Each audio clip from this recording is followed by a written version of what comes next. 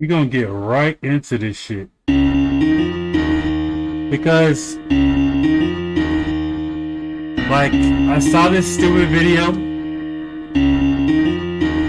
and it exposes Jason Black for exactly the boule piece of shit that he is. Which I don't know if Jason Black is his real name or not. But it exposes him as the boule piece of shit that he truly is. And, you know, it just shows that if you give a person enough rope, they'll indeed hang themselves.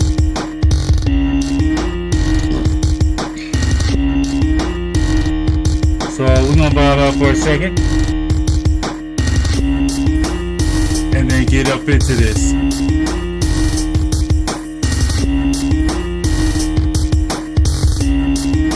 Oh boy, people just get,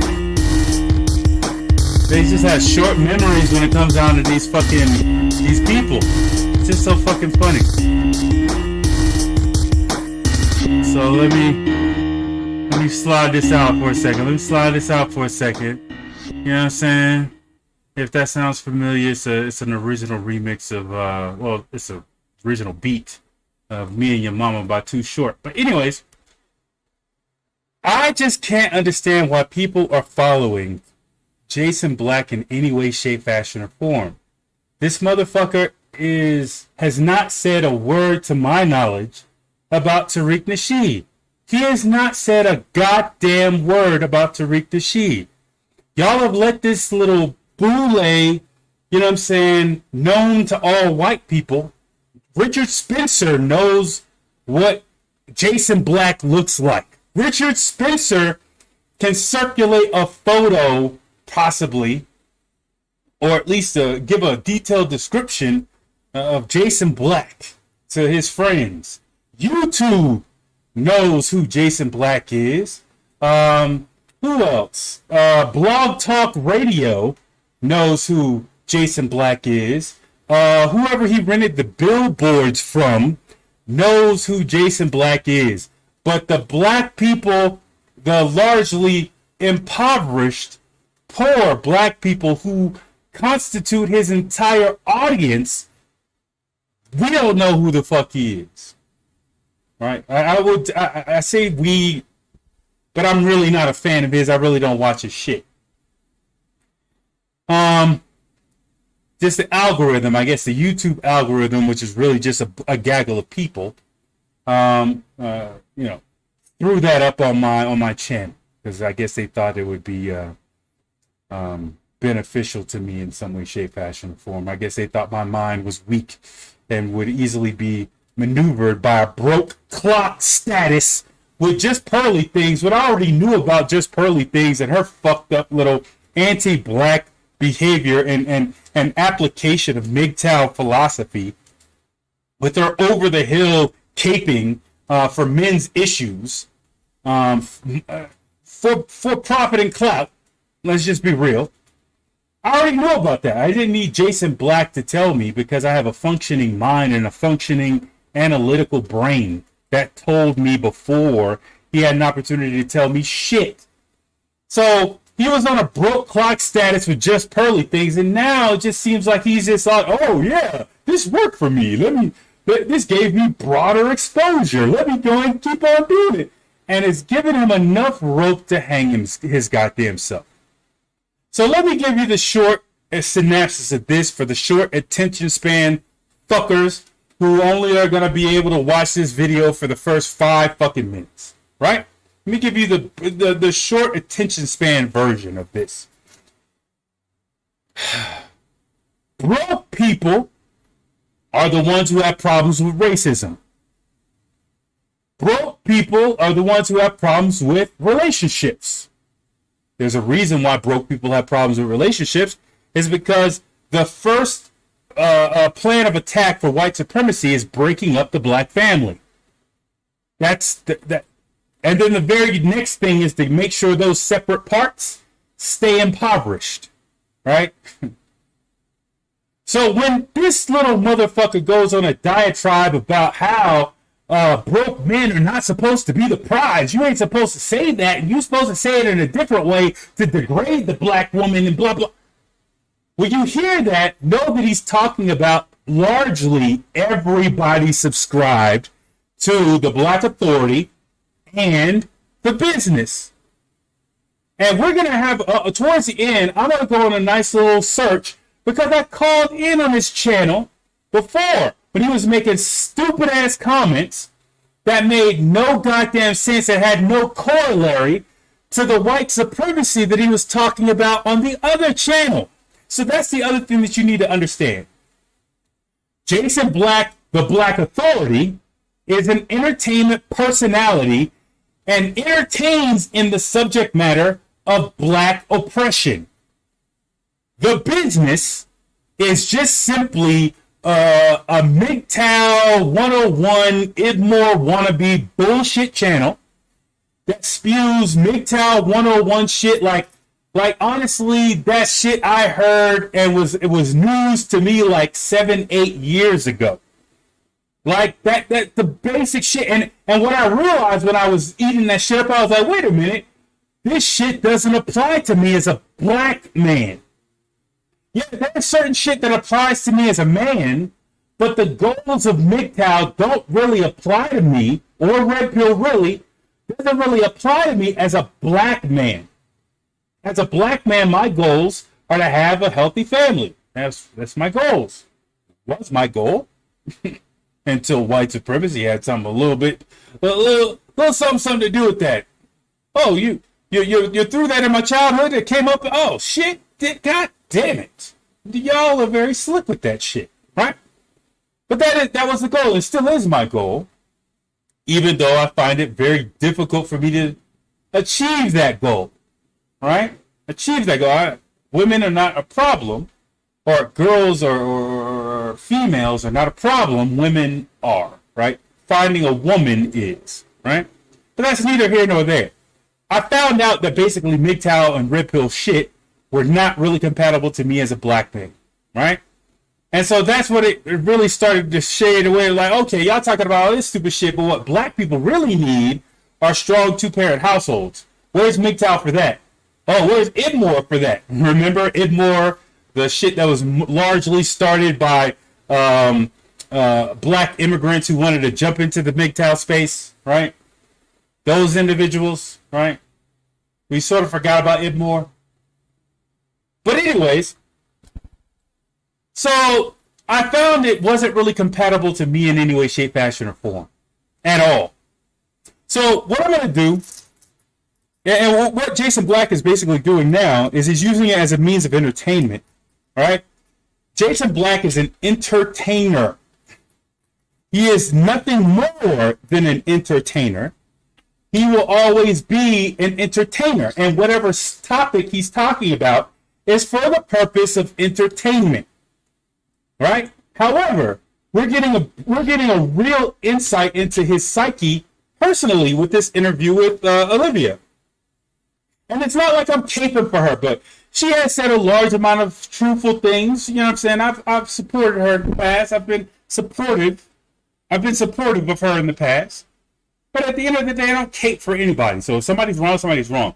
But I'm going to take you back to the beginning so we can see how he tried to lay the groundwork for like the smear campaign against this chick, right? Try to go towards a Latino route and shit like that. I'm like, damn, you haven't had a definitive for somebody who, and I'm going to do this after this fucking, what you call it. I'm going to do this myself. You, Jason Black, have not had a definitive long-form video defining race, right? Defining out race. What is race? You have not done that. I've done that on a video review more clearly for an Amazon video review. I've done that more clearly there than you have in the entirety of your little program and the entirety of your little YouTube. You have not defined out race in part. Latino is a pseudo-cultural identifier. It is not a race, right? Within Latin American countries, there are different stratifications of race. It's not just black, non-white, and excuse me. It's not just white, non-white, and black like there is in the United States. Those are the three races in the United States. In Latin American countries, there are other stratifications. There's Blanco, Rubio, Indio, Moreno, and Negro. All right? There are other stratifications of race within Latin American countries. She would be considered a Rubia. Not even. She would actually be considered an Indio. An Indio. She's not a Blanco Latina. She's not a Rubia Latina. She's more of a India or Indio Latina. Basically, that's what she would be considered as. But he is not complete. He has not done a framework for race at all, and yet still he's trying to use race as a precursor, her identification of her ethnicity without a racial identifier attached to it, as a precursor for a slander. It's very unsophisticated. It's only appealing to unsophisticated people. So let's just go ahead and go here, and let's start this process. Melanie King, who gives a fuck? Let's go here to Alexa, and we can see how he does this. And waste. Derek the Jackass Jackson, a true degenerate. And lo and behold, by the way, you notice from his earlier days, he's saying that in the same sentence he says the 10 Commandments, he starts cursing. I think the Bible says something about how can you say blessings and cursings out of the same mouth. So if you're talking... Hold on. I think I'm on the wrong page. Hold on, let's do it like this. There we go. Let's do it like this. Let's back this up. Him, and then when he starts doing just that, then they start complaining about how he's controlling. You can't have it both ways. It's a man's job to lead. It's in his nature. So pick one. Either you want a man who will lead you, or you want a man who you can lead. Okay. So you want a man who will lead. It is in his nature. I want to give a bit of a caveat on that. That it's in a man's nature to lead. I want to challenge that notion. Because that's false. There's a lot of single mothers go around dropping kids by every lowlife and degenerate that they can. And they wrap their thighs around every bum they can because they think to themselves that their escape clause is, well, men are just born being able to lead. It's in his blood. So all I have to do is sit here and eventually he'll figure it out. Well, that's a lie. That's not true. That's a weird way of that right there was a weird tangled mess of bullshit. What you just heard was a weird tangled mess of bullshit. It was a roundabout way of insulting every single black man by a weird scenario of a black single mother's intentions when it comes down to her having sex with Pookies and Ray Rays. And even those Pookies and Ray Rays have an innate desire to lead. They just do so in dysfunctional ways by being associated with gangs, involving themselves in criminality, and certain other things, right? And when they get exhausted from trying to seek out those leadership roles that they can't get, that's when they get frustrated and tired and lazy and everything else. All right? So, again, he's going in a roundabout way to say, these niggas ain't leaders. That's what he wants to say, but he's too much of a bitch to say it directly, right? He's too much of a bitch to actually just say it directly. I think the majority of these niggas ain't leaders worth a damn. But he does so in this weird way that you have to agree with, or you feel like you have to agree with.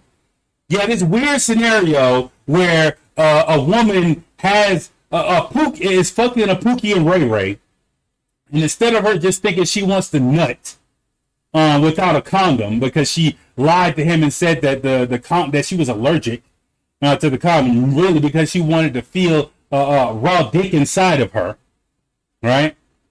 That she's somehow strategically thinking about whether or not in the future she's gonna be he's gonna be a leader. I want you to think back to the video of NLE Chopper or whatever this little young little nigga is leading around these two sisters, I believe they were, by their hair like dogs. Do you think these these women are thinking about whether if they are having sex with somebody, you think that, oh, I wonder whether or not he's going to be a leader in the future. This is a roundabout way to say you niggas ain't leaders. He can't say it directly, so he has to say it indirectly. Now that gasses males up, heads up, but men are not born able to lead. Wait. I wager to believe that the majority of her audience is not just males, but probably the majority of her audience are black males.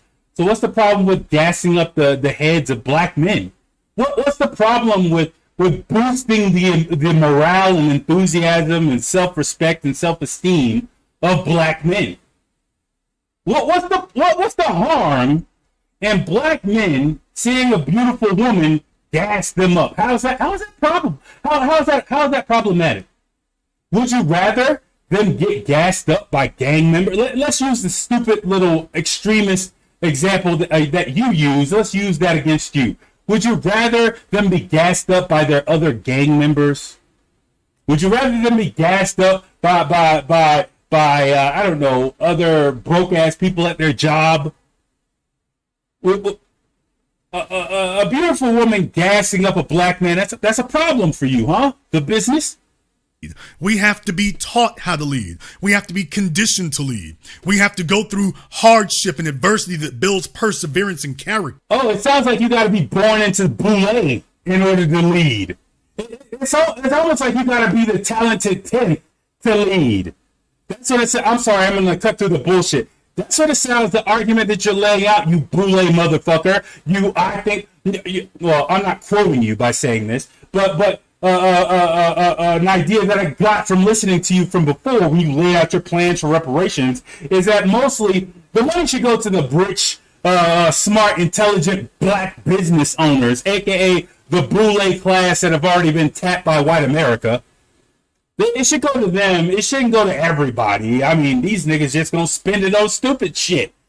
Mister, I'm friends with the motherfucker who said that we would spend our reparations on Popeye's chicken sandwiches. That Judge Sambo, whatever his name is, it escapes me right now. Judge Sambo, you're friends with him, right? Did you ever check him on that stupid shit? No, you probably didn't because you probably agree. No, you probably didn't because you probably agree. And don't confuse this with this conversation I'm having right now with me forgetting about the criminal charges and possible civil charges that I have for you for doxing me. Don't think I've forgotten about that. I haven't. Ooh, no, I haven't.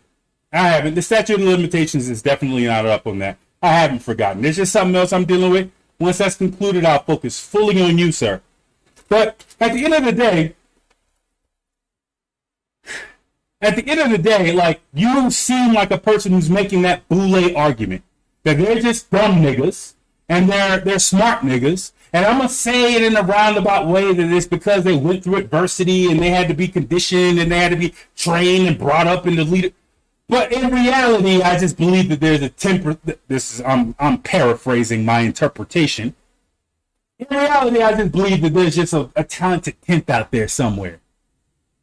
That's the argument he's making low key, in my opinion. But men don't just have leadership in our blood. That's a lie. No, it is not a lie. that lack of directive. Okay, listen, I can't believe I'm having to break down systemic racism and institutional racism to a person who claims to have a channel dedicated to it. See, that's the problem with Jason Black.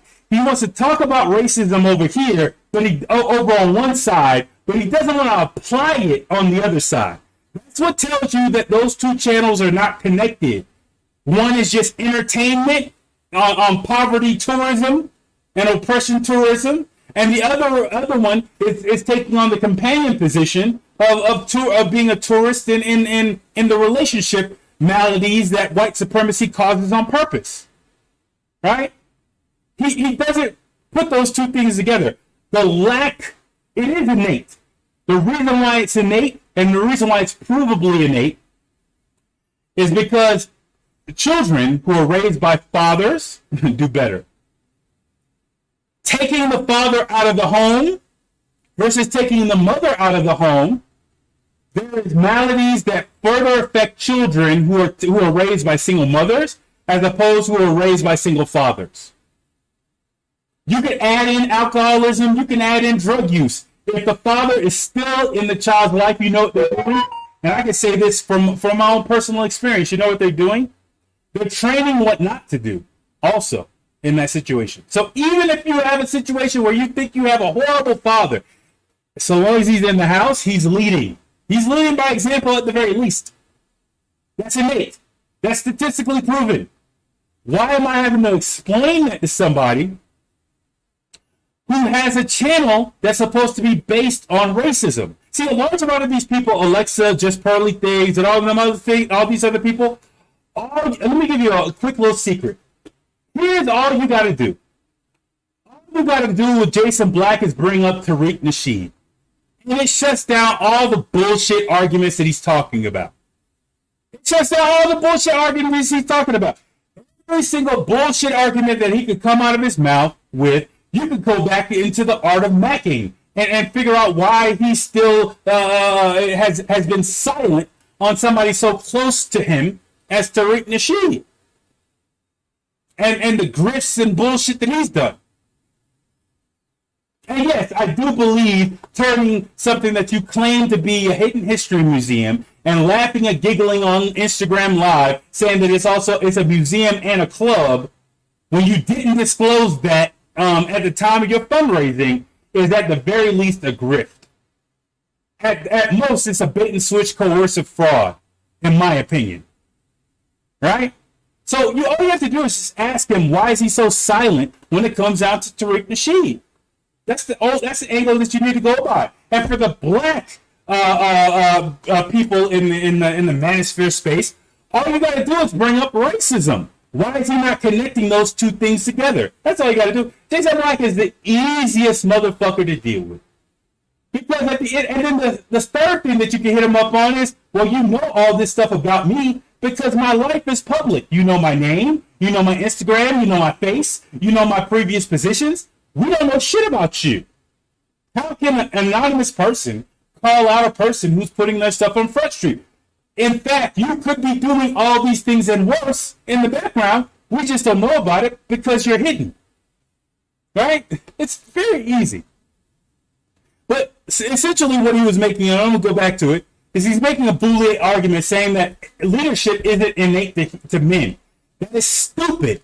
White supremacy depends on that innate desire for leadership when it comes down to coercing black men into bad situations.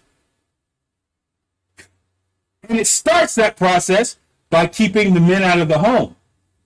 And then gives them a false person to model for leadership qualities and abilities.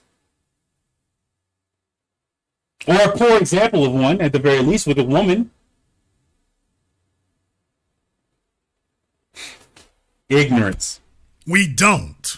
We do. But that's what she's been saying. So in response to Derek, and I don't know if I don't think she's actually pushing back against him. I think she's trying to make it this, okay, he gives one commandment for the women and she gonna give one for the men, or vice versa. But what I'm telling you is this bogus from the very beginning. It's I ain't bogus. gonna do all this. Hold on. However, I do want you to keep something in mind here. Let's go. And I'll come back to it. Yeah. Now, I'm not really going to be as condemning as some of you might think. I'm not going to be quite as condemning as some of you might think. But what I am going to say is I'd be lying if I said I didn't see certain warning signs. I'd be lying if I said I didn't see certain warning signs. Listen. Because I did, and I do. Posturing. Now, what I've done, because a lot of you guys sit here and talk about this chick, and I know she shows up on Instagram and things, so a lot of you get bamboozled real quick because, once again, some of you fellas are color struck or ethnic struck, you like mixed chicks.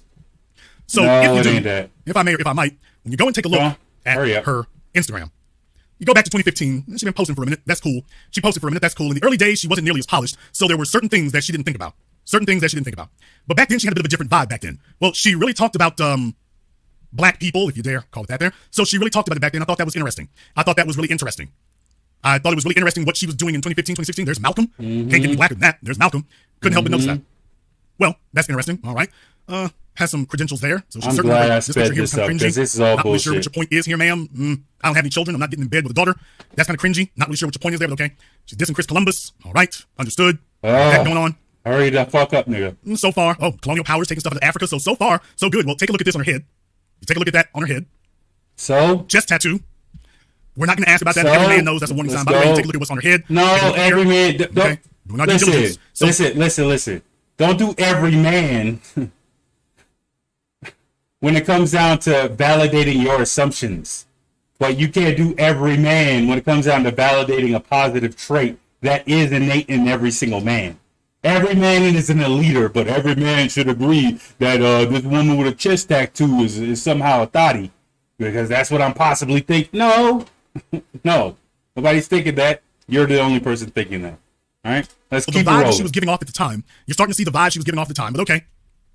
Back in the early days, she wasn't covering up nearly as well. Got it. Understand. All right. So coming to America, she likes to be entertained. Not a problem there.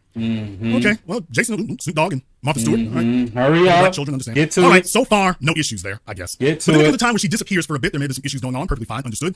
You did that for a bit. Oh, Hurry reaching out, up, understood there. nigga. Got Hurry it. up, Doesn't want to nigga. vote for Trump. All right, clear. All right. Hurry up, nigga. Flint, Michigan. Wait. Water prices there. Wait. Let's pause because at the end of the day, we need to remind the people who are Jason Black dick suckers. I think I remember a mantra. I don't necessarily know if he was stating it or not, but it was no tangibles, no vote, right? Right. I remember that mantra being around the B1 sphere, right? But then when it came time to talk about who he voted for, either Jim Crow Joe Biden or what the fuck y'all got to lose, Donald Trump, he said that, yeah, I definitely voted. Right? So who did you vote for is still my open question there, Jason Black. Who had black people's interests in mind? Who was providing tangible benefit to black people that you positively voted for? That's still an open question. Did you vote for Jim Crow Joe Biden, Jim Crow child sniffer Joe Biden, or did you vote for, I really don't give a fuck about them niggas, but if they vote for me, they vote for me, Trump? Who did you vote for? That's a very interesting, especially when no tangibles, no votes was a thing back in the last election. I know you're skipping past other people's election potential votes, but let's not skip past yours as well. I mean, certainly civic-minded. Well, Jason, what exactly is the problem of the issue? Malcolm here. She's on a revolution. When someone uses your driveway to turn around. Okay? A little irreverent there, but you know what? I'm in a generous mood. I'll let that slide. Blah, blah, blah. Oh, look. 2016. Huh. All right. Who cares? Makes a lot of sense there. Got it. So now we've been able to button that down. She's got her hair up and whatnot like that. So she's looking real African-ish. Oh, take a look here. Once again. Oh, got it. All right. Somebody's showing out. Somebody's trying to show their little queen energy, aren't they? All right. Who cares? We'll come back to that some other time. Try me. Understood. Jason, why are you doing this so nobody can say that I didn't look at things? Dr. Who Sebi, cares? She just shows a picture of him, no caption, no anything, so no context. You're just doing we'll just think a that. platitude. She's encouraging you to smoke herbs. Apparently not marijuana, but smoke herbs. Got it. Understood. She's not intimidated. Cares? Okay, she's got things here. By the way, Who she's selling stuff. cares? At least she was. Nothing wrong with that. She was back then. Cares? She wasn't selling dating advice back then. Okay. Who cares? Well, Jason, you've taken us the long way to the park, haven't you? No, I've taken you the comprehensive way. No, you haven't done comprehensive nothing. Next. You haven't said nothing. When you learn, Latinas don't play. Okay, let's get into the baiting, the race baiting. Not Afro-Latinas, not black women, Latinas. All right. She thinks she's going to explain it away. I get this question a lot. Let me explain and elaborate. I am Latina and black. So yes, half my roots run back to Argentina. However, I'm still a woman of color. Don't get it twisted. So you see, from 2015 when she started 2018, the tone changes. In 2018, you start seeing two things. She starts becoming money motivated. So she's very clearly realizing I need to start making some money. This internet thing will start making money for me. I don't have anything against that whatsoever. What I am saying is I recognize motives. And this person has had motives now for the better part of the last 5 years. So now that I see what your motives are, I can go from there. Everything else I see from there, I'm starting to notice things. Oh, what do you know? Look at this again. Things you never tell a Latina. And does this look like a black Latina in this picture, or does this look like a white Latina? Oh, God. So you use the chick from Orange is the New Black, and for a second, that chick is fine as fuck, okay? That chick is fine as fuck. If you know anything about From Orange is the New Black, that chick is fine as fuck. So watch it. Second of all, Latina is a pseudo-cultural identifier. It's a pseudo-cultural identifier. It is not a racial identifier. There are white Latinos. There are Rubia Latinos. There are Indio Latinos. There are Moreno Latinos, and there are Negro Latinos. Right? There's a whole spectrum. It's not just simply white, non-white, and black like there is in America. And when you're talking about culture, it is completely acceptable for you to bring up your culture in order to say cultural norms or cultural sanctions, or to warn people of cultural sanctions. There's nothing wrong with that. She doesn't have to have a racial identifier. A racial identifier it implies culture because the culture is basically locked in so far as oppression is concerned. So you have an archetypes of oppression that sort of generate that culture, right? Or generate cultural norms and sanctions and everything else, right? But if she's saying that there are cultural things associated with being a Latina, there's nothing wrong with that. There's nothing wrong with that. She doesn't have to bring up about black Latinas. She doesn't have to bring up about that. She's talking in a very, very broad statement using a pseudo-cultural identifier. And the reason why it's a pseudo-cultural identifier and not a cultural identifier is because there are similarities between Argentina, between Puerto Rico, between Dominican Republic. There are all similar things between those things. And Mexico, you can add that into the mix, right? There are similar things that you can find in all those countries. There are similar cultural norms that you can find so far as like watching telenovelas, which ones are more popular. Certain songs are the exact same between those countries, but they have completely different, distinct cultures and subcultures within their countries. That's why it's a pseudo-cultural identifier. Her saying that there are possible cultural norms associated with the broad pseudo-cultural identifier of Latina or Latino, there's no problem with that. She doesn't have to bring up a racial identifier for that. Stupid. I'll let you all go ahead and cover that one.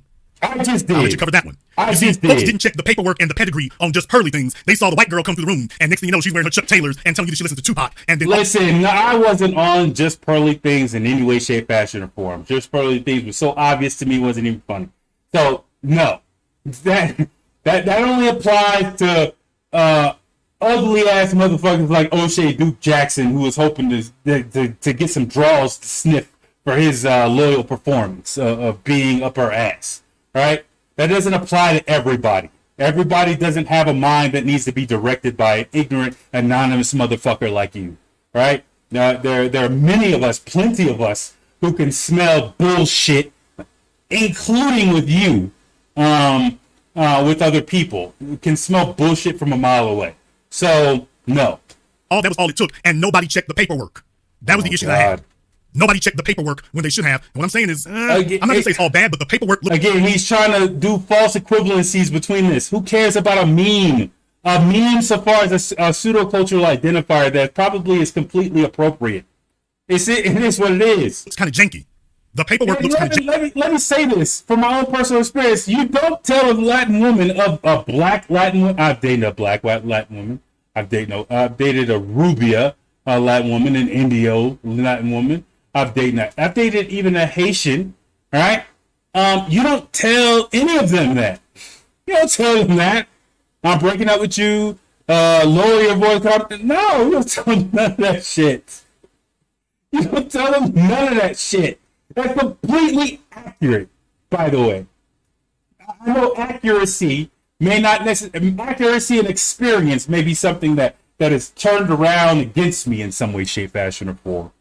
But the meme is accurate. The meme is accurate for the culture of Latinas. Janky. I know you're here to make a dime. I know that part already. Jesus I know that you're here to Christ. make a dime. I know that's what you're here for. But I'm You just saying. don't know that. Like, who By the way, you cares? make money from a free app. Not going to hold it against you, kid. I am going to say. How do you make your money, sir? We don't know shit about you. For all we know, YouTube could be paying you $500,000 a year. Well, for all we know, YouTube could be paying you $2 million a year. It doesn't. Listen, YouTube does not have to pay you per subscriber. They could pay you however the fuck they want to pay you. And the only person who would know how much they paid you would be you and the IRS. You, YouTube, and the IRS, and your bank. That's it. And some of your service providers could backtrack how much they're charging you and how much you must be making if you're still using their services when you're doing your YouTube shows or whatever they are, entertainment spots. Right? Nobody knows that shit. People, oh well, he got this many views and that's you don't know how much YouTube is paying anybody. You do not know how much they are paying anybody. I still remember when Tariq Nasheed had monetized channels. I still remember when Tommy Sotomayor was talking about some I hope all black, there's a Holocaust on black people on a monetized video. You don't know how much YouTube is paying these little people to spread these little toxic little fucking narratives. And the essential narrative that the black authority is telling Olivia, and we're gonna get into this, is you making these black niggas feel a little bit too special. You just stop making them feel so special. That's essentially what the fuck he's gonna go into. Right? You shouldn't tell them that they're the prize. What the fuck is wrong with you? Tell them this way.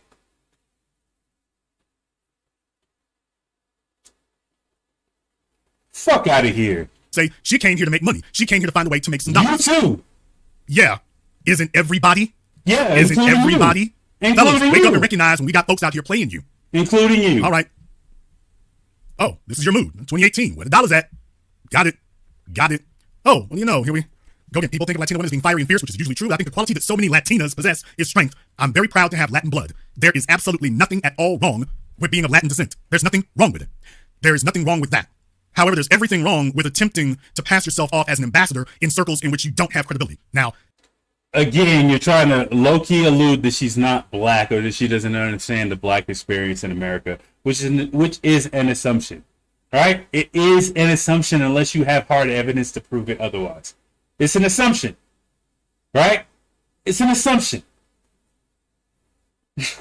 But you want to low-key put it on there on the back burner and hoping that it boils long enough for it to be done in other people's minds. Come on, man. Taking paperwork and starts looking like this, I start wondering things. Things. Playlist be like. Start wondering things. I start wondering things. What's wrong with this? Jason, you haven't said they're condemned just yet. No, not just yet. None? Chest tat. All right. Chest tattoo. Got it. You're insulting a culture. Oh, more Latina boy. 2018 was her breakout Latina year, wasn't it? But she doesn't say Afro-Latina. Do you notice that? She just keeps saying Latina. She doesn't have to. She doesn't have to say Latina, black Latina, but she's talking about a broad culture of the pseudo culture that is encompassed in the word Latina or Latino. She does have to say that when we're talking about political things, when we're talking about reparations, when we're talking about racism, when we're talking about, yes, she does need to identify herself as a black Latina. And specifically, in order for her to have a conversation about black American racism, she would have to qualify herself, that lineage, to black Americanism. Like, she would have to qualify in some way, shape, fashion, or form that she has lineage as a black American and experience as a black American with that racism, right? And that's what she would have to do. But when she's talking about the culture of Latinas, right? Just like if somebody from Salvador Bahia was talking about the specific culture associated with people from Salvador Bahia, right? If that person was specifically talking about that, and you're sitting there talking about, well, they ain't saying black. They don't have to. They're talking about their specific culture. They don't have to talk about African culture. They don't have to talk about Afro-Caribbean culture. They don't even have to talk about other Afro-Brazilian cultures. They're talking about their specific culture in Salvador Bahia. But I don't know if this dude has actually traveled outside of the U.S. and I don't know if he actually has experience outside of the U.S., but all of this shit is just like, it only makes sense to a person who's never traveled. It only makes sense to a person who has no knowledge of the racial stratification in other countries. Like, specifically in Latin America. He has no idea what the racial stratifications look like in Latin American countries. And so he's speaking about this shit from, well, you didn't add black to it. Who cares? She's talking about Latinas. Who cares?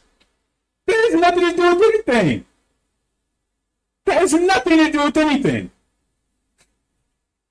Here, caught this. Are you half black? Why isn't she saying Afro-Latina? She keeps saying Latina. She doesn't Latina. have to. She's not talking about She knows racism. what she's saying is what I'm trying to tell you. She's not saying Afro-Latina on purpose.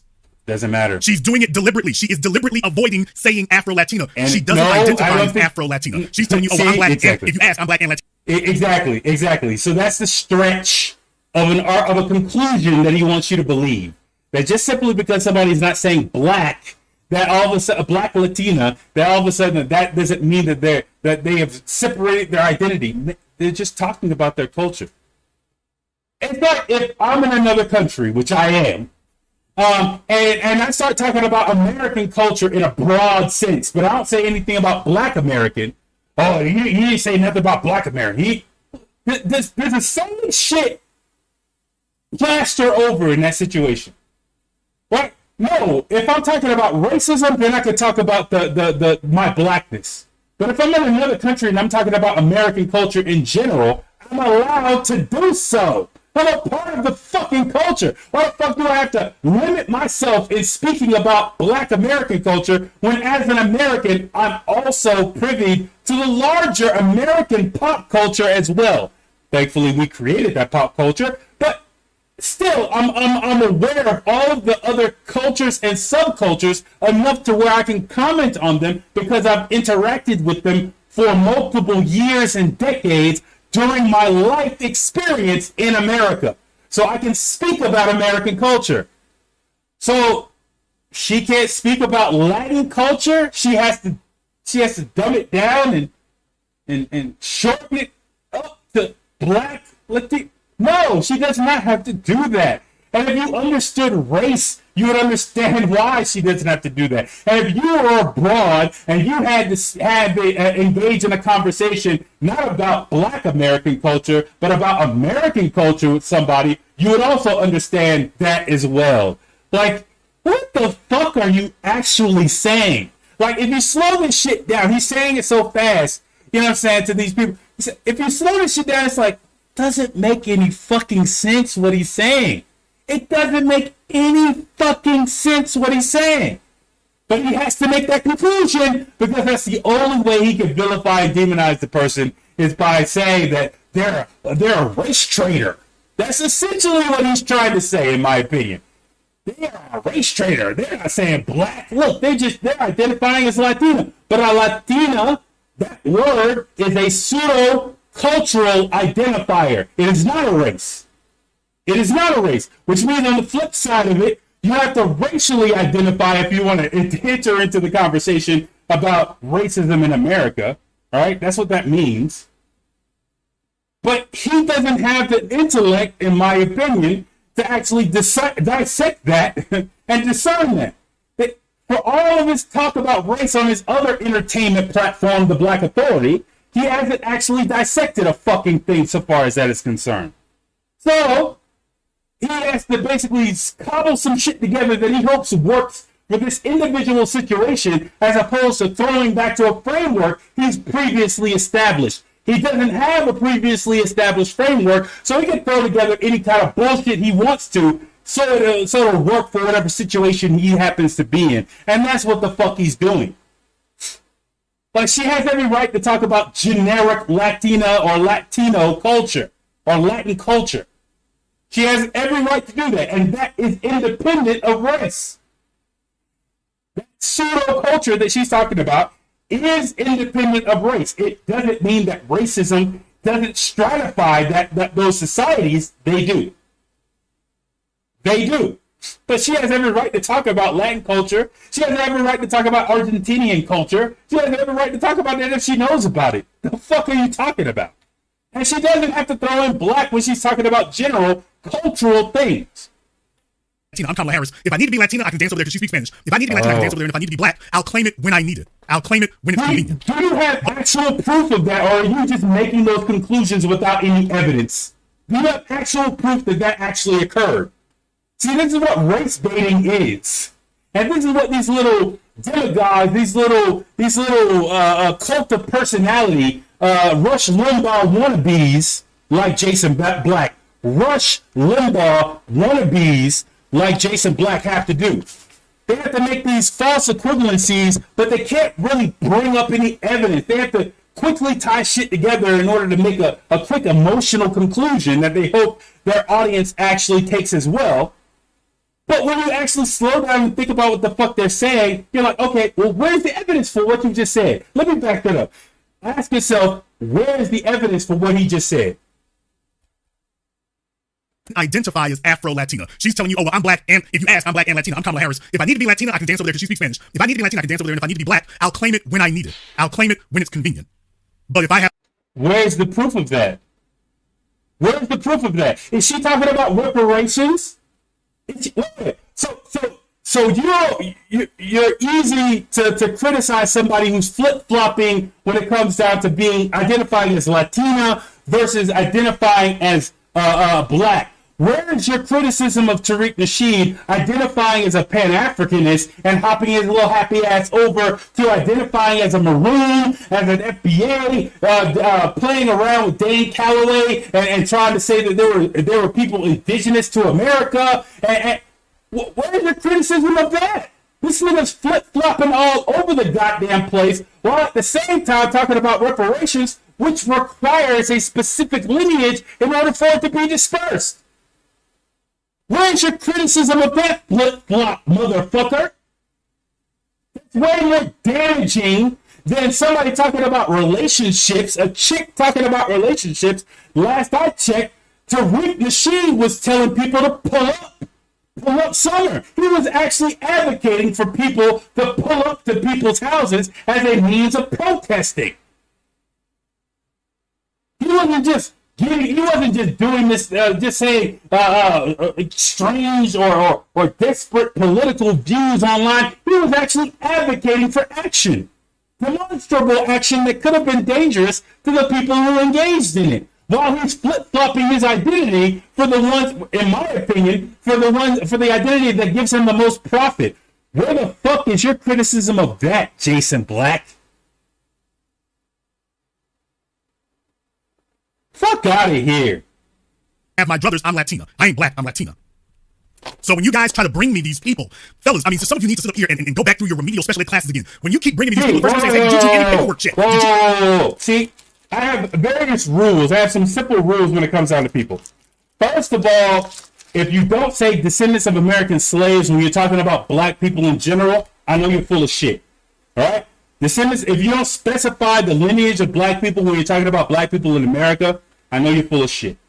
Number two, if you say the N-word too much, I know you're full of shit. Number three, if you insult black people, descendants of American slaves, I know you're full of shit. I know you're full of shit. If you don't have respect for the people that you claim to be an advocate for, you're full of shit. Jason Black, when white people come on his platform, he's all sirs and yes sirs and this, that, and the third. When black people come on, he lets the shadiness out. I'm not going to let that little insult that he just said slide. Understand, he's talking about y'all. He's talking about the audience. He's talking about the listeners, in my opinion. If I have my brothers, I'm Latina. I ain't black, I'm Latina. So when you guys try to bring me these people, fellas, I mean, so some of you need to sit up here and go back through your remedial special ed classes again. When you keep bringing me these people, the first thing I'm saying is, hey, did you do any paperwork check? Did you do a background check at all? Or did you just say, well, she looked better than that old hound dog I brought home from the club a week ago, so whatever she say, enroll, and I'm just going to go with it. He's talking about his audience. So when y'all email him something, this is how he truly feels about you. If it doesn't 100% agree with what he already has pre-established as an opinion, if you happen to be misinformed or ignorant about a certain topic, or you may have an informed disagreement with him, this is how he feels about you.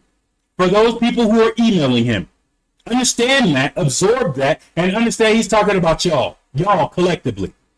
And by the way, I am not necessarily condemning her. What I am saying is, Miss Alexa, your paperwork looks dirty. The paperwork, you talk a good game, but we don't give you credit for what you say, we give you credit for what you do. And what I'm saying is the paperwork looks dirty. What paperwork?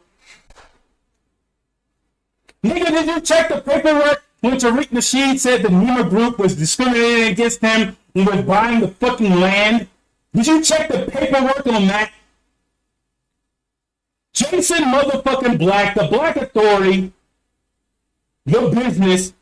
What paperwork did you check on Tariq Nasheed when he claimed that he was racially discriminated against and that's the reason why he couldn't buy the land? What paperwork did you fucking check?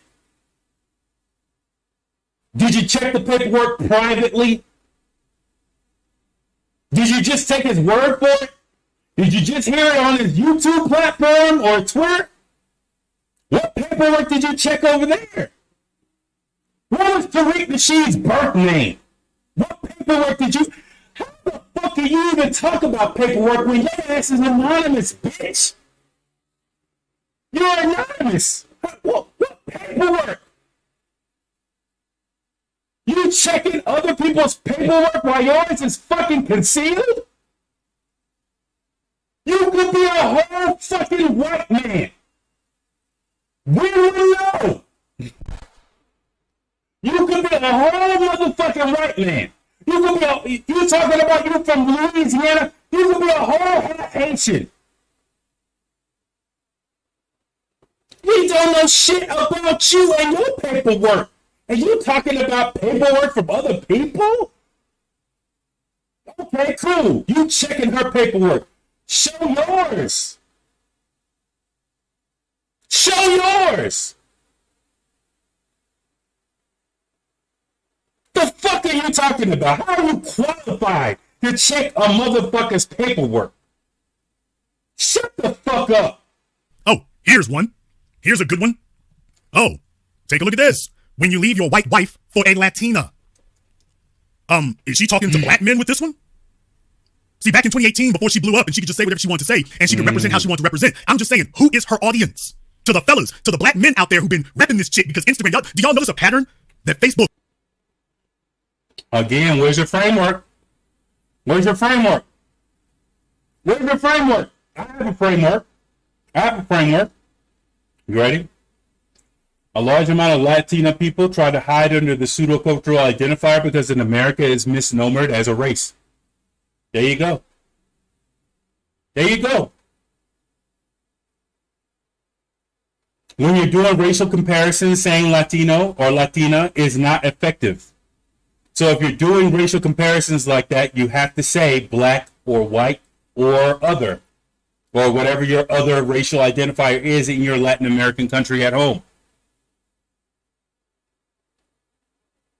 There you go. Based off of my framework. You could borrow it.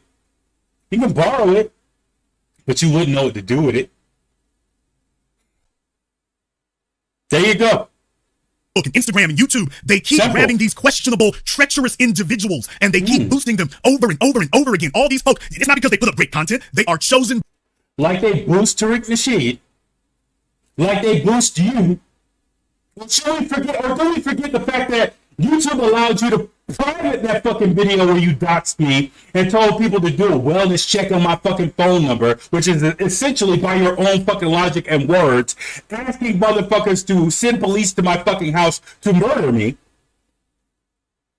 YouTube didn't actually end your fucking stream like they do mine. They literally edit my motherfucking content in the middle of the fucking screen, and I have proof of this shit. They allowed you to continue another 2 fucking hours with that fucking shit. Allowed you to private the fucking video, and then allowed you to edit and post it back up. Did they take it down? Did they block your shit? Did they delete your entire shit? Because that's what they normally do. Did they suspend your account for a fucking week?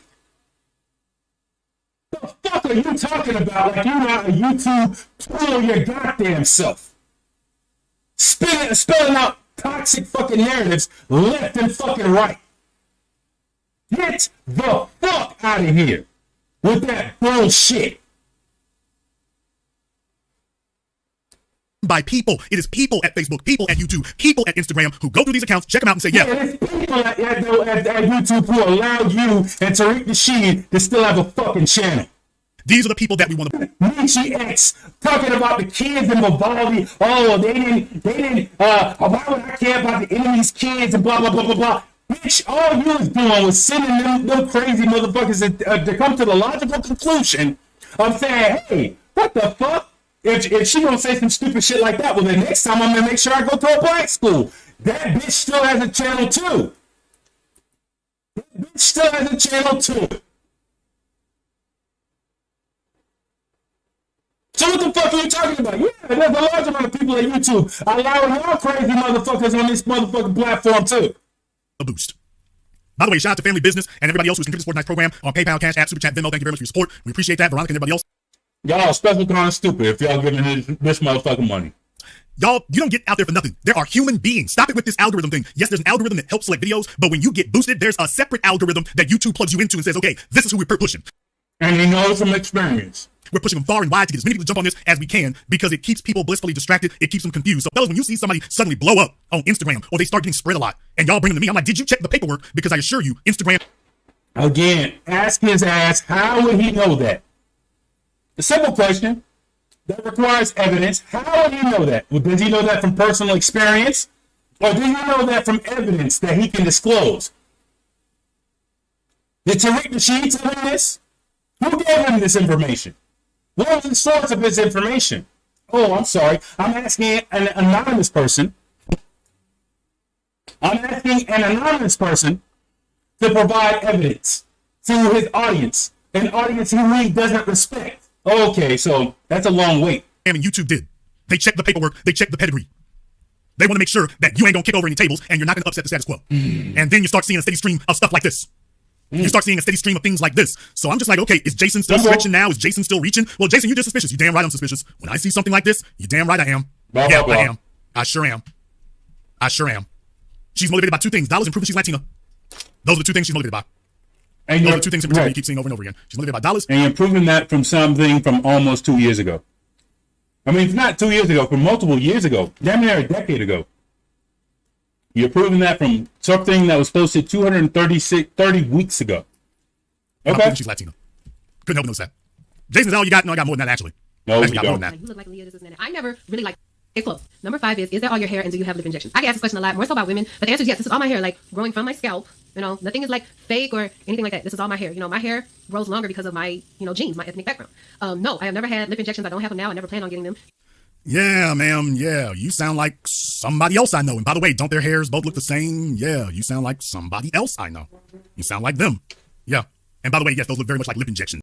Wait a minute. If we're going to keep on doing this guilt by association shit, then again, motherfucker, you need to explain your relationship with Tariq Nasheed. You need to explain your silence on any critique on Tariq Nasheed. I can easily explain it. You're a fucking entertainer. And Tariq Nasheed offers some sort of a benefit to you as an entertainer. Your show, the Black Authority, is just an entertainment show. And therefore, you're not going to take any hard positions with anybody who's helping you with your entertainment show. I could easily explain it. But at the end of the day, like, if you're going to keep on doing this guilt by association, you have to explain how you're so silent and why Olivia, this little chick, and the other chick, and all the other chicks that you have in the, listed on this, why are they so much more important than the person who turned the Hidden History Museum, by his own words, into a club and an event space, a boule event space, and invite only, possibly. I don't know if it's truly invite only, but it seems like it's invite only. Event space. Well, you need to explain your relationship, because if we're going to keep on doing this guilt by association shit, then let's also. Looks like injections to me. All right. What's you saying? You can't find a doctor's. Nigga, I've seen bitches way better than her. I'm sorry, I gotta slide it. I've seen bitches way better than her. I've had bitches way better than her. Should I even go? No, I'm not gonna go there. We'll just leave it. I've seen bitches way better than her. Her lips is not really all that. Okay? She's not really all. She's 60% makeup, dude. Don't make it seem like she's all that, and the only reason why she got like that is because she's doing certain, nigga. There's bitches way better than her. Way better than her in this world. Trust me. Trust me. Okay? Trust me. So don't get hung up on the fact that she looks halfway decent and make it seem like, oh, she has to do all this shit. Trust me, there's chicks with no makeup. It's so tempting. There's chicks with no makeup way better than her. Okay? Way full of lips, longer hair, all that good shit. Don't listen. She ain't all that. I know you stuck in Louisiana or wherever backwater bullshit place that you hide out at, right? And you've never had a bitch, you know what I'm saying, a down bitch on that level. I understand. She ain't all that. If she's saying it's natural, I'll just give it to her. Like, it's not really that big of a deal. And if you're so, oh, that must be that's not real. She can't she can't have lips like that and be real. They gotta be fake. Look like it's fake, nigga. I don't know what grounds you're around, but I'll just take her for a word on that. Like, honestly, who cares? No, I'm not claiming it. All right. Who Yeah, she's cares? real big. Look, can we just be honest? Y'all know how these mixed chicks get down. They love to flex their long hair, don't they? These mixed chicks know to get down. They quick to bounce up on you about long hair, aren't they? Listen. God damn it, man. God. I can't believe I have to say this shit. I cannot believe I have to say this shit. The bitch with the longest hair I've ever had in my entire fucking life is my ex-wife, and she's chocolate skinned, and it's her hair, and she loved her hair better than anybody else. God damn it. I can't believe I have to say this shit. But the bitch with the longest hair I've ever had in my entire goddamn life was my ex-wife, and it was her fucking hair. What the fuck are you talking about? Light-skinned girls? It's just women in general. God damn it, you motherfucker. You motherfucker.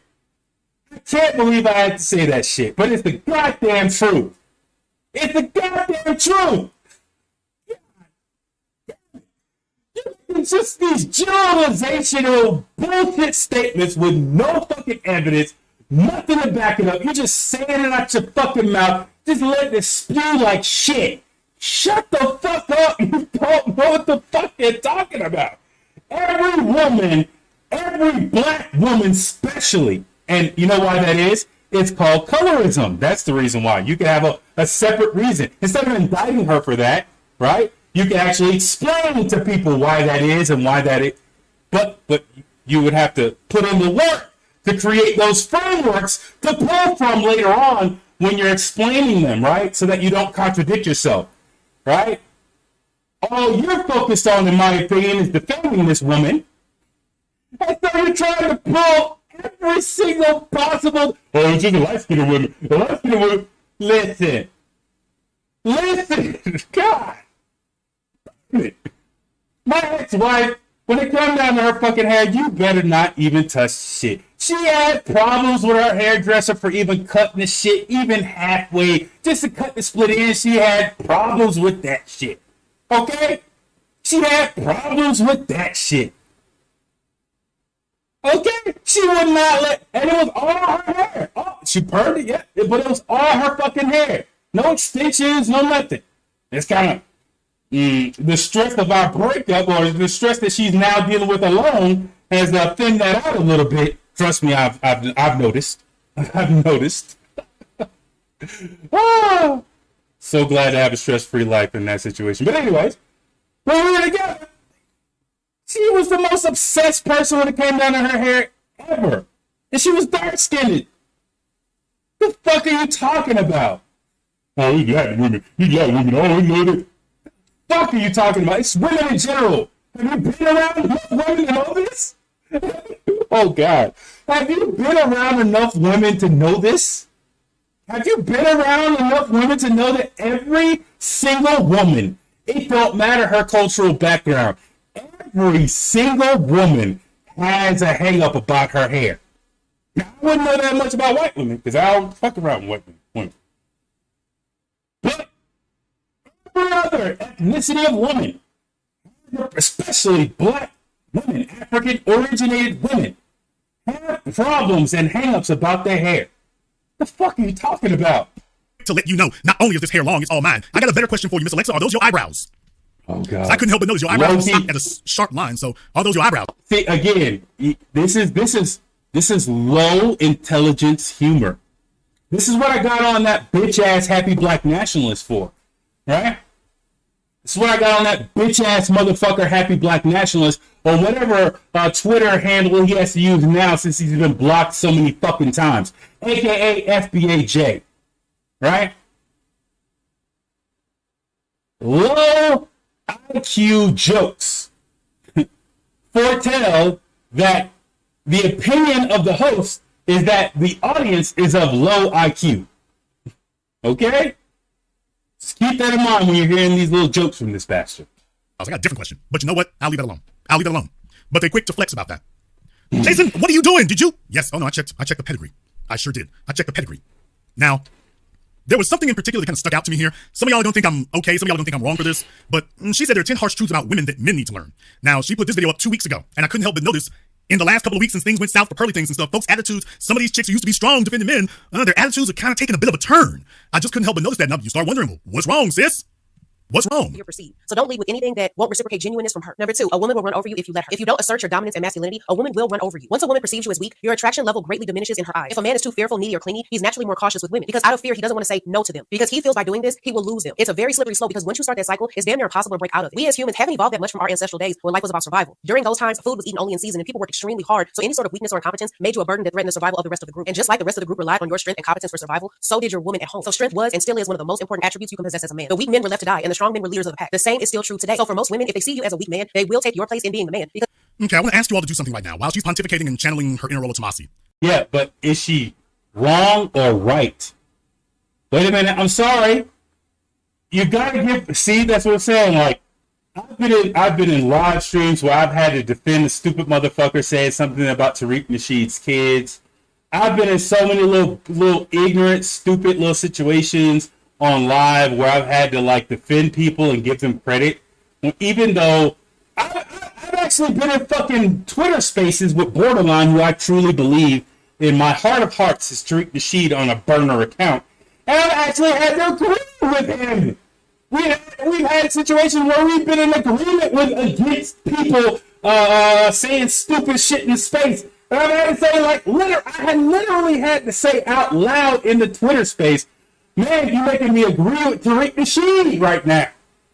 I literally had to say that shit out of my motherfucking mouth. I literally just got finished having to say something about my ex-wife.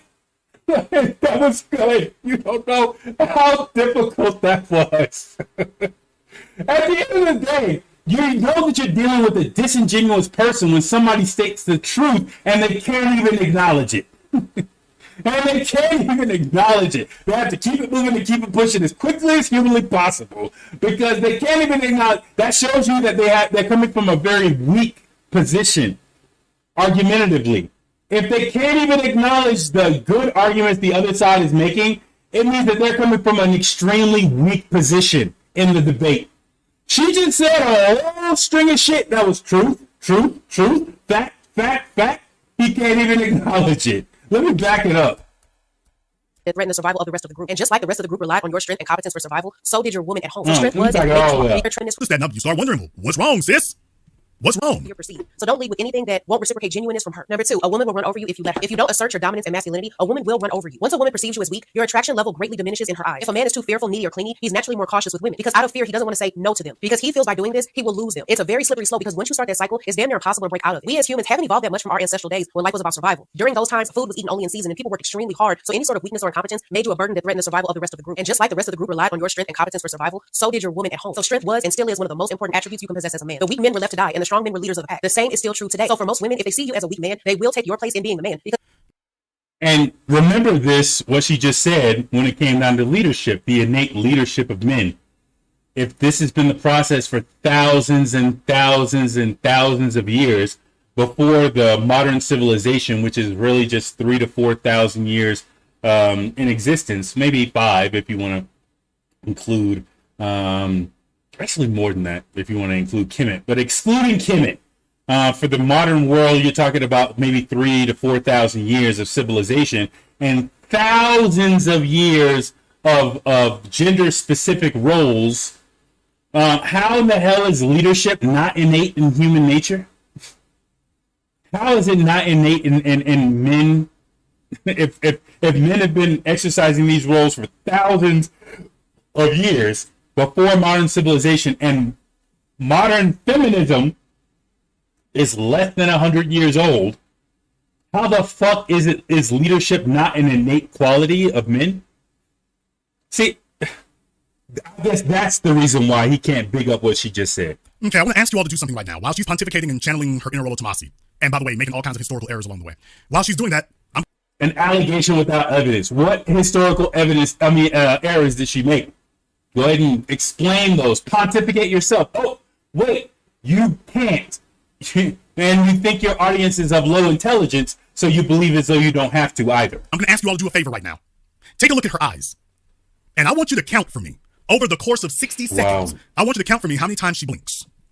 Wow. Subconsciously, they see it as survival. Even So again, this is desperation. If you learn anything about like body language, or when it comes down to trying to assess a person's truthfulness through body language, even a CIA agent will tell you that you need a baseline before you do that. Even then, it's an inexact science. You need a baseline, and you need a large amount of information about that person before you're able to make an intelligent assessment about a person, about whether or not they're being truthful or deceptive when they're giving information. Like, I would assume he knows this. You know, I would assume that the CIA and FBI disseminates this information very easily to all of their agents. I'll leave those two separate statements to hang out there. Non-connected statements at all. Hang out there. But I would assume that he knows this, right? I would assume that he knows this information. So he's giving out, well, look how many times she blinks. What the fuck does that mean? Again, he's speaking to low intelligent, in his opinion. Not that it's a fact, but in his opinion, he's speaking to low intelligent people. He would never go in front of white people and make the same type of argument without further trying to pontificate and explain himself to try to make himself seem intelligent. Well, I've already gotten a baseline from her by looking at blah, blah, blah, blah, blah, blah, blah. He would never do some ignorant, stupid shit like that in front of white people. But he'll do that shit in front of us. Oh, look at her eyes blink. Who? And? Look at her mouth move. Look at her tongue flick. Who cares? Without a baseline and without actual questions being asked of her, what the fuck are you talking about? You can't gauge anything by her blinking her fucking eyes. How desperate are you? even though we're not living in those days anymore. Number 3 is nice guys usually do finish last. There's 2 main reasons that this statement is valid. The first reason is that she's not done playing the field. A major reason why nice guys finish last is because when a woman is done with her proverbial bad boy phase and the desire to be a wife and a mother start weighing heavy on her, she'll want to come back and settle down with a good man to start her life with. A nice guy is usually the last man she settles down with. The second reason is the nice guy stereotype. If you're a man who's described as sweet, sensitive, soft, or shy, the vast majority of girls won't be attracted to you. For men, being labeled with these characteristics are not desirable traits in the eyes of the majority of women. Societal norms and expectations portraying these traits as weaker or less attractive in men doesn't help any either. Because nice guys have the stigma of being boring and predictable, they are a major turnoff for the majority of women because they want to be with someone who demands respect, doesn't tolerate anything less than what he deserves, and leads without intimidation. Men who are overly focused on pleasing everyone else and constantly seeking approval. Okay, I'm gonna stop there. I don't think it's fake lashes. And by Again, is that all you're focused on? Did you focus on anything? Oh, so that's the reason why you did that. You did that in sort of for people to focus on something else other than what she said during those 60 seconds. Oh, okay, so let's back it up. while she's doing that, I'm gonna ask you all to do a favor right now. Take a look at her eyes. And while she's doing that, for the people who are watching right now, fuck her eyes. Listen to what the fuck she, not literally, listen to what the fuck she actually has to say, and tell me whether or not it's truthful or not. And I want you to count for me over the course of 60 seconds. I want you to count for me how many times she blinks. Subconsciously, they see it as survival, even though we're not living in those days anymore. Number 3 is nice guys usually do finish last. There's 2 main reasons that this statement is valid. The first reason is that she's not done playing the field. A major reason why nice guys finish last is because when a woman is done with her proverbial bad boy phase and the desire to be a wife and a mother start weighing heavy on her, she'll want to come back and settle down with a good man to start her life with. A nice guy is usually the last man she settles down with. The second reason is the nice guy stereotype. If you're a man who's described as sweet, sensitive, soft, or shy, the vast majority of girls won't be attracted to you. For men, being labeled with these characteristics are not desirable traits in the eyes of the majority of women. Societal norms and expectations portraying these traits as weaker or less attractive in men doesn't help any either. Because nice guys have the stigma of being boring and predictable, they are a major turnoff for the majority of women because they want to be with someone who demands respect, doesn't tolerate anything less than what he deserves, and leads without intimidation. Men who are overly focused on pleasing everyone else and constantly seeking approval. Okay. What was the problem with what she just said? Not a goddamn thing. Not a goddamn thing. Okay. I'm gonna stop there. I don't think it's fake lashes. And by the way, don't say contacts. I wear contacts sometimes. Again, he's trying to fluff over the shit that she's saying by bringing up a distracted narrative. Oh, fucker. For those of you who know psychology, you know that, by the way, there is something to be said for when you notice the person blinks a lot. No, there's nothing to be said about that. There's literally nothing to be said about that. Literally, I could bring up an interview right now for a CIA agent who would know a hell of a lot more about the topic than you do. There's literally nothing to be said about eye blinking without a baseline. You ignorant idiot. Now, for those of you who didn't know, it's normal to blink about 12 times every 60 seconds. Every minute, Wow. about 12 times. So you figure once or twice every 10. Where is your source for that? Where is your source for that? Stupid ass motherfucker. Seconds. Once or twice every 10 seconds. But over the course of 10 seconds, Where is your source? okay. All right. Once again, I'm not casting aspersions. You I just couldn't are. help but notice that. You're casting ignorant, stupid suppositions with no fucking evidence and no context. Shut up. What the fuck are you talking about? You know what? Let hold on one second. I'm tired of the bullshit. Hold on one second.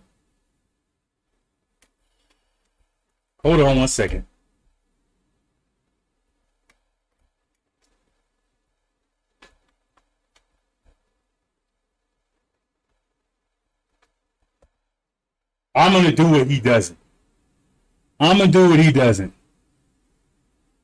Hold on. There we go. Hold on. I'm going to do what his stupid ass won't. Because he doesn't have respect for his fucking audience. There we go. Let's go ahead and listen to what this person has to say.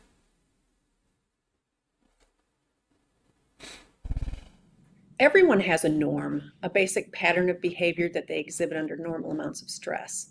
From how they blink to how they cross their legs. It's what investigators... Let's back that up. From how they blink to how they cross their legs. Let's back that up. That they exhibit under normal amounts of stress. From how they blink to how they cross their legs. It's what investigators commonly refer to as the baseline. And just as everyone has a norm, they also have a tick, a signal that they're uncomfortable. You've seen it in your friends and your family, that little smirk or quick scowl that leaks out when you ask them to do something that makes them uncomfortable. The best chance of getting an unguarded assessment of any person is to establish rapport and in turn trust. People are more likely to be truthful if they trust you. Ask an open-ended question, just get them talking about anything that is non-threatening, something that has nothing to do with the matter at hand, and then pay very close attention. During an investigation, you usually have a very limited amount of time to establish a person's baseline. So a 5-part mental baseline checklist can work wonders. Start at the top of the person's head and work your way down. So first, check the face. How do they hold their head? Do they touch their face? How often do they touch it? And what about their eye movement? And then next, notice the voice. Look for tonal differences. Are they a soft, medium, or loud talker? Next, listen to the words. Do they use verbal fillers, absolutes, and what about their word choice? And then watch their space or their stance. Do they take up a lot of space or do they just kind of disappear into themselves? And then finally, examine the fidget factor. This is where you pay attention to body language. What do they do in a relaxed position? Again, in an investigation, you will be looking for the deviations from a person's baseline behaviors. So if you never established a baseline, you don't know what the fuck you are talking about. And it's not about psychology. It's about a forensic investigation, really. You're talking about an interactive process that you're having with the person, not a fucking YouTube video. So at the end of the day, what this person was talking about, he was trying to act like he's a super agent, able to assess a person's baseline, as well as deviations from that baseline in order to detect possible deception. Wow. There are FBI and CIA agents who can't do that, Jason Black, but you can over a YouTube video? Good for you. That happened. So when I put it in context of other things, I think a picture starts to form. When you mash together some bullshit, yeah, you still have some bullshit. But it's bullshit of your own design. It's not actual bullshit that is being disseminated by the person that you're saying. When you mash things together from 230 weeks ago with your assessment of their baseline and deceptive behavior based off of the number of blinks that they do from a YouTube video, yeah, you come up with a conclusion that's bullshit. It's a bullshit conclusion. Be easily taken in. And I don't think enough of you check the paperwork. I really don't think you have. Shut the fuck up. Let me go ahead and move on to my next person here, one Kendra G. No, we're not going to move on. She's dealing with female after female over the age of 40. All right, Kendra G, and I'm going to try to be kind. Let's go here. Let's go here. Let's go to the bullet. Yes, we can hear you. Hold on, we gotta take a break. So one of my followers stated that you wanted me to call in. Is that correct? Hold on. We're gonna take a little pause for the cause before I do this. Hold on one second.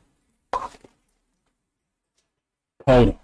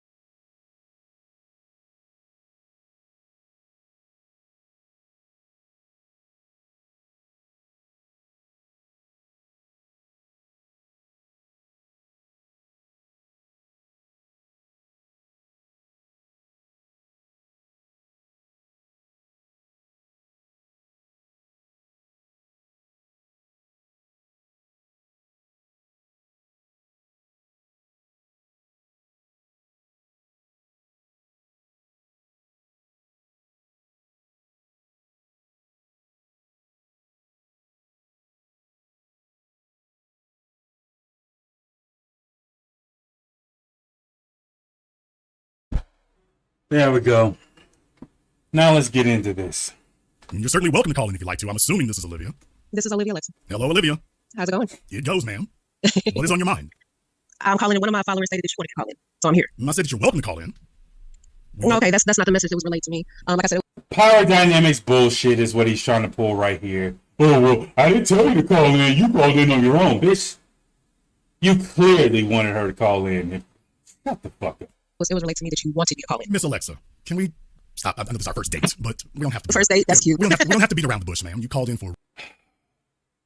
You can tell niggas who don't get pussy. I'ma say it. I'ma say it. I'ma say it. I'ma say it. I'ma say it. Tell niggas who don't get pussy. You could tell the niggas who don't get pussy. Right?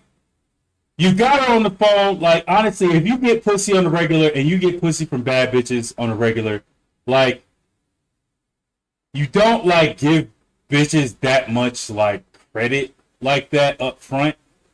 I mean, this nigga trying to low-key throw out that it's a date. Nigga, do you really want to date her? You want to fuck, do you want to fuck Alexa? Do you want to fuck Olivia? Is that what this is all really about? That you just wanted to tease her a little bit, get her phone number, talk to her in the background, and try to fuck? Is that what's going on? And try to what we're about to listen to is you trying to convince her that she should only want dudes with a whole bunch of money because you feel as though your ugly ass should be able to trick off on her and get her that way. And that bitches like her should be on your job when they really ain't. Like, if you're in an adversarial situation with a woman the first thing out your mouth is it like, oh, I know we're on our first date, to he. Bitch ass motherfucker. Reason. I called in, can we just- like I stated, can we just get to the point? it's really not difficult. Like I stated, I don't know anything about you. So one of my followers, as I stated, explained to me that you wanted me to call in. I don't know if that's true or not. I don't know anything about you. So respectfully, I'm calling in. So you just throw around super chats? When just I followed the link that one of my followers gave to me, I saw my face and I saw the title and I called in. You were sitting in the chat room when I was explaining the fallacies of advocating for women getting with struggling men. You were sitting there while I was saying it. So now you're saying Exactly. you don't, now you're saying you That's don't know what I'm what now you're saying you don't know what I was talking about. So that's rather disingenuous. No. I didn't Are your eyes understand what blinking? you're talking about. No, sir. Okay. What did you need? What I need? Mm-hmm. Well, ma'am, you were advocating that women should get with men who are struggling, and we couldn't help but notice that that's an extreme fallacy. And do you know the definition of struggling? Just Wait. This is where we gotta connect the fucking dots, people. This little anonymous fucker has a channel called The Black Authority where he's a poverty tourist or a struggle tourist in black issues, right? White supremacy has successfully impoverished the large majority of black America, including black men. Saying that women should be aspirational as opposed to realistic when it comes down to family formation means that less families get formed.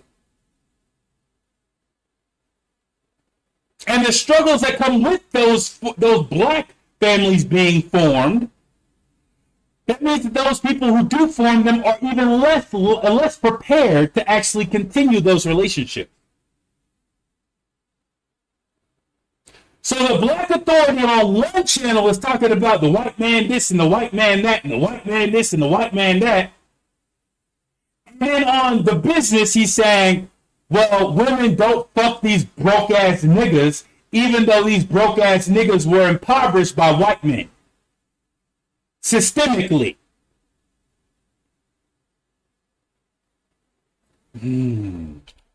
curiosity. Because I know it has a negative connotation, but it's actually not a negative word. So I'm just wondering, do you know the definition of struggling? Okay. I know the definition of succeeding. Do you know the definition of struggling? Because that's the word that we're talking about. Struggling is a relative term. I do know that struggling, nobody wants to be with somebody who struggles without results. Okay, but I asked you, do you know the definition of it, not what it's relative to? Yes, ma'am. But I think you probably have a pet definition. So if you'd like to give that, you certainly can. But everybody knows. She is killing this motherfucker. She is killing this motherfucker. So first of all, Black Authority, you ain't ever getting a pussy from a bitch who knows that she's more intelligent than you. She is walking circles around you right now. Right? And you're trying to do this little bitch ass dance about... You just want to say some shit just to be saying some shit. You're hoping to trap her and her definition as opposed to providing one of your own. Pathetic. It means that you don't have an argument. You're just reactionary, like a woman. That's what struggling means. So let's not play semantics. If you want to say, if you wish to say something, then just go ahead and say it. Asking for a direct definition is not playing semantics. It means that you don't understand the definition of semantics either. It's black and white, because the definition of struggling is striving to achieve or attain something better in the face of adversity. So it's actually a positive word. So what I said in the video is what I did. Yeah, that means if you're struggling against white supremacy in order to maintain your family, that's a good thing. Would you rather, okay, if the opposite, what's the opposite of struggling? Being submissive. Would you rather men be submissive to the oppression that they face? Specifically, black men, would you rather them just lay down to it? If they can't be successful by a certain age, they should just lay down to it then, right? Shut the fuck up. Okay, can a person be struggling at something that is futile? Yes. Correct. So, as I pointed out from the beginning, you may have a pet definition, but the problem is nobody wants to get with somebody who is struggling without... Who's nobody? Are you in the minds of women? Largely, though her message may be targeted towards men, I believe the specific message that you're talking about was targeted toward women. Why the fuck are you commenting on that? The audience is not you. The audience is women. It's not you. Oh, I got a mind of a woman. Shut the fuck up. I wouldn't agree with that. The definition you just gave does not require results. The definition you just gave allows a person to be on a hamster wheel for the rest of their lives. They're putting together tremendous effort, but your definition not once mentions results nor requires it. That's the point I was making. That's not true if you watch the full video. Ma'am, I just sat here and played the video. I just sat here and played it. I said the entire video. We just sat here and played it, ma'am. We just sat here and played it. Okay, and what did you get from the video? We got from the video that you're advocating that a woman should get with a man who is struggling, and eventually he is going to appreciate. If you're a black man in America, it doesn't matter your level of wealth unless you have Maybe, unless you have over $30 million, you're struggling.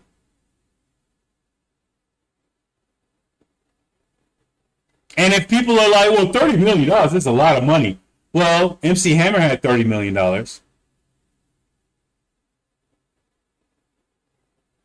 I'll let the silence do the talking there. I can see how black businesses, even if they gross $250 million a year, that they still have struggles to deal with as associated with racism. Hell, Byron Allen, that little...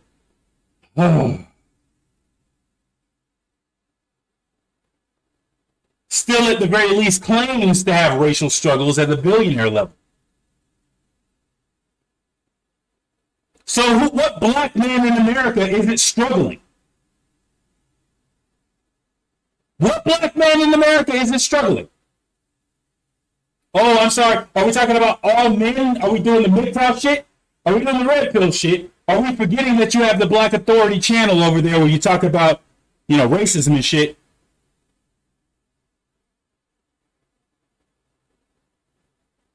Are we not supposed to apply that to relationships?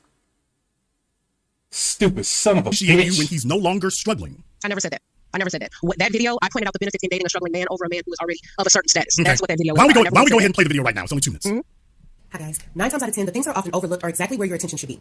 We're in a social media world, a world where everything is visual, but the funny thing is a lot of women are still so blind. They see the dollar signs, the status, the lifestyle, all of which are attached to a man that's not worth her time, but that's exactly who gets all of it. See, what you don't understand is the same man that you look down on because he was working a 9 to 5, regular guy, out every day grinding to make it, is the same man who would have treated you right, but you overlook the person you should have seen. And that's the case with so many women. A person will show you who they truly are when you have nothing to offer them. When you have little to no benefit to offer is when you will see what a person is truly about and where your relationship is. A lot of women neglect the beauty of dating a struggling man, but that's where the foundation of trust is built. The world is commitment because he's not trying to win you over with words. He's going to win you over with effort. Listen. I know so many bitches. It's not even funny. It's just my life. Just my life.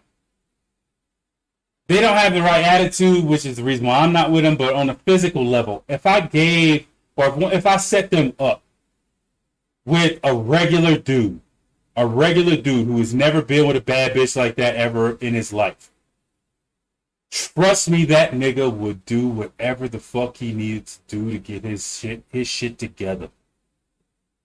Trust me.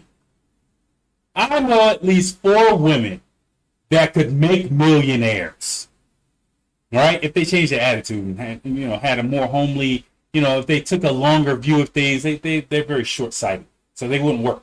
But if they had a different mindset and they got with a regular dude, that nigga would actually have $1 million in 5 years. I guarantee you he would. I guarantee you he would. That bitch is so the four bitch. They are so goddamn bad pussy on. They would make a millionaire from that nigga. Okay? They would make a millionaire. Mentally, they ain't that up.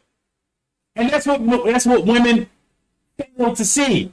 If a regular man is able to get with an abnormally beautiful woman who's actually loyal and by his side, and actually halfway decent. We don't even lower it down to halfway decent because that's mostly the level that men want. Because I could give somebody I can set somebody up with a dime right now, dime, 23, dime, natural, everything, dime. And most men, if I gave them, or I set them up with a regular woman who I know a few of those who are loyal. You know what I'm saying? This is not for me though. Loyal, cook for you every night. I'll do a massage. Wait on you hand and foot. Most men will take the average chick who's loyal over the dime who's a little bit money hungry. So what most black men are not able to find is women who are doing their job as women.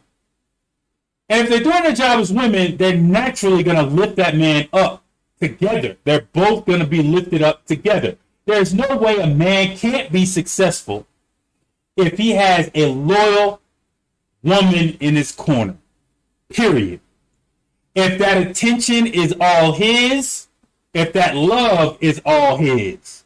I'm not talking about the little sneaky bitches out there cheating and thinking just because they didn't get caught, they can claim that they're loyal when there was obviously an attention deficit that could easily be measurable or measured in the relationship. No, I'm not talking about that. I'm talking about the focused attention is given to that man. There's no way that attention can't be converted into success. Even if that man is doing something wrong. Even if that man is doing something wrong. If that woman is standing by him in the right way, if she's saying stuff like, listen, I want to be with you. I love you. But you got to go get yourself together. And if you don't get yourself together, I can't be with you, period.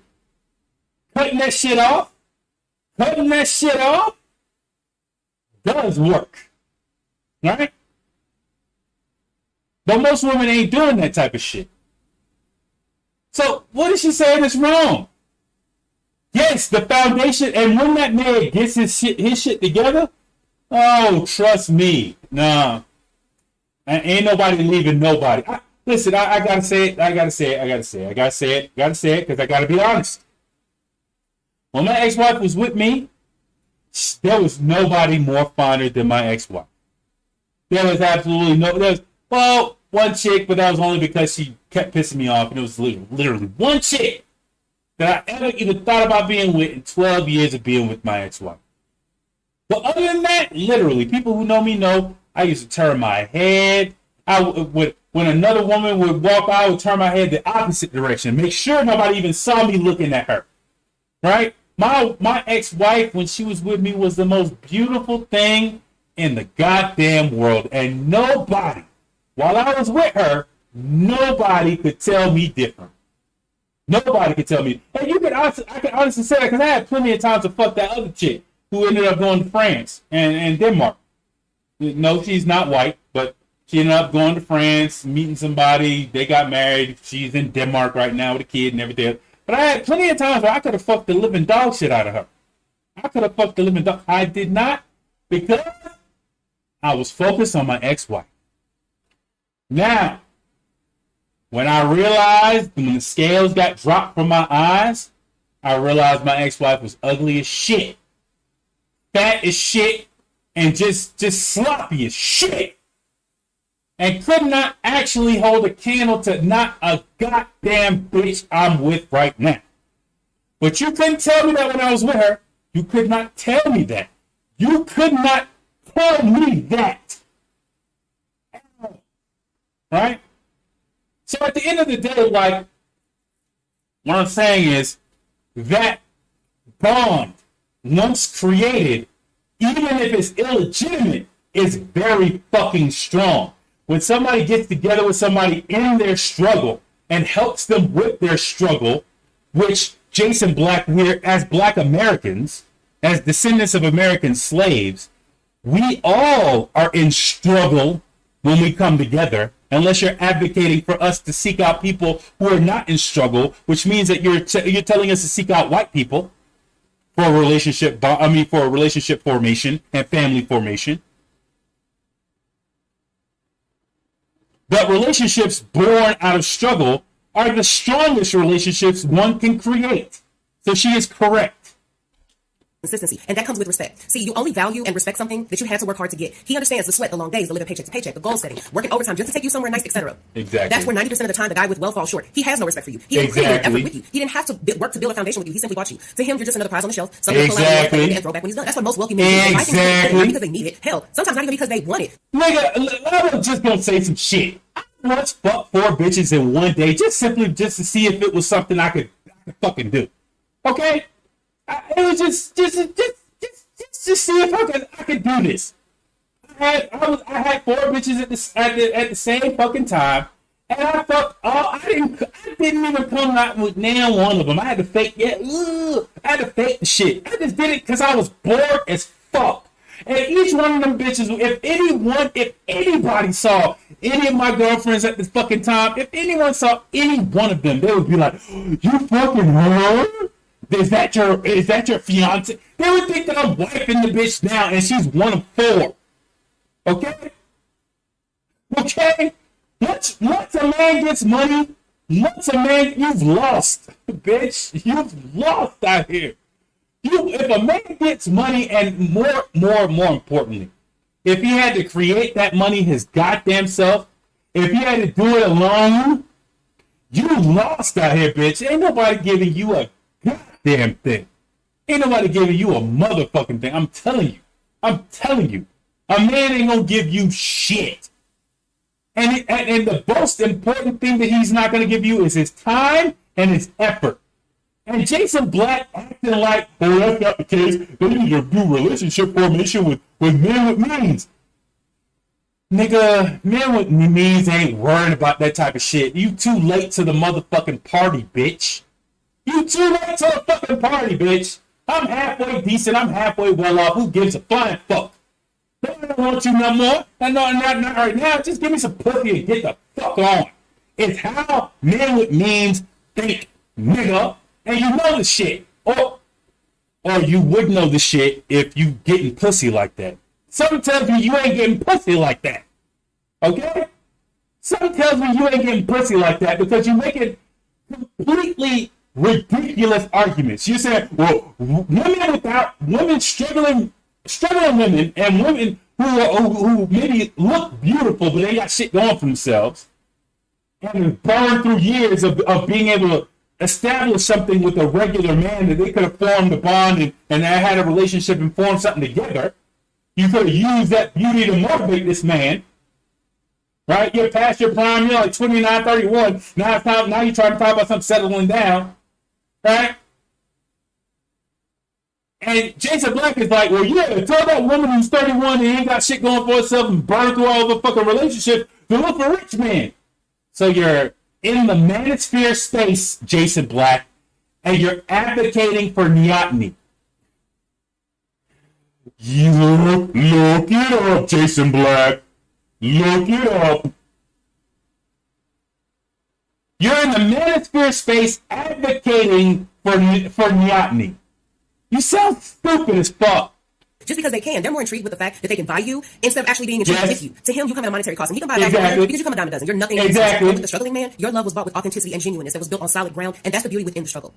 Your love was bought with authenticity. Mm-hmm. Yeah. So once again, by the way, let me. There's no arguments to this, by the way. So until the next video, I'll see you guys later. All right, now we just played the video from beginning to end, and it literally validates everything I just said. You didn't say a word about results, not a single syllable about results. Who cares? Which is exactly what I said from the very beginning. Man, you had to listen to your own video. I do listen to my report, Dave. Okay, by the way, I did find some more fallacies in there. Now, did you all hear the part where she said, you see, what the rich guy doesn't understand, you with a man who's struggling, you build a foundation with him. Yes, females don't want a man that she has to build a foundation with. She wants a man who's already built his foundation, because she knows that if she has to help a man build a foundation, he's too incompetent to be able to. No, listen. I want you to think about this.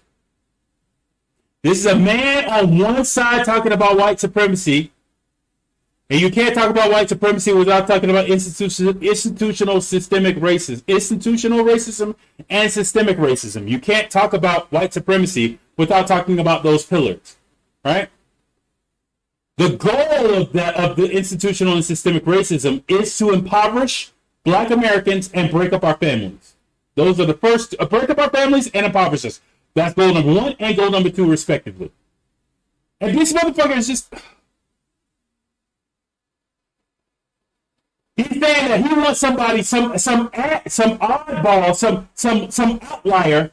It should be the prize and the goal of 100% of Black women. They should look for the 1%er or the talented pimp within Black men, and that's who they only should look for. Those who somehow, throughout, randomly, have been able to overcome racism, most likely because they're actually helping institutional or systemic racism by being an entertainer or somebody else who's further degrading the culture, or, I don't know, being a person, a YouTube anonymous personality who's giving out toxic narratives like impoverished Black women should look for 1%er or 0.1%er Black men to fuck.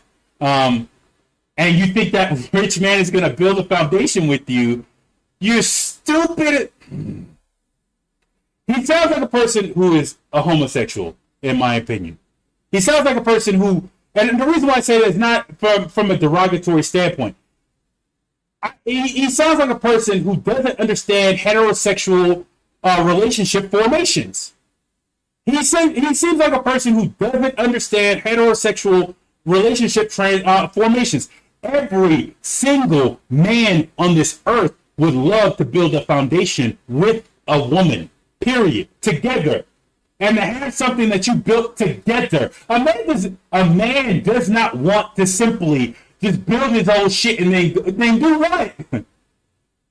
Because once you have a certain level of money, bitches just come. Okay? Bitches just come to you.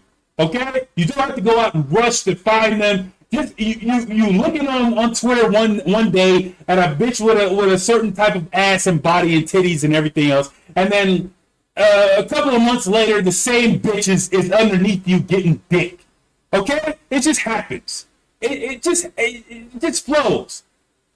But if any man who has that level of status could do it all over again and build that foundation again with a woman by his side and have that woman stay with him until the age that he was like, let's say you're 46 years old and now you're reverting back to 25 and you're building a foundation with that woman, any man would take that shit.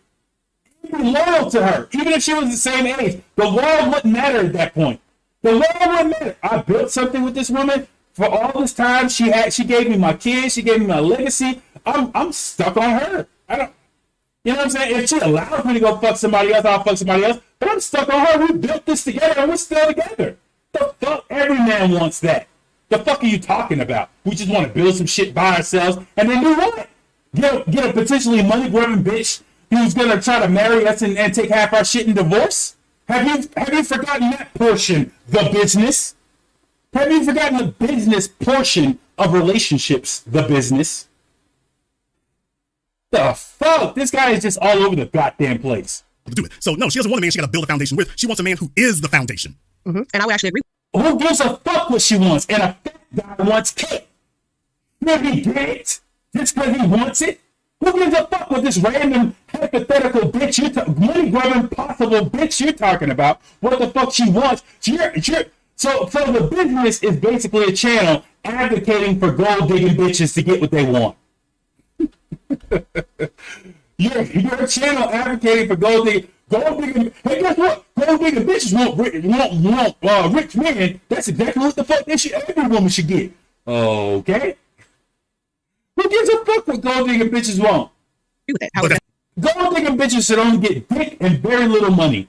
No money at all. You see, gold digging bitches should get dick and maybe a Happy Meal. like if you can somehow finesse that, good for you. You shouldn't give a gold digging bitch anything. So if she wants this and she wants a foundation and who gives a fuck what she wants? You want that? Go build it for yourself. What the fuck is you talking about? That's not what my video was about. That's not my video. Sorry, excuse me. That's not what my video was about. I know. Because we're saying the same thing. My video was talking to women, explaining to them why a quote unquote struggling man is a better fit for them. Exactly. So why is the business getting into women's business than a rich one that has status already? We're saying the same thing. We're just saying it two different ways. No, we're not, man. That's the pitter patter of feet doing backtracking. But by the way, another thing here is you talk about dating a wealthy man. How many wealthy men? I'm sorry. I talk about what? You stated about dating a wealthy man. You stated about dating men with money, what they don't appreciate. I'm just curious, how many wealthy men have you dated? I'm not going to answer that because this is not about me. No, man. What I'm saying is, upon what authority do you make that statement about men like that? Common sense. This nigga. Now remember, he started off talking about this is our first date. Now this nigga's trying to low key probe her dating history. Like, that's personal, nigga.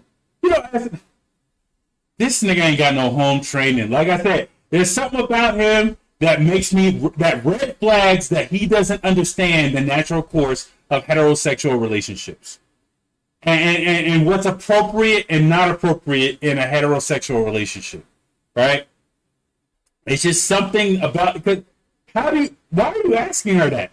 What authority have you been making all the claims you've been making this whole entire fucking time? I understand what you're saying. However, what I'm saying is we're not going to turn this to a personal thing. No, man, that's not personal. That's not personal. You can ask the same thing. Can I finish my sentence? Can I finish my sentence? Sure, man, you can if you tell us what I'm saying is that we're not going to talk about a personal issue when we're talking about a public platform. So in other words, you have no authority to speak and you don't have any knowledge to speak from. And where did you get that? Because ma'am, if you can't substantiate where you got that notion from, then what separates you from a liar? You can't even substantiate it. Like I said, just because I'm not going to divulge personal details Right. about myself But that's doesn't what mean that I can't speak. Can I finish? Right. Doesn't mean that I can't speak on a public platform about a public generalized issue. That's what YouTube is. That's what content creation Exactly, is. dumbass. Right. And there, a lot of So content that's my creators focus on lying and making up things from scenarios and projecting and fabricating things. And that's Listen, Jason Black. I can tell. I can also tell by the photos who else you like. Because you pick some very inappropriate photos of the women. Like, let me tell you something. No woman is going to date a man who she feels as though she is more intelligent than him. And she is running circles around you, bro. So any sort of fantasies you had about this bitch, right? Any fantasies that you thought like, oh, okay, well, I'm going to get her and I'm going to... that shit is out the window, bro. I'm going to tell you that right fucking now. That shit is out the window. She ain't dating you, bro. She ain't fucking dating you. She ain't fucking dating you. She ain't dating you. She ain't calling you after this. No. She probably going to block your number or change her number if she has to. Right? Because she's running intellectual circles around you. And it's pathetic. Exactly. And ma'am, you're doing it right now. You can't substantiate a word you're saying. And when you're asked about it, you're not telling anybody upon what authority with which you're speaking. You're just saying things. How do you know you're not? It's common sense, dumbass. You're trying to press her on her dating history? What kind of weirdo shit is this? What's your next one? Who did you fuck last night? How can you talk about sex if you can't tell us who you fucked last night? Tell us right now. Who the fuck you was fucking last night?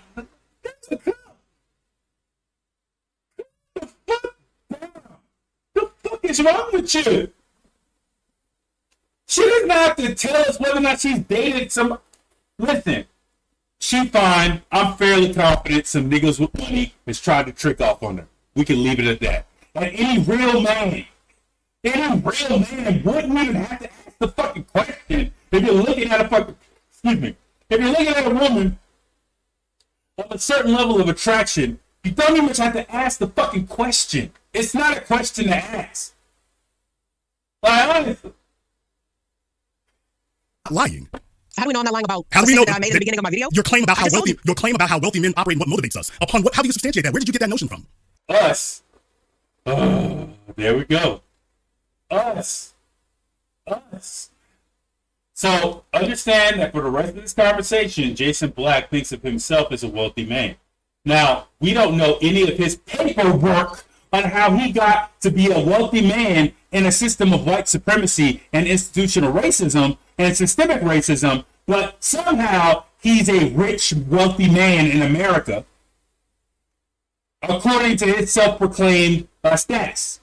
So understand that when he's talking about broke people, he's not talking about himself, right? He's talking about y'all. He's not talking about us. Sociology? Are you familiar with that? Yes, no, I'm very familiar with it. I'm asking you, where did you get that notion from? What are your experiences that prove it? So that's what I was getting to if I could finish my sentence.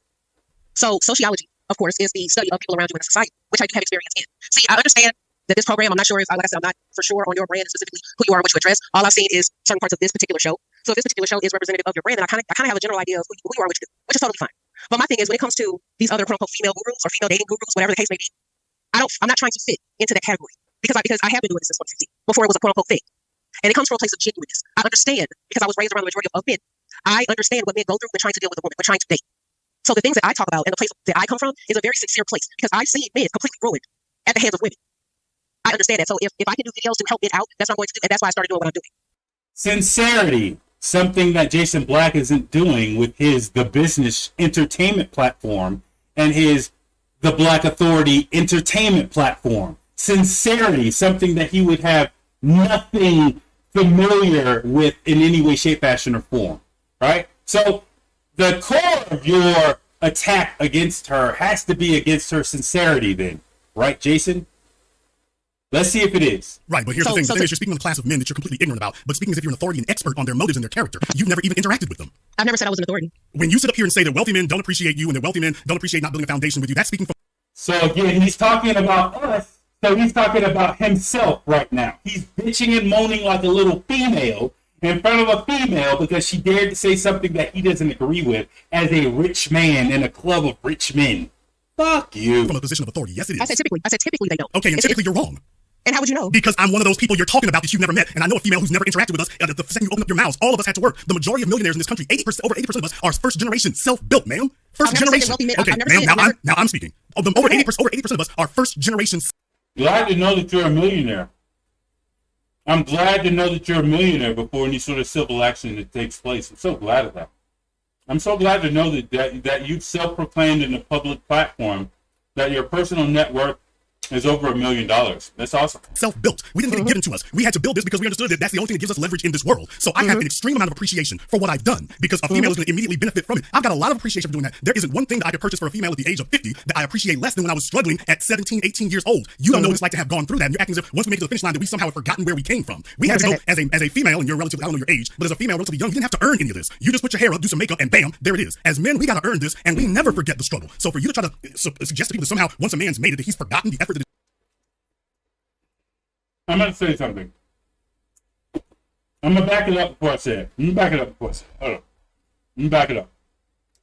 appreciation for doing that. There isn't one thing that I could purchase for a female at the age of 50 that I appreciate less than when I was struggling at 17, 18 years old. You don't know what it's like to have gone through that. And you're acting as if once we make it to the finish line that we somehow have forgotten where we came from. We had to go as a female, and you're relatively, I don't know your age, but as a female relatively young, you didn't have to earn any of this. You just put your hair up, do some makeup, and bam, there it is. As men, we got to earn this, and we never forget the struggle. So for you to try to suggest to people that somehow once a man's made it, that he's forgotten the effort that it took to get there, and he doesn't appreciate it, you're just another thing that he purchases, that tells me you've never had any interaction with a man who has built himself.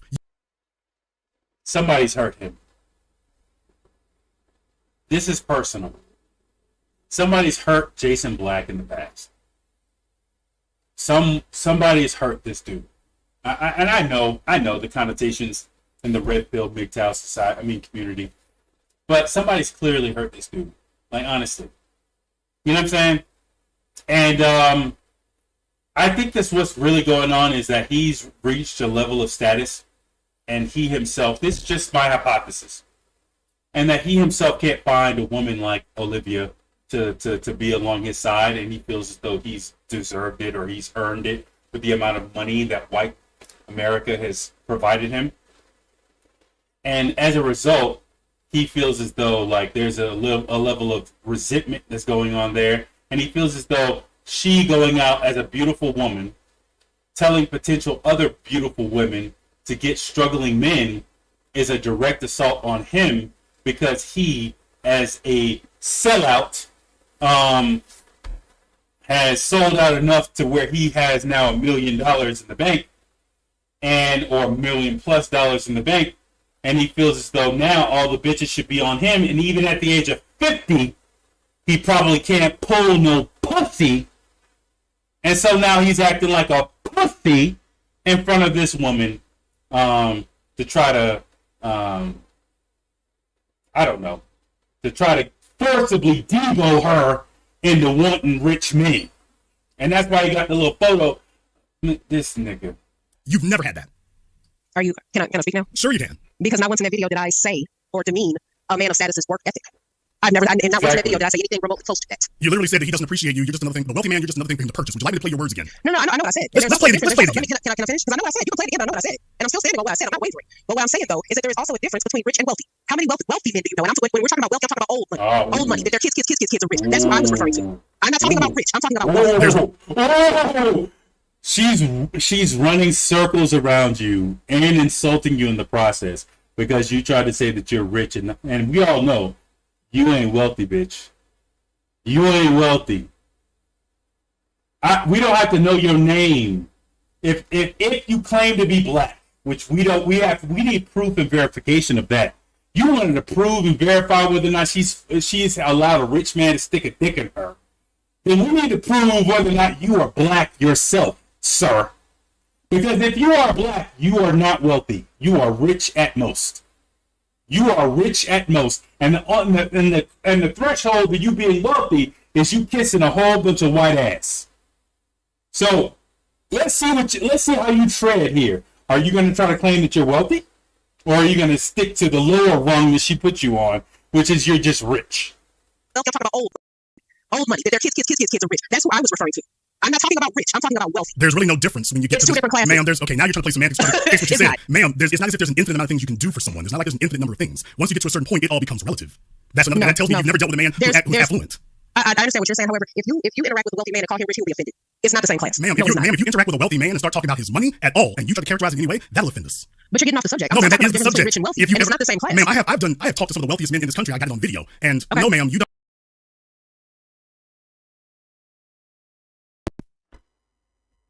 Hold on. Gotta switch this back. Just 1 second. 1 second. Switch it back.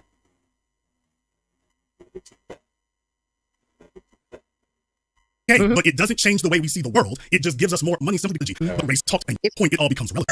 Rich and wealthy. How many wealthy men do you know? And when we're talking about wealthy, I'm talking about old money. Old money. That their kids are rich. That's who I was referring to. I'm not talking about rich. I'm talking about wealthy. There's really no difference when you get It's to two this. different classes. Ma'am, there's okay. Now you're There's really no difference, bitch. There's a difference. And if you really don't think there's a difference, we know you just rich. We just know you got a little bit of paper. That's about it. You ain't nothing. gonna play semantics. Fix what you said, ma'am. It's not as different. Oh, Jesus Christ. Hold on one second. Hold on one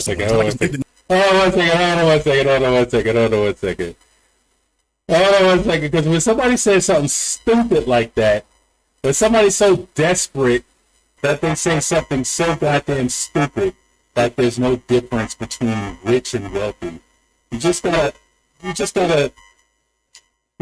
find the counter arguments. So just 1 second.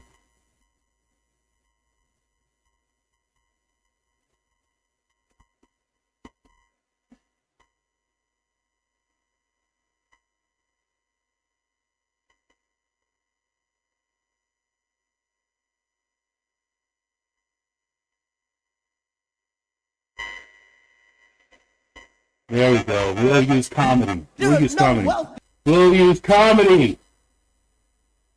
comedy to explain this point. We'll use comedy. Black or brown people in America. We got some rich ones. We don't got no fucking wealth. People go, oh, what's the difference? Here's the difference. Shaq is rich. The white man that signs his check is wealthy. I'm not talking about rich, I'm talking about wealth, okay? I'm talking about the white family that owns all the fucking Similac. Those rich motherfuckers, okay? I'm talking about the white family that owns the color blue. Those rich bastards, okay?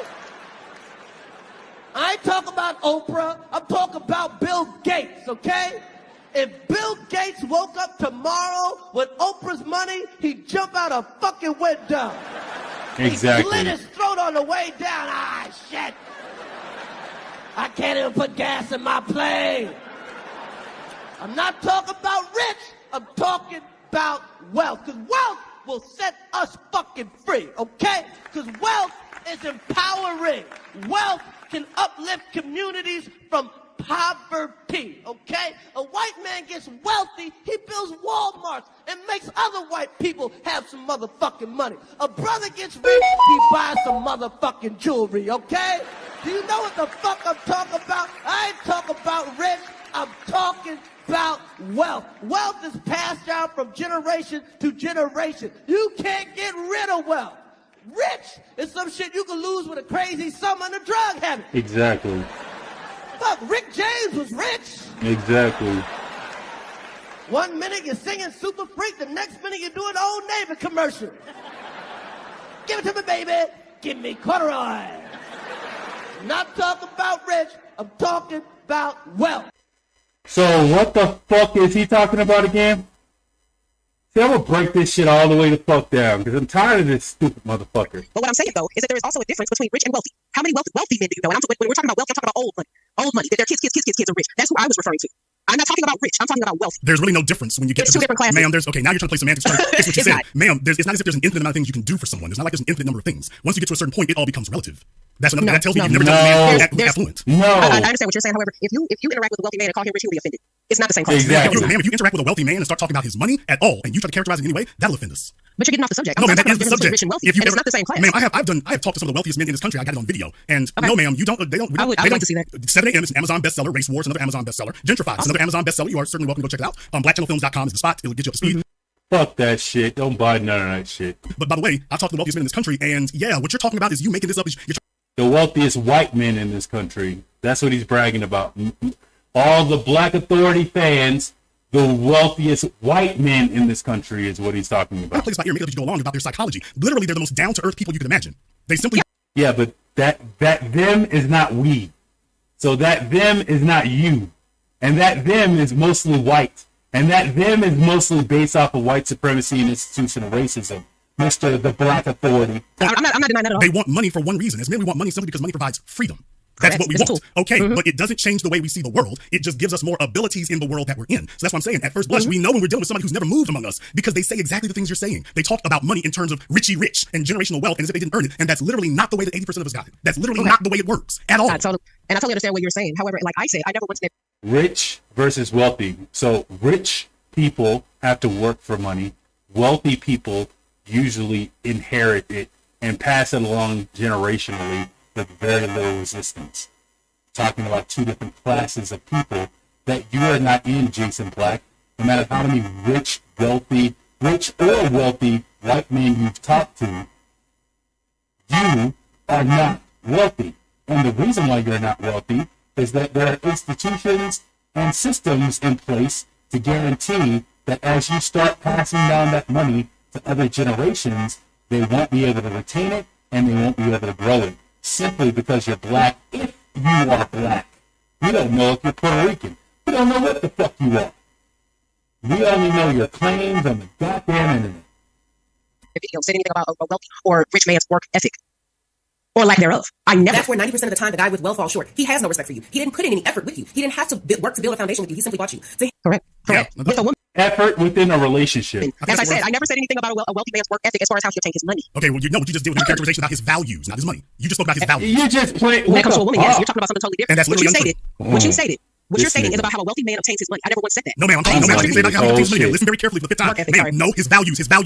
You tried to characterize his values. Now you're jumping. Well, you're jumping it was goalposts all statement. over the place. Okay, well, once again, it's subjective. So that's the beautiful part about content creation. It's not subjective when you got to pay a mortgage and a car note, ma'am. Everybody No, does. that's not- Okay, Everybody does. but you don't have to pay it for a luxury car for somebody else. You don't have to do that. Go ahead, I'm sorry. I didn't hear You that. don't have to pay. You don't have to go pay a receipt at Nordstrom's, Saks Fifth Avenue, or at the Lexus dealership for somebody else. So no, that's are not. these So brands? that's not I'm sorry, I'm subjective. confused. No, that's not What are the subjective. brands? This is some weirdo shit now. He's trying to name drop shit that he would do for a woman.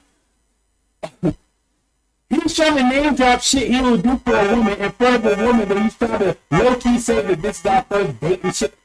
So low-key trying to ask her how many wealthy men she's previously dated to get her dating history. Now he's trying to low-key say, well, you were asked to do this, as if that implies what he would do for her.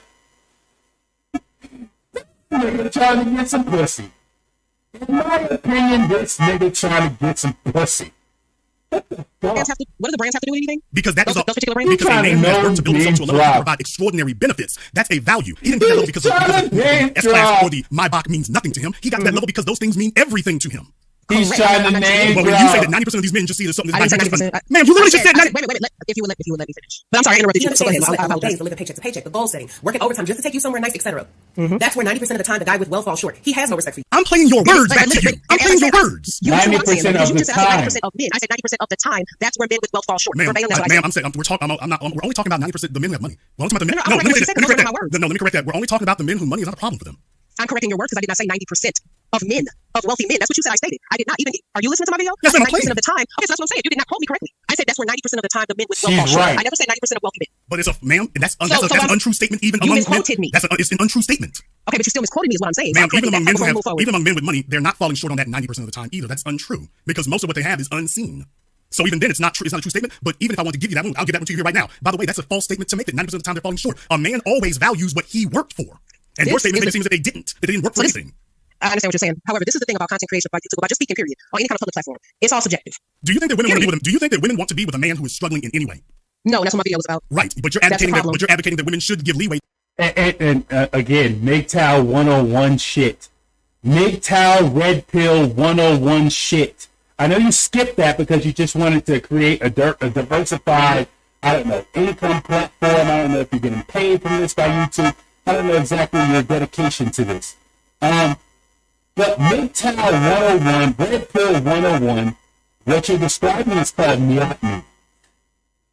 It's a natural trait of women to want better things from men. Right? And what she is saying as a woman is to go against misogyny. And what you're saying is, fuck it, keep doing the acting, just do it for rich guys like me. Slip motherfucker, you're the ugliest shit in person. You just know that if you show that mug ever in life, motherfuckers are gonna laugh their goddamn ass up. Motherfuckers are gonna laugh their motherfucking ass off at you. You just know that shit. You are pathetic, dude. To a man who's struggling. They should give him more credit than they do. Why? 100%. Why? Why not? Why not? Why does the man that's quote unquote struggling deserve less than a man that's already established? That's a big question. No, the question is, should a man who is struggling get the same rewards and benefits as a man who has proven results? Rewards and benefits is. Are you talking about pussy, Jason Black? Are you talking about pussy? Are those the rewards and benefits that you're talking about? Are you talking about pussy, Jason Black? What are the rewards and benefits we're talking about? If you don't ask that question. In a relationship, I'm asking for clarification because I want to make sure we're talking about the same thing here. Is that what you're asking? Okay. As I said before, the reason why all men understand they want to get their money straight so the money is not an issue so they have freedom. A byproduct of that is the people around you will also get to indirectly experience more freedom themselves simply as a byproduct of being in proximity to you. So therefore, if you're with a man who's got freedom, then you, by contrast, are also going to inherit that freedom indirectly. 100%. What woman would not... That roundabout bullshit ain't nothing. You want to trick off. You got enough money to trick off. That's what you want to do. You want to trick off. You want to say, fuck this shit. I'm going to stick around at Disney World. I'm older. I ain't got time to be wasting with no bitch no more. Bitch, I know it's the first date. Give me some pussy as soon as humanly possible. Take a little bit of money. And that's what the fuck you want to do. Stop the bullshit. Because a rich man recklessly getting into a relationship, whether it be a marriage or even a long-term committed relationship with a bitch, unless he's 100% sure that she's providing everything that he wants from her. If she's lacking in any way, shape, fashion, or form, she turns into a girlfriend. A sideline her. Let's just be real about the shit. You line your ass up in front of these goddamn... The money's there for you. I have to provide you. Bitch, you providing her money. You just said that you was going to provide. But that's true. You're going to pay her fucking... You're going to trick off and pay her goddamn car note. You're going to trick off and pay her some shit from Nordstrom. You're going to trick off and do this. You're going to trick off and do that. That's exactly what the fuck just came out your goddamn mouth. And that's exactly what the fuck you going to do. You just going to trick off. That's what the fuck you going to do. In exchange for tricking off, you want some pussy. Jesus Christ. Prefer to be with a man who's got more freedom than one who doesn't. I understand totally what you're saying. However, like I keep saying, that's what my video was about. Because just because you have a certain level of money, just because you have a certain level of status, that doesn't denote that you're a good person. That doesn't denote that you have a good spirit about yourself. That doesn't denote anything besides that you were successful. And that's exactly. If you want to be with a man that has money, it's already. And if you're black, which we don't know whether or not you are or not, but if you're black, you don't know whether or not you got that money by helping out white people oppress other black people. Overseer status. You don't know that either. So just because you have money doesn't know jack better shit. Achieve a certain level of status, hey, kudos to you, that's fine. However, that's not the reality for the majority of men. Exactly. The majority of men are not going to be wealthy. And definitely the majority of black men are not going to be rich or wealthy either. Descendants of American slaves, to be more specific. Or rich, and that's just the raw facts. That's very, very true. Now, I'd like to examine what you just said there. Now, you just made the statement that, well, just because you have money, that's no indicator of your morality or whether or not you're a good person. Olivia Alexa, can you tell me the majority of the people who commit violent crimes? Are those individuals in upper class income status or individuals in struggling working class? I want you to pay very close attention because this is the part that got me onto this fucking platform right now. This janky ass piece of shit platform hosted by YouTube. Right? That's what got me on this janky ass piece of shit platform named YouTube. It's because these are the statements right here. And I'm going to slow it down for everybody to fucking hear.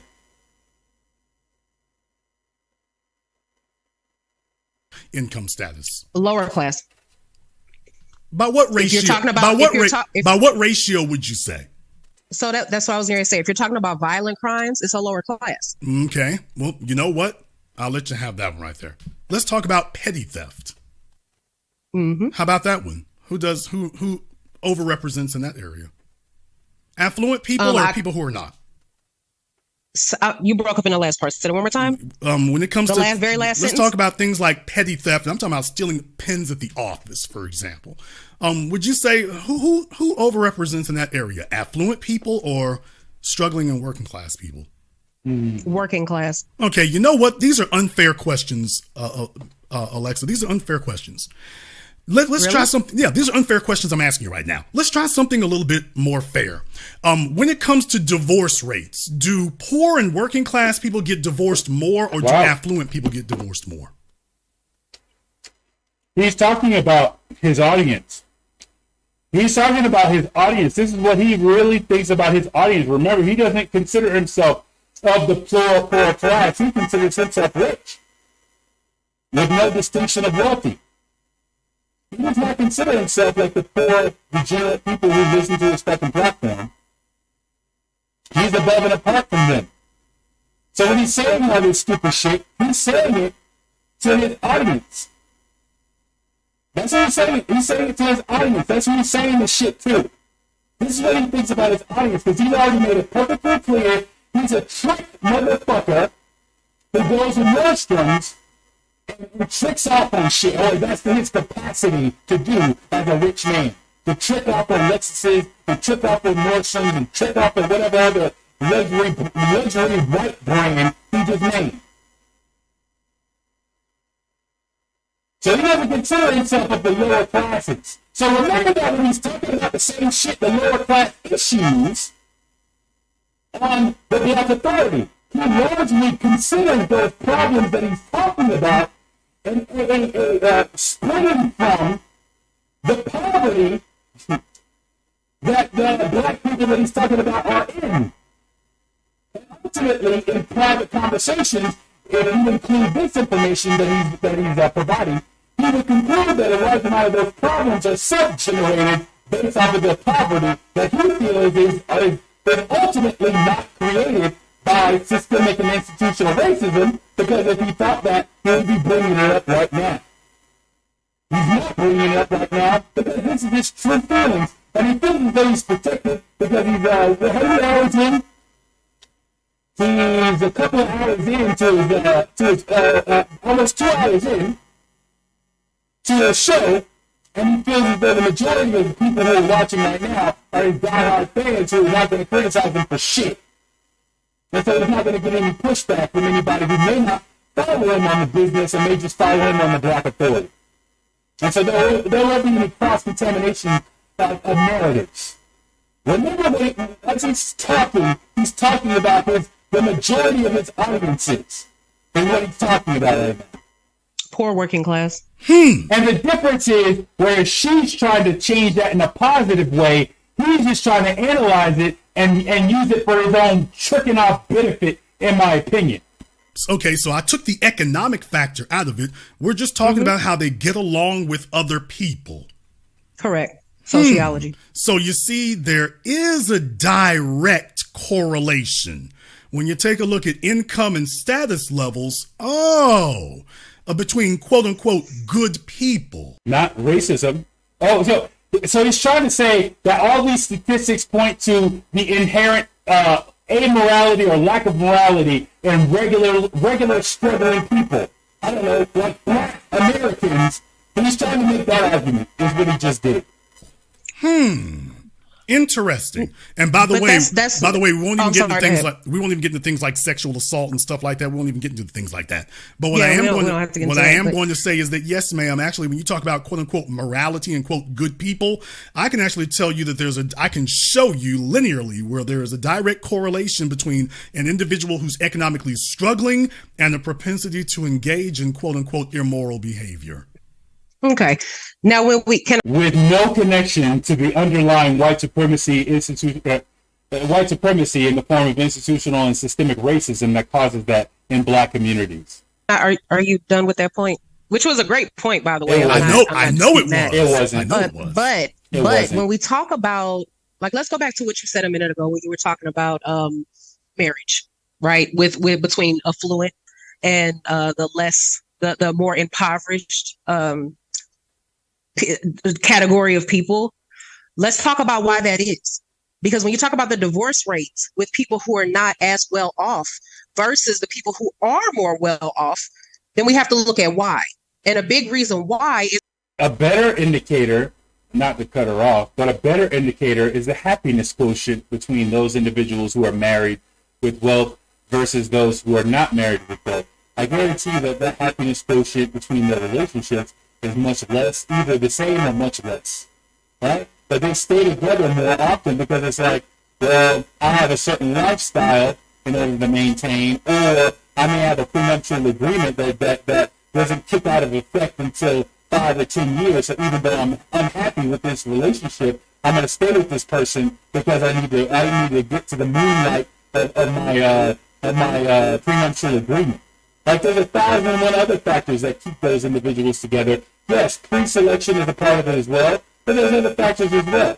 And a large amount of those factors is seeing each other grow in more wealth as a direct result of the relationship as well. Because if a woman is sitting there and watching her man go from $2 million to $20 million, she's more likely to stay along for the ride, even though he's probably banging the shit out of the secretary, and she knows about it. She's more likely to keep that shit under wraps. Infidelity doesn't affect rich relationships the same way as infidelity does on poor relationships, right? Because they feel that there's enough resources to go around in that situation, so they don't really say too much of nothing. Versus the potential of resources leaving the house in a struggling situation is different, right? Those factors are also part of it as well. But in trying to say that rich men are the superheroes, so Olivia, come go on a date with me, while trying to make that type of argument, it's very difficult to get to that type of point. It's because let's say I was rich, right? Which I'm not. Let's say I was rich though. I'm going and I had a substantial amount of wealth behind me. Like let's not even say I'm wealthy. Let's just say I'm rich. Let's say I'm kind of well off. I can go some time without working. I don't have to worry about anything, and my kids are taking. Hello. You muted yourself. She might be over there coughing and choking. I'll give her a minute to clear her throat, I suppose. You muted yourself. See how nice he's being? Hello, can you hear me? Yeah, are you okay? I thought you were over there choking for a moment. Are you okay? I don't know what just happened. But I don't know the last thing you heard. She ignored your joke, by the way. I'll just re-say everything. Let's say I was rich, I was extremely well off, and I had, a substantial amount of wealth behind me. Let's say that I was well off to the point where my children don't have to worry about anything. Let's just say I'm there.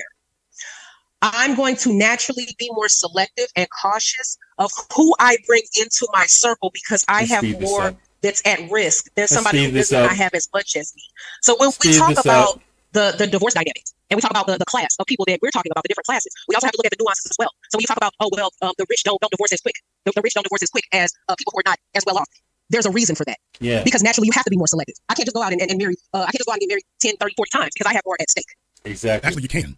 And there's some who do end up in this situation. However, it's not wise. It's what I'm saying. And the majority don't. If you look at people who are wealthy, outlier, they don't have a bunch of wives, husbands, ex-wives, and husbands. That shows you his mindset. He argues from the outlier's perspective. He naturally argues from the perspective of an outlier, not the perspective of the majority. So he must have to take like 2 or 3 showers after every single of the Black Authority episode because he's probably spewing such disingenuous bullshit that he doesn't personally believe, and he has to get close to dirtying himself with ideas and thoughts that he doesn't actually believe in order to maintain viewership on that entertainment platform. Right? It must suck for him. They have a couple. Can I finish? Right, you're correct. So what I'm saying is, it's not as black and white as what you're saying, or as what you're leading with. You have to look at the nuances of these things as well, and there's a ton of them. Okay, the part that you're not understanding is that how you do one thing is how you do all things. So what folks have a hard time accepting because it's not very flattering. An individual who is very good who is disciplined at monitoring their finances, disciplined at monitoring the people around them, disciplined at interacting in business circles, treats everything in life the same way, so they become more strategic and more scrutinizing of No. If you're talking about Black Americans, if you're talking about descendants of American slaves, specifically, then if they have those skills, then that means that they are very untouched by white supremacy and by institutional and systemic racism, which is very rare. Again, the black authority always argues. I'm going to go ahead and do it as an absolute. Always argues from the outlier's perspective. He always argues from the outlier's perspective, not for the majority. Everything, including their interpersonal relationships. So what I'm saying is that people with money have become better and more practiced at sizing up people around them as a matter of practice. People without, typically speaking, don't develop those skills across the board unless... And again, let's link this back to institutional and systemic racism. Is that a goal of institutional and systemic racism? And how are you countering that? Say it. Sometimes listening taking list activities, they're not very good at getting character, but people with money tend to become better at sizing up people across the board. They become better at that, not simply because they got more to lose, but because they're more practiced at doing it on a daily basis. So they actually don't end up losing it. So it's not that they're sitting there thinking, ooh, I like to lose, I like to lose. Of course, that's always a program running in the back of your head, but you got more daily practice at scrutinizing other people because you do it all the time. But I would disagree with that. Cool. That's not correct. That is not correct. You know, a pimp has a better eye for people than anybody. Iceberg Slim has a better eye for that than anybody else. Anybody else you could possibly think of. Right? It's not just about a person who's in who is the prison boss of a cell block can do the exact same thing. And they ain't getting a whole bunch of money. They may use their skills to get resources. It may be a byproduct. Again, I'm seeing this. He always argues from the outlier's perspective. Because he feels that he is an outlier and he's very proud of it. So he doesn't factor in racism because he would have to factor in racism into his own wealth creation. Right? He doesn't factor in any of that stuff because to factor in anything that the normal person has to deal with, he would have to explain to the normal people how he overcame those things in the accumulation of his own wealth. And he can't without maintain his own feelings of morality, and so therefore he does everything he possibly can to try to argue from that perspective to make it somewhat normalized. I would argue that there's different arenas, but it's equal. I would say that. I have because no we idea what that scrutinize means. I'm sorry? I have no idea what that means. Okay. So let's go back to the analogy you said about people that's well off and being heavily scrutinizing their circles and situations that they're in. I would agree with that. However, middle class and I'll just call it lower class or more impoverished people do it as well because it's survival. So when we talk about the rich people, the well-off people, the wealthy people, it's survival with them as well, monetarily. However, when it comes to me, you, I'm not sure about you. Let me not say you because like I said, I don't know you. But when it comes to middle class or people and more, nobody knows this nigga. Except for other boule niggas and white people. Nobody really knows who the fuck this nigga is. Nobody, and I shouldn't even be calling the nigga who could be a whole white man. Nobody knows who he is. Impoverished, we do it as well because it's survival for us. We have to scrutinize people. We have to scrutinize our environment because it's survival. Yeah, but that's psychology. That's not true. The reason why it's not true is because it's one dimensional. What you just said, you kept using the same word over and over again, which is the word that you meant. Survival. Yeah. You're referring to physical safety. Every person. No, not just physical. But that's okay. But for a person who is financially impoverished or working class, that's their primary concern because they don't have a lot beyond that. Mm-hmm. And racism is our primary concern. Racism is our primary concern as well. See how he's talking down to the people, and these idiots in his comments are just, what the fuck?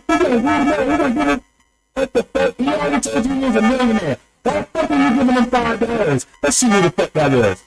Why the fuck are you giving him $5? Mark 2 Square. Why the fuck are you giving him $9.99? He just said he was a fucking millionaire. DJ Silver the Black Knight. Why the fuck did you give him $20? He just said he was a fucking millionaire. And he's bifurcating his responses for you broke ass motherfuckers. Okay. I understand it. All right. So thank you. So when you keep saying survival, that's what you mean. Here's the issue. Every human being is concerned about their physical survival for the most part, except for the ones you want to check out. But every human being is concerned about their physical. You see how he diminishes your struggle? Like every human being is worried about their survival, but you don't know whether or not this motherfucker is living in a multi-million-dollar house in a gated community. Is that the same as like one of his listeners who has to go up to the corner liquor store or gas station to go get something to eat or go get something real quick and come back to the house when they already know that somebody already got shot up there a couple of weeks ago? The same living survival. Fuck out of here, bitch. Most black people, 90% of black people, have to deal with some level of impoverishment or the threat thereof. of black Americans, descendants of American slaves, the black authority. But yet still your assessment is your survival is the same thing as your bully ass fucking survival. Physical survival, so that's 100% across the board. Everyone develops some form of survival instincts. What everyone does not develop is the ability to master the social environment around them. For example, poor folks or working class people, they're good. They can socialize with poor people and working class people. They can't socialize with anybody outside of that because they don't know how. They've never had the practice. They don't even have the means to be able to dabble with it. Even in a simulator. See how a person with resources, however, can talk to the richest. See how he's disrespecting y'all? Oh, your ghetto ass can never run in the same circles I run in. Your ghetto ass can never run in the same circles I run in. Y'all stuck down there. I'm not with you niggas no more. What the fuck you got the Black Authority and Entertainment Channel going on at the same time? Does this explain why you have no critiques of Tariq Nasheed and his Hidden History Museum / club? Is because you feel as though you shouldn't be criticizing another rich black man? If you consider yourself a black man, you shouldn't be considered if you are. I don't know who the fuck you are. But you shouldn't be criticizing somebody in the same club as you. Is that the reason why you don't want to criticize Tariq Nasheed? Or however they choose. So they get a lot more practice from a very early age and a very early point. Case in point, Pearly Things. That's why they call it slumming. Because wait, I'm sorry, you said case in point who? What did you just say? Case in point, Pearly Things. You've never heard of it, don't worry about it. Oh, yeah, I know you're talking about. Of course you do. I made her more famous in the last 2 weeks. But in any case, and you knew that already, but wink, wink. She just and heard, how did you, I'm sorry, wink. How did you know what I know? Because you showed up here tonight right on cue. So I'm hitting on all cylinders. Don't do this. And I told you how I got here. Oh, don't do this. Didn't I tell you how I got here? Come on now. Do we have to do that? So what is the issue? And I don't believe it was one of her followers. He could have snaked in the background on a burner account and tried to tell her some shit on a burner account to get her on the fucking program as well. I mean, on the show, the entertainment show as well. Because she said that a supporter told her about, it could have been him on a burner fucking account too. It could have been him on a burner account too. Issue. Well, we have to do that. So what's the issue? Okay. As far as wealthy people are concerned, men with money, we are the ones who people don't appreciate us. We appreciate everything we've done, everything we built. We're the ones who watch our backs. We're the ones who folks don't appreciate us. And what we do.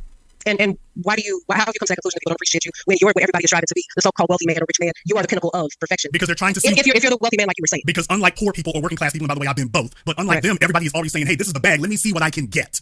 Everybody walks through the door trying to figure out what they can get and what they can take from you. I must figure out what I can get from you. A man who's struggling literally does not have that issue. Never said I must figure out what I can get from you doxing me and inviting people to call the Colorado police for a wellness check. I'm gonna figure out what I can get for that. I did tell him. I definitely am. Right, but when you talk about appreciating, it's not that we don't appreciate anything. We appreciate everything because it's not fiction to us. It's reality. We're the ones who are not appreciated. It's not us going around not appreciating things. We're the ones who are not appreciated. I can understand what you're saying. However, what I'm saying, this is what I'm saying. When you say that nobody appreciates you or you're the least appreciated, I wouldn't agree with that. Because when you talk about a man of status, that's the pinnacle. That's the barometer that women are making other men live up to. You are the barometer. If you're the wealthy man, like I said, let's not use wealthy man, period. The ideology of a wealthy man. That is the pinnacle of success. That's what other men are trying to live up to. These women that date, quote unquote, regular guys or ordinary guys or struggling men. The wealthy man is the barometer that they are putting other regular men to live up to, which is I'm not going to say it's an impossible standard. However, for a lot of men, it's damn near impossible because everybody can't be rich, everybody can't be wealthy, everybody can't be of status. Especially in a system of white supremacy, utilizing institutional and systemic racism against a lineage of people is very difficult for those people to rise above and hit those statuses of wealth and maintain them also. So when you say that wealthy men, period, are never appreciated, I wouldn't agree with that. Okay, you have to be there to be able to dispute it, but you literally see everybody, the attitude that you had in your video. Shut up!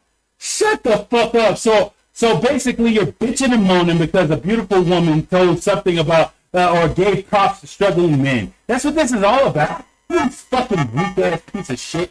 It's total lack of respect. It's total disdain. It doesn't say, you know what, that guy's got to be pretty smart to get where he is. That guy's got to be pretty resourceful. You don't have to be smart. You don't have to be resourceful. If you want to be a clown for white supremacy, you can make a shit ton of money. If you want to throw other black people under the bus, you can make a shit ton of money. Starting with that premise. Starting with that premise, you can go into any fucking field you want to go to. And if you're prepared to throw any loyalty to your lineage out the fucking window, white supremacy has a job for you. White supremacy has a job for you.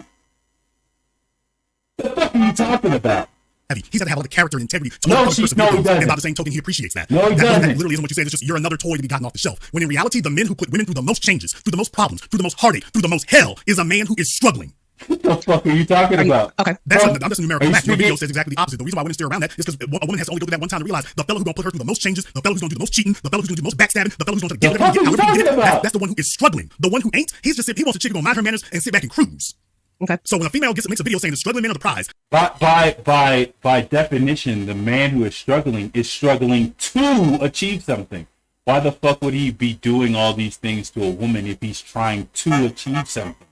A man who is not struggling to achieve something and has accepted his lot in life is similar to the rich man who has attained that lot in life. They start to not really valuing that lot. The fuck are you talking about? If I'm struggling, for instance, if I'm struggling to get my credit score up to 850, you think I got time for a bitch? You think I got time to be playing around with a bitch who's going to be stressing me the fuck out? If my struggle is to get my credit score up to a certain level, because I have other goals that are attached to that struggle that I'm doing, you think I got time for that type of shit you just said? You're using the word struggle from the perspective of a rich motherfucker looking at somebody struggling to pay bills, struggling to pay rent, struggling to do things that they should be able to easily do, given the amount of input and work that they're doing. That's what you're talking about. You're talking about the effects, the undue effects of white supremacy, of institutional racism, and systemic racism. That's what you're talking about. When you're talking about black men, I don't know what you're talking about when you're talking about white men. I don't know what you're talking about when you're talking about Asian men. I don't know what you're talking about. I don't know what struggle you. I don't know what the hell you're talking about. But when it comes to black Americans, descendants of American slaves, that's what the struggle sources from. And that's something that a person who runs a channel called the Black Authority, supposedly focused on topics like that, should know. Oh, who's struggling? The fuck? With poverty? With racism-induced poverty? With racism-induced multi-generational poverty supported institutionally and systemically. So this guy got set up for poverty way back when he was in school and got pushed over to ESC as opposed to the teacher being able to do something about his fucked up home environment. That's the reason why he's an adult working in customer service as opposed to an adult having a job as an engineer. It's because way back in the day, that shit happened.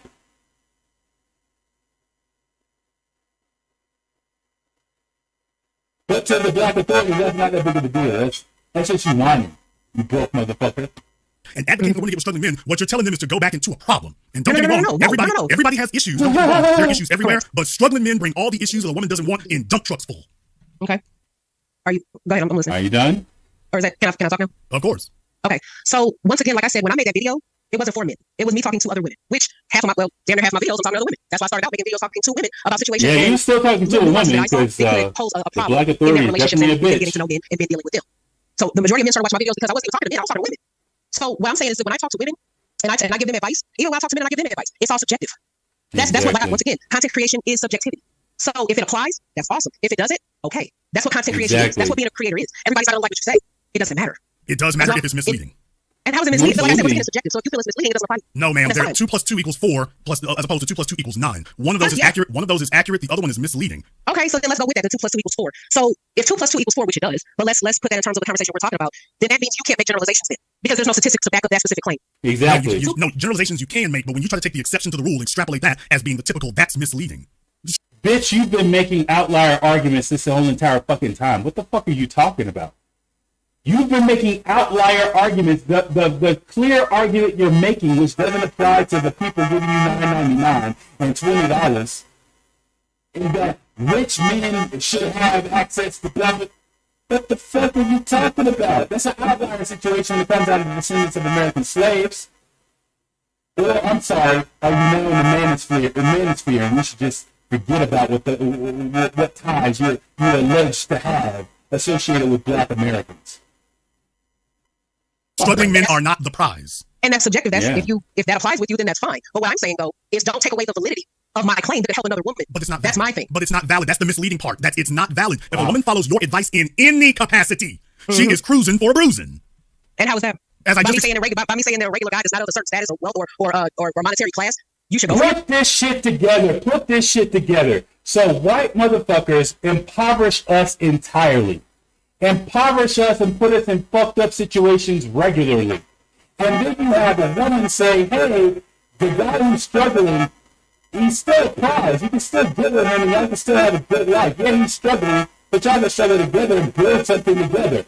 Then you have bully ass, bitch ass, anonymous ass, I'm a rich motherfucker ass, Black Authority, Jason Black, talking to myself, well, that's a bad idea. What's the alternative, stupid motherfucker? That the black race goes extinct and die with the 1% of black men that white men have tapped in order to have money, having access to all the fucking women? And what you gonna do? You gonna create relationships and families with them? Or are you just gonna fuck them for a fee? As people listen to this, and as these stupid motherfuckers in the chat, which clearly he's talking to, and these stupid motherfuckers in the chat hear this shit, are they processing what the fuck they're hearing? All black men and all black women are struggling under a system of white supremacy, institutional and systemic racism. They are struggling under that. The majority are struggling. More than the majority are struggling with poverty and living check to check.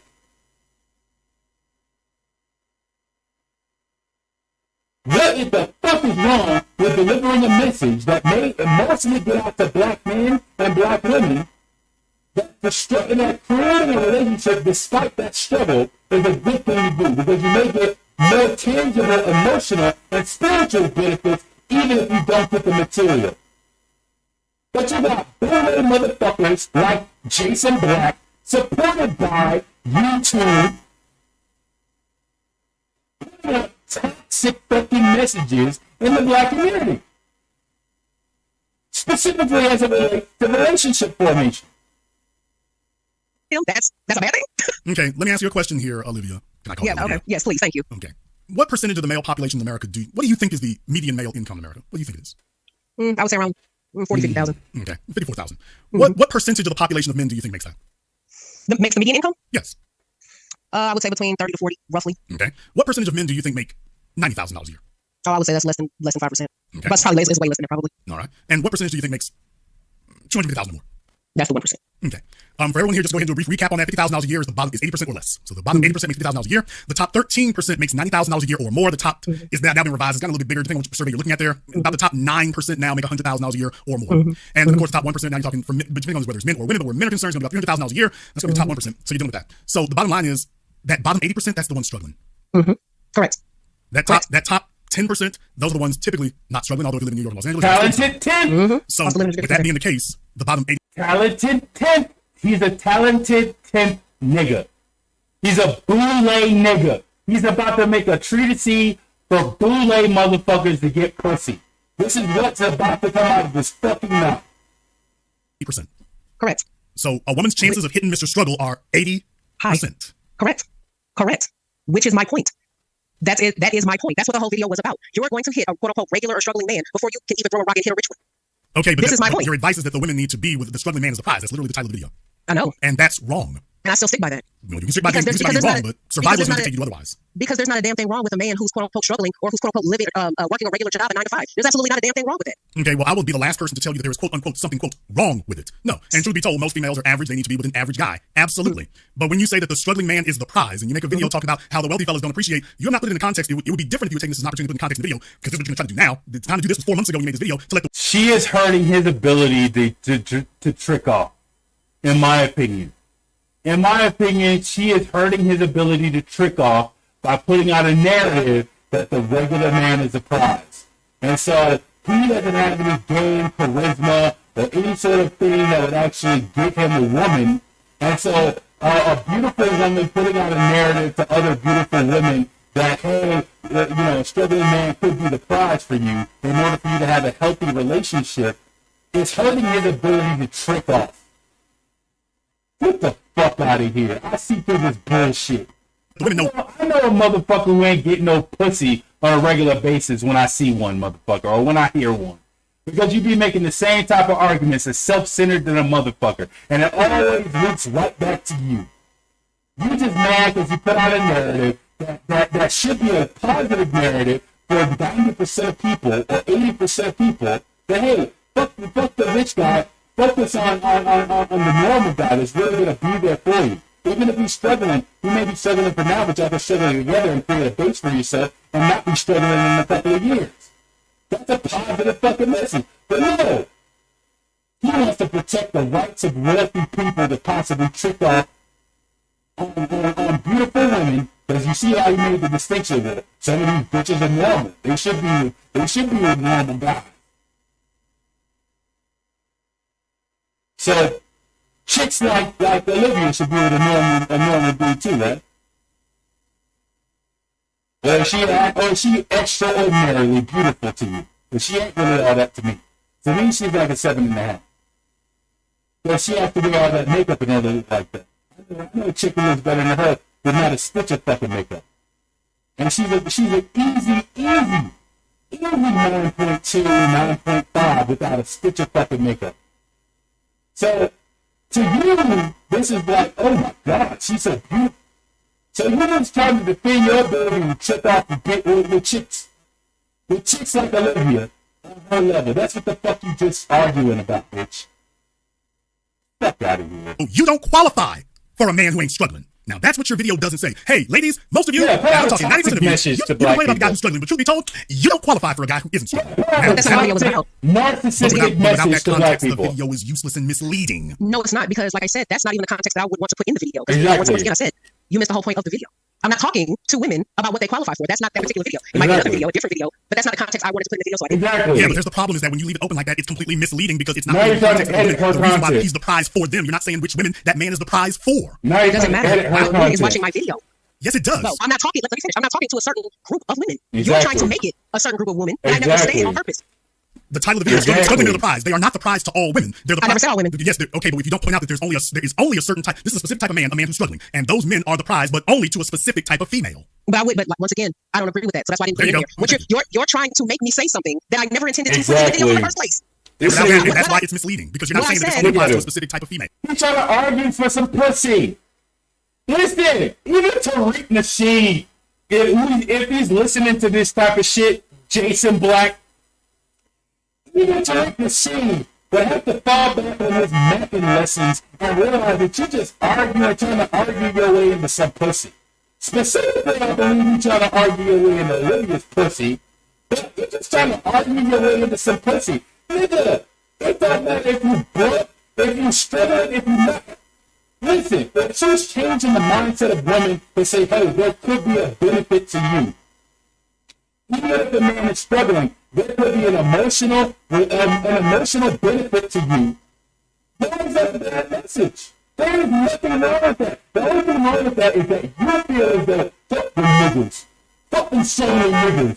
The prize should be a nigga like me, 50 years old with some millions in the bank. With some M's in the bank. That I had to kiss a lot of white ass in order for me to get. I had to kiss a lot of white ass in order for me to get this money. And now I want to be able to check off on all the bitches I want to be able to check off on. And you up there telling these bitches that they need to go ahead and get with a regular dude.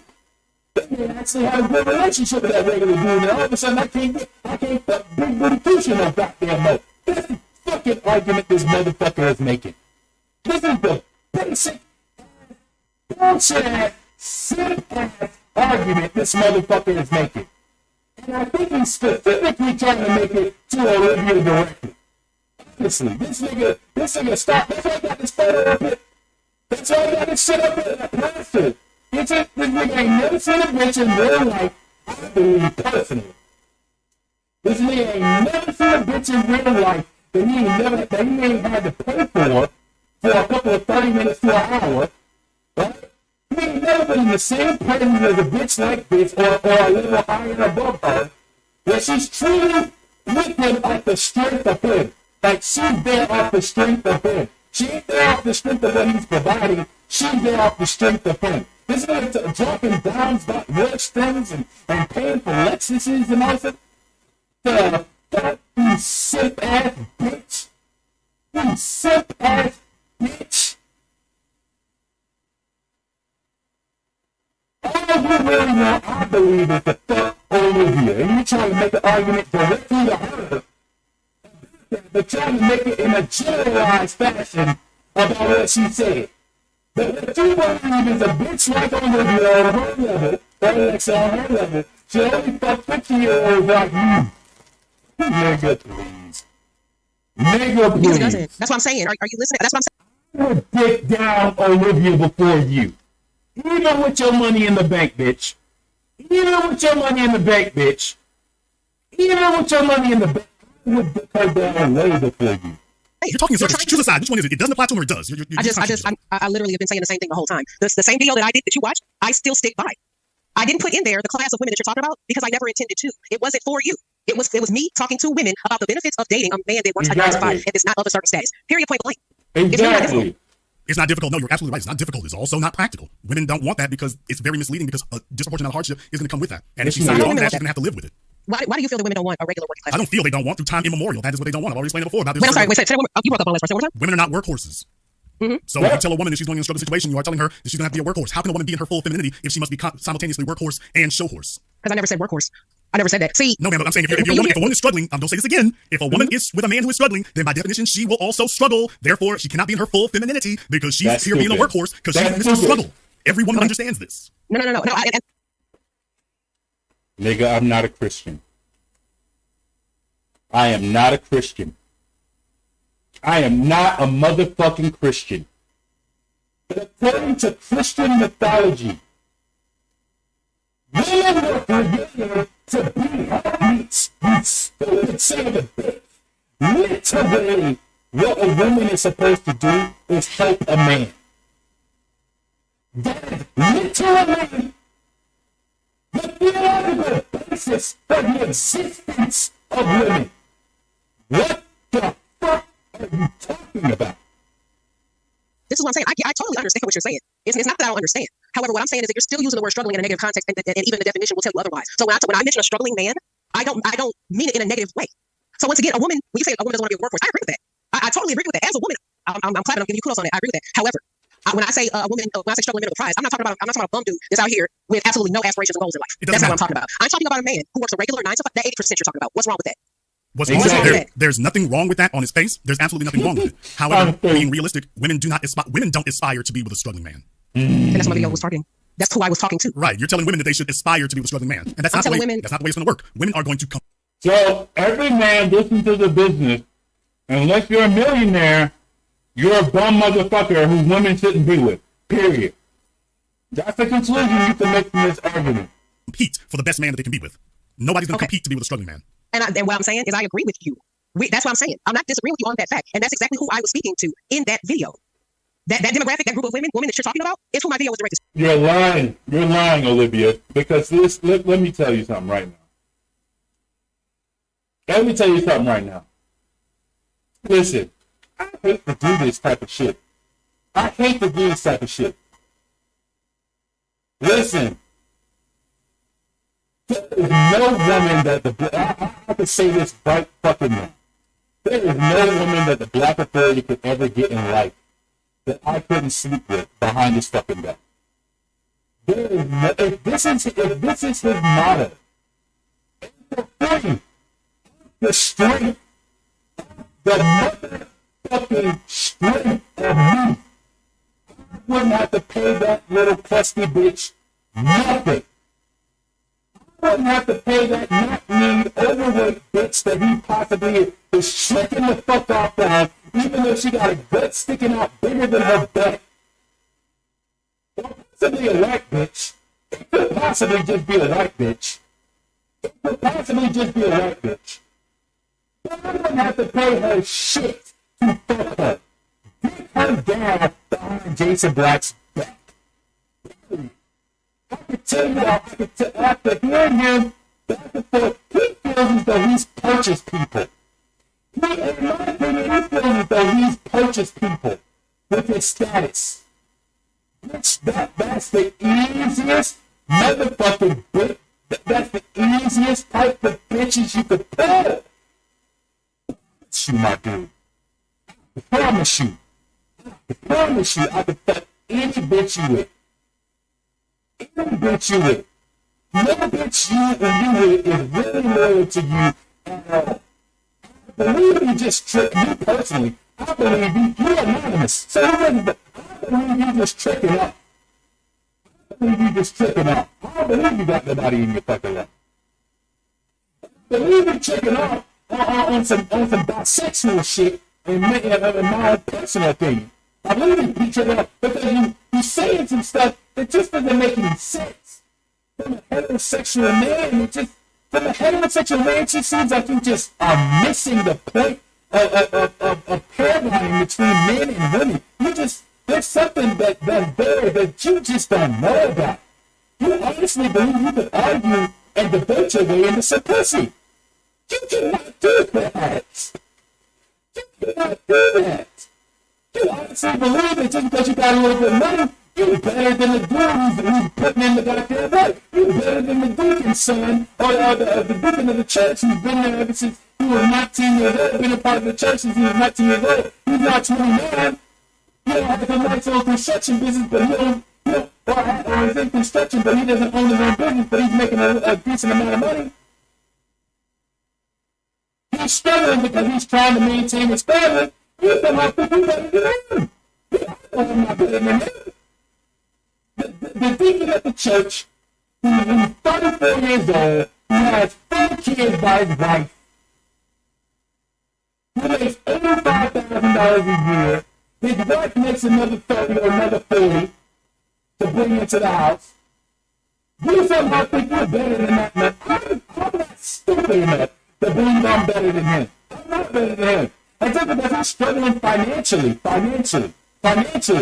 just because he may be struggling financially to maintain his household, does that mean he's a bum motherfucker who doesn't deserve anybody? God forbid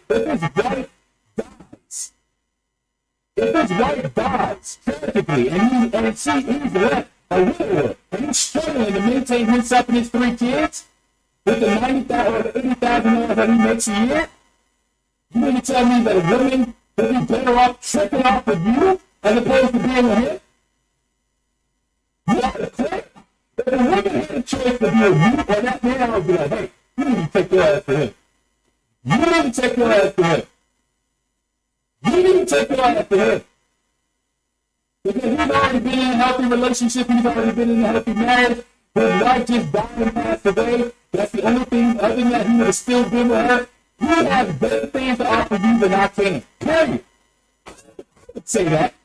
I would say that to a woman. But somebody you believe that you're better off just simply because you kissed in a white ass that in order to get wealthy in a system of white supremacy, institutional racism, and systemic racism. Somehow you popped up lucky in that situation with a whole shit ton of money, and now all of a sudden you think you're better than that? No, you're not better than that, dude. You're not better than that, dude. And even though you're struggling, but he has better morals, better consistent behavior than anybody. Understanding that thing, you're just delusional. You're delusional. Sports. So I'm agreeing with you. That'd be very nice, although it can't be directed towards them if it doesn't actually even mention them. It does mention them. That's what I'm talking to. You did not mention what kind of women. You didn't say anything about what type of woman this video. Man, did you hear your own video? You didn't mention a word about what type of woman this video is aimed towards. But like I said, I thoroughly didn't have to. Man, would you like us to play it again? You didn't say a word about this the kind of woman. She doesn't have to. She's a woman talking. Her natural audience is going to be other women, especially if she's talking about women and what women should want. Oh, God. This sounds like a man who has interjected himself in a large amount of female conversation before. Men can understand, again, the norm, understanding heterosexual relationships. Men know when there's a conversation directed to other women, I might want to stay out of this conversation. I might naturally, let's push to the wall. She ain't talking to me. Shit. She ain't talking to me. Who the fuck stuck with me? But she ain't talking to me. So she must be talking to another bitch, and so I'm just gonna ignore it. That's how the fuck we comprehend shit. But for some reason, this nigga sees a single woman talking to women. Oh, well, I don't know necessarily if you were talking to women, bitch. Maybe she was talking to you. 3 snaps. What I'm talking about. No, you didn't. I know exactly what I said. You didn't say a word about the type of woman this video was aimed at. Not a syllable. But once again, like I said, I don't have to say it. If a woman Wow. watches that video, let me finish. Yeah, If she a woman watches that did. video, because that's who it was targeted towards, I was talking to women. Exactly. If a woman watches that video and it resonates with her, that's who I was talking to. Yeah, If a nigga. woman watches that video and it does not resonate with her, it was not for her. She's not the woman I'm talking to then. Then it's useless because it has no context, because it doesn't even define who it's. So all this boils down to is you personally critiquing as a fan and as a person who clearly plays around with dating her, wanting to know her dating history and all this other stuff. Like, it feels like you having a personal issue with a video that wasn't even directed towards you. Intended for. If it applies, Olivia, if it applies to everyone, then by definition it applies to no one. It doesn't apply to everyone, as I keep saying. But you It didn't wasn't for you. specify who it did apply to. I literally did. I'm Oh, talking to women. I'm not talking to men. It wasn't for you. But it's not for every woman. So what I'm saying though is that if you watch that video as a man and you're like, oh, this is can I curse on your show? Knock yourself out. But if it was for every woman, then it would be for no one, based off of your the logic that you just said, stupid motherfucker. Okay, so if you watch that video as a man and say this is bullshit, I don't agree with this shit. This is absolute whatever. It wasn't for you anyway. Exactly. So what I'm saying is that by you watching that video and saying that I'm not talking to a specific group snaps. of people, you couldn't understand. I wasn't talking to you. I wasn't talking to men. Period. I make a lot of videos. They're all my videos, pretty much. Art is me talking to men. However, I do have certain videos where I'm not talking to men. I'm talking to women. Exactly. That's not for y'all. The videos where I'm talking to men, that's not for women. I check women when they try to come on and say stuff. That's not this video. Is for you. Exactly. So go back and watch one of my videos. It is, and then I'll be okay with the comment. So he just didn't like that somebody in the manosphere that he wanted to possibly fuck and date. In my opinion, he didn't like the fact that she put out a video that made his tricking a little bit harder to do. Fuck out of here. Comment or say whatever you want to say. But if I'm not even talking to you, it shouldn't apply to you. Exactly. But And you shouldn't be making a fucking 3-hour video on it. Corporation at a high level. You understand that you cannot communicate when you can't even define who your audience is. Oh, This is not Lord. corporate America. What you're doing, like, okay, you have to be saying it's a valuable lesson to learn there Fuck. because you can't build an enterprise and you want to build an enterprise. So, and I hope I already know I hope you ever get there. But let me tell you, you won't if you don't have the basics. And the number one basic you have is before you No, put it you out, can't. before you record a video, before you say a word, you gotta know. Now he's doing the granddaddy tricking. He's doing the granddaddy tricking, like, bitch, you know what I'm saying? I can help you create your business, you know what I'm saying? You know, what this really turns down to is business advice for you to set yourself up. I know you want to do it. Bitch, what the fuck? Now you switching over to granddaddy tricking? Granddaddy tricking? Let me help you with your LLC, baby. You know what I'm saying? Let me help you with your taxes, baby. Not think, not wonder, not guess, not do what you're doing right now, fly by the seat of your pants. You gotta know who your audience is before you make the video. And I do. And I made that video for who I wanted it to be. Okay, tell me right now, specifically, who is the audience for this video specifically? The younger generation of women, 50 and younger, is who I was talking to. This single, and has not been successful in finding a man. That was my demographic. It's really not hard. It wasn't for men. It wasn't for older women. It wasn't for any type of other demographic. Watch It's him trying to move make the it me. It's goalposts. very simple. She answered the question I'm trying to directly. understand. It's really Watch it him wasn't for move the men. It wasn't goalposts. for older, younger men. Period. It wasn't for older women. Yeah, first of all, 50 isn't young. That's the first thing. So See what? That's why I said older. Move the goalposts. you just said 50 and younger. Can I finish? So you asked me specifically who do I want to target? I'm telling you black and white who it was, and you're still trying to make it be something else. It's not. You just I was aiming towards women who are 50 and younger. That's They correct. have not found a man that's still single that's actually looking for one and wondering why they can't find one. The first thing I was saying is, first of all, 50 ain't young, but okay, I'll let you have I know. 50, I'll let you have 50 and younger. I'll let you have that. So the Okay, general we'll do it. population of single women who are 50 and younger, and your advice to a woman who is 45 years old is she should strongly consider the general population of women 45 years old should strongly consider the guy making $40,000 a year. What's wrong with that? What's wrong with that? There's That's nothing in the normal. world, quote unquote, wrong with it. It's just not very attractive. So what I'm saying when I say what's wrong with that, and the reason why I keep asking that question is because you keep what's the word I'm looking for? You keep refuting certain things, and you keep trying to say, okay, well, who are you trying to target? And I'm telling you who it was, and I'm telling you why I made that video. I'm a very transparent person. I'm black and white. Like it's straight down the middle. Like it is what it is. I'm telling you what it is, and I'm telling you who I targeted, and that video wasn't for any other man. Right. And you're Move the still not understanding. No, man, I what I'm understand saying. perfectly fine. But you're not letting Moving the me goalposts. spotlight on this. If this video had said the words, this is for the general population of females, It doesn't and have if the to. number is a man making $40,000 a year.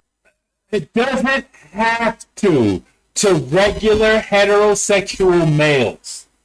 To regular heterosexual males, 20 seconds into the video, we already know that you don't have to know the actual demographics of the ages. We already knew that it was, and I'm gonna keep on saying we, because I don't think they're a part of that we. We already knew that the conversation was already directed towards other women. And therefore, most men ain't gonna say shit but, oh, yeah, she's right. We We just gonna go to the whole critiquing. What the fuck? Because the question is, does it pass the daughter test? Does it pass the daughter test? Would you tell your daughter that? Would you tell your daughter, hey, I'd rather see you with a man that's struggling who's gonna treat you right versus being with a rich man who's gonna dog you out? It passes the daughter test. So why are you gonna say nothing about it? It's only a bitch ass motherfucker like yourself, Jason Black, who are going to a long diatribe of a conversation about the shit. Only bitch-made motherfuckers like you would ever do some shit like that. We go into a long conversation. Okay, this is about women. Let me hear it for a little bit. That passes the daughter advice test. Who cares? I ain't gonna worry about it. Even if it's struck, even if it touched the line a little bit, whatever, they'll figure it out later. They'll figure it out. That advice wasn't really on point, but I see the spirit. I'm gonna leave it alone. It's 95% correct, but that 5%, I don't know if I agree with it, but maybe she's saying it from a female perspective. Okay, cool. That's how sexual men would have viewed this. I tell you. You know what the Three snaps, boy. In a Z fashion. reaction to saying those words would be. I don't care about what the reaction would be. Of course you don't. Because you That never doesn't said make me any. That doesn't make me any. I don't care about the reaction. But I'm gonna put in my else what is on my mind at that time. It's misleading because without that context, nobody even knows what you're trying to say. Look at It him. went over pretty well. Yeah, because He lost the debate. Now he's trying to play a parent to somebody who has the full God-given right to say whatever the fuck they want to say. Now he's going to try to play parent to the situation. He's on full granddaddy pimping mode. Granddaddy trick mode. it's vague. It's vague and innocuous. Of course, the quote went over well because you didn't actually tell them what you really meant. Me questioning you, now we know what the parameters are. And if you told them, ladies, age 40, 50 or younger, a fellow making $40,000 a year working at Petco, you should be cool with that. No. But once again, the women, not men, the women who were watching that video. I don't know how many of them it was, but the percentage of women who watched that video, if it applied to them, that's great. If it didn't, it wasn't for them. So once again, when you say, if I would have said, oh well, this population of women is 40 and up, who does that? Yeah, that's when I say when I say who does that, I'm talking about just like you don't say that when I'm talking about black struggle, I don't classify myself as a part of you niggas. Just like you don't say that I don't consider myself as a part of the demographic of lower class motherfuckers who are more likely to commit violent and petty crimes. As I'm talking about your struggles, I don't find myself to be a part of your fucking your community or your environment. Just like you don't do that disclaimer, I don't think that she does that disclaimer either, dumbass. when it comes to content creation and airing out your thoughts and saying what's on your mind. This granddaddy sometimes it's not pimping. as generalized. Sometimes it's more Granddaddy generalized thought. pimping. Going back to when I made my first video in 2015, and it went viral. It went viral because I spoke what was on my mind. It was a very general video. You were disingenuous then too. Let me What finish. the It was a fuck? video about why women can't find a man. I can't find a man. Very simple video, very generalized video. I never said age. I never said nothing. It was a Exactly. very generalized video, and the reason why I got attention is because a lot of women it resonated with them. But That's what content creation is about. these videos do nothing but muddy the waters and confuse the hell out of people because Listen, dude. Listen. Most women, I'm gonna tell you something else that you probably don't know from the heterosexual male perspective. Most women are sapiosexuals, right? Most women are not gold diggers, right? They're sapiosexuals first, and they think now some of them are sapiosexuals and gold diggers because they believe that if you have a certain level of intelligence, you will have a certain level of financial resources, right? But I'll tell you this. If you fail the sapiosexual level, you fail generally on all other levels. This woman is running circles around your backtracking ass. You're moving the goalpost ass.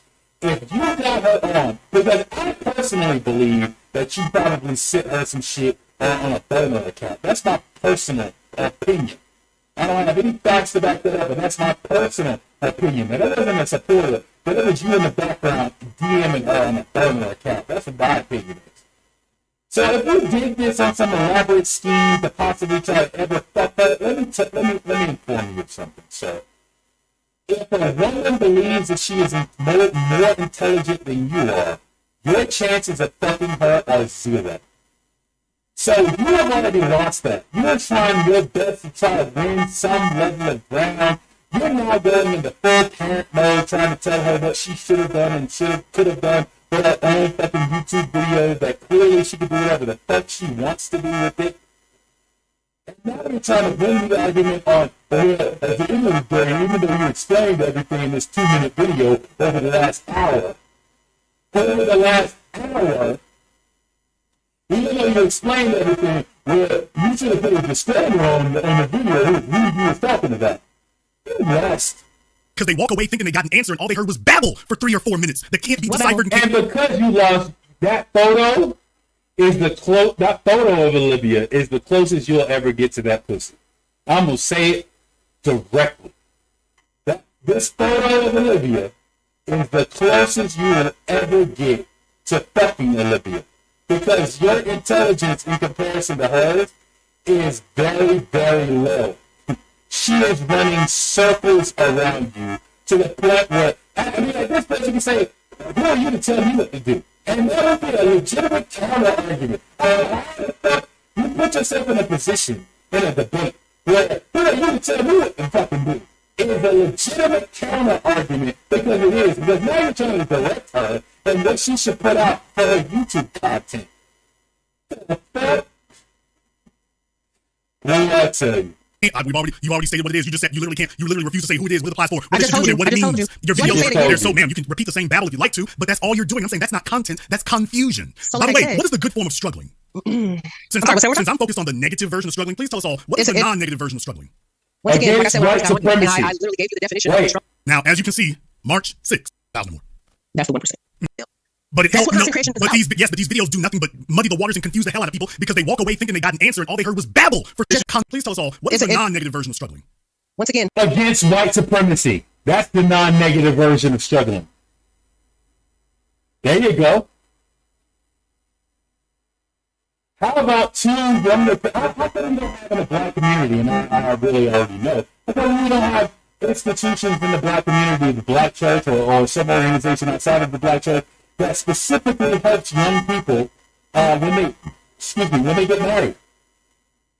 They need help throughout that first 3 years, in my opinion. Throughout that first 3 years, black young people need group therapy and group counseling from older black people in good marriages to help them out. That continuous. They need to be going to those meetings at least an hour to 2 hours a day. They need to have, an hour to 2 hours every single week. Every 2 hours. There should be an hour of a group session with just the men and just the women, and an hour together. Every single week for 3 years is what black married couples need. That's what they need. So they can figure out what the norms are, what the abnorms are, what best practices are, what should they do, what should they not do. They should have that. How come we don't have that? The reason why we don't have that is because in its place we have YouTube pumping bullshit people like Professor Black, not Professor, well, him too, but like the Black Authority, like the business, this Jason Black, mysterious anonymous person. Look at this person coming out and spewing bullshit. When we should be able to connect those two narratives together and make a suggestion like that. Have you ever heard Jason Black suggest that black married couples should have joint counseling for at least 2 hours a week for at least 3 years in order to facilitate a stronger relationship? Or is this man saying, well, she got a fat ass, maybe she should level up and not struggle and try to just jump in the bed with a rich nigga like me? Is that what he's fucking saying? Do those two messages clash in any form on a fundamental level? Fuck out of here. like I said when I first got on here. Again. I'm going to say it again, Jason. I hate to bust your little bubble. But I could fuck her way before you. We're going to have some struggle fuck together. We're going to have some hot, sweaty struggle fuck. Because she would fuck me way before she fucked you. I literally gave you the definition of what struggle means. Do you not remember that? Ma'am, when I first got on here? can you tell us all what is the non-negative version of struggling? Sure. The non-negative version of struggling is when you strive to achieve something that's greater than what your current circumstances in the face of adversity. So That's all struggling means. People put their own connotations to it, but that's what the definition is. right. So if a guy is going to school for a degree, that's a struggle, correct? Yeah. Yes. And if it takes him 2 years, then that's a positive form of struggle, according to you, correct? Yes. Of course, that's positive. And if it takes him 4 years to get his bachelor's degree, that's a positive form of struggling to you, Yes. correct? Correct. And if it takes him 9 years to Yes. get his bachelor's degree, then that's a positive form of struggling to Yes. you, correct? No, it depends. Oh, that backtrack real quick. No, it's not No. backtrack. It's an explanation. It's an explanation because then you have to get into the nuances of what exactly during those 9 years was bullshit. Did he say, okay, I'll get to it one day, whatever? Okay, let me try this a different way. So what you're saying now is that there is an acceptable explanation for why it would take a man 10 years to get his bachelor's degree. Of course, that's to anything. Of course, there's an exception to everything. Exactly. I'll let that one stay where it is. So if it takes a guy 10 years to get a 4-year thing done, hey, there's an acceptable explanation out there. There is. Like once again, So okay, now here's the thing though. Once you say there's an acceptable explanation, so you're saying that can happen to anyone, correct? Yes. what can the 9-year degree Yes. thing? Yes. Yes. Okay, so there would be, Life, yeah. correct, and life is what happens when we're making plans. So what you're saying is that Correct. any man who falls into those circumstances should get that special dispensation, correct? If it's justified as far as like once again, Let me put it in perspective for you, Jason Black, of an acceptable possible explanation for that. It took me a while to get my degree. It took me a very long while. I didn't get an associate's degree, and I still just have an associate's degree. I didn't get my associate's degree until 2016. I should have had my associate's degree in 2005. I should have had my associate's degree back in 2003. That was following behind my ex-wife throughout the whole entire time. Kicking around in college.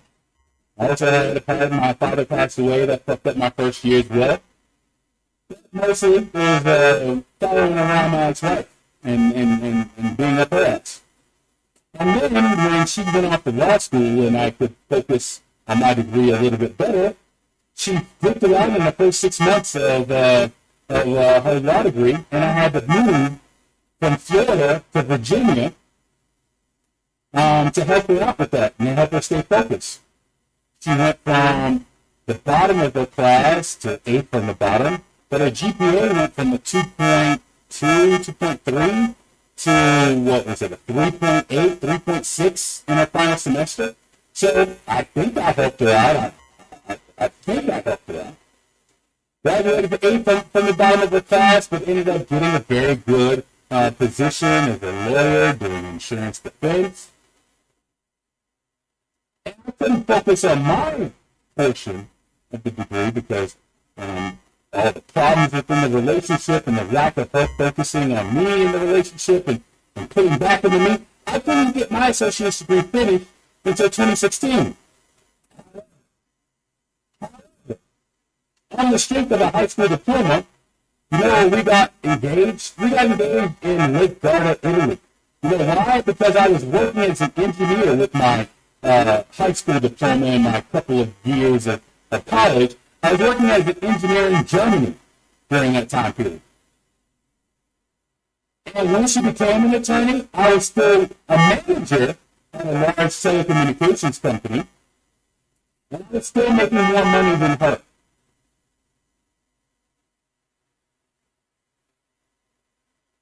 So, yeah, there are acceptable levels of struggle.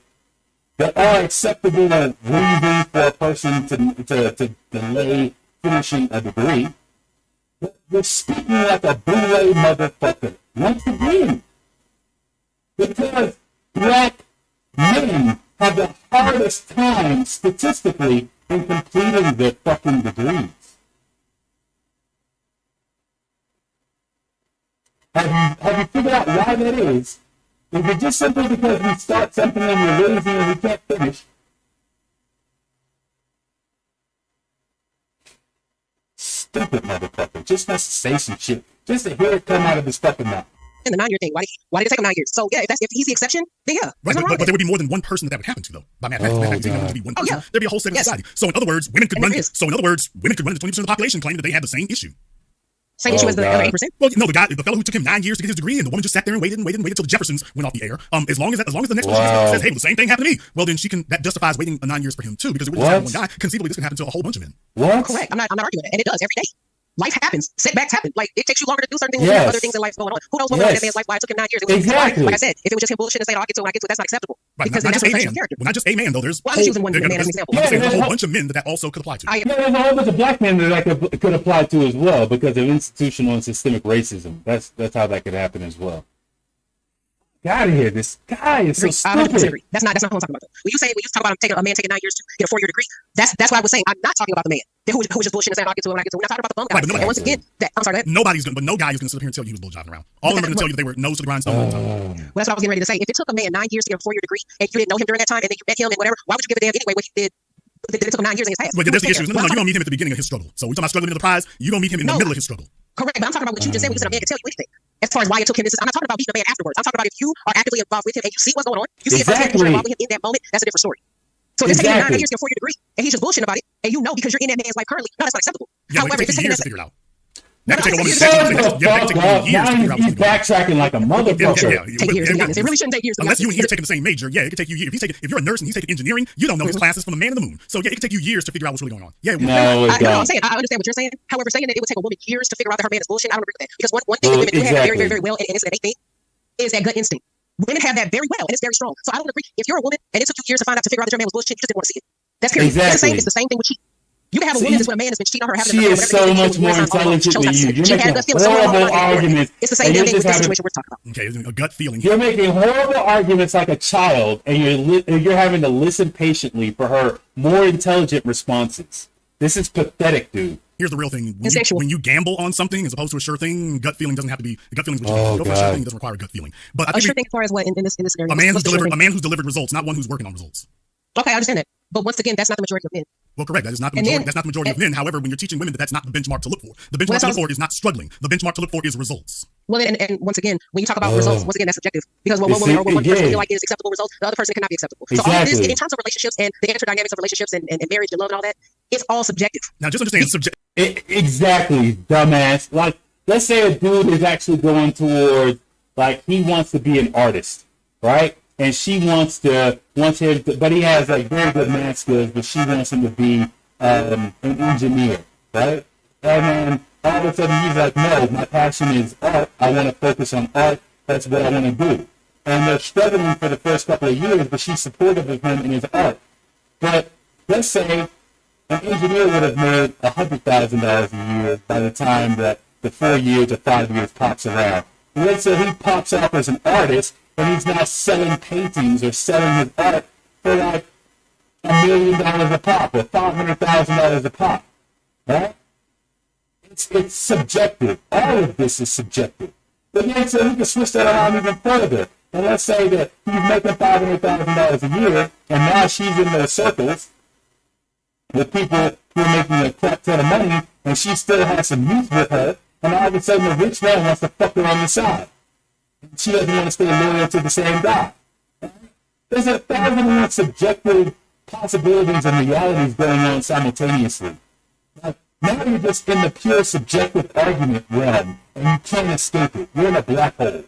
It's subjective is the mantra of people who don't have answers. If somebody cannot give you a hard, firm answer, what they're giving you isn't advice, it's babble. And this is why I'm saying that all the females trying to weigh in on this stuff, for the most part, they need to get off the stage because they're not actually giving concrete knowledge. They're giving what you just said. This is subjective babble, and this is why the women are so screwed up and confused today. Nobody's saying this is the number, this is the metric, this is the standard, and if you don't see this, then you're in a bad place. No. Once So again, now he's trying to regress into a MGTOW argument of women aren't reasonable and men are. So he's trying to make a reason-based argument right now. And he's, again, it's pulling out emotions of those people in the MGTOW and red pill community. Can't say Idmore because Idmore is not really formed in any way, shape, fashion, or form. So it's sort of dissolved. So he's trying to make a basic little argument in order to try to win some sort of ground. But you're still backtracking, dude. You've made a purely subjective assessment of her video that she's already clarified, and you're trying to keep the argument going. like I said, you can throw all the numbers and metrics and statistics and all that out there that you want. However, when it applies to real life, anybody that's been in relationships or married or divorced or what, any kind of aspect of this area, this arena. You know, the arena of heterosexual, the arena of heterosexual relationships there, Jason Black. Anybody who's been in the arena of heterosexual relationships there, Jason Black, will tell you it's not black and white. When you deal with another person that's bringing their own background, their own baggage, their own childhood, their own trauma, their own situations and life traumas, it's very, very, very nuanced and multifaceted. No, it is and not. that's when you deal with people, period. You know it's not. You know it's not nuanced. You know He has to argue against subjectivity. He has to argue for absolutes. Wow. Listen, if you're ever in a debate, do not ever do what this guy is doing. Don't ever back yourself into this corner because you're fucked. He is now arguing against subjectivity. Subjectivity is actually what you argue for. That you're saying it is subjective and therefore it's not objective, and therefore you cannot make this statement because it is a subjective statement, not an objective statement. Right? So, let me go ahead. it's black and white. Menopause. You know what's black and What white? the hell? You know what's black and white? A Wow. 550 credit score. Do you know what's black and white? An eviction notice. That's not subjective. That's not nuanced. You I agree. you've either got. Menopause is subjective because menopause could start earlier for certain people and later for other people, right? It is subjective. the results and you can get the job done, or you can't. But once again, none of those things have to do with relationships. Yes, it does. No, let me finish. No, it doesn't. You can tie those things into a relationship as far as like credit score and all that. Yeah, that stuff is important. But what I'm talking about is the core of relationships and how people interact with one another. It's It's not black and subjective. white. Because can't people believe this, at their core, man. at their core I can't are believe very this nuanced shit. beings, period. Let me pause.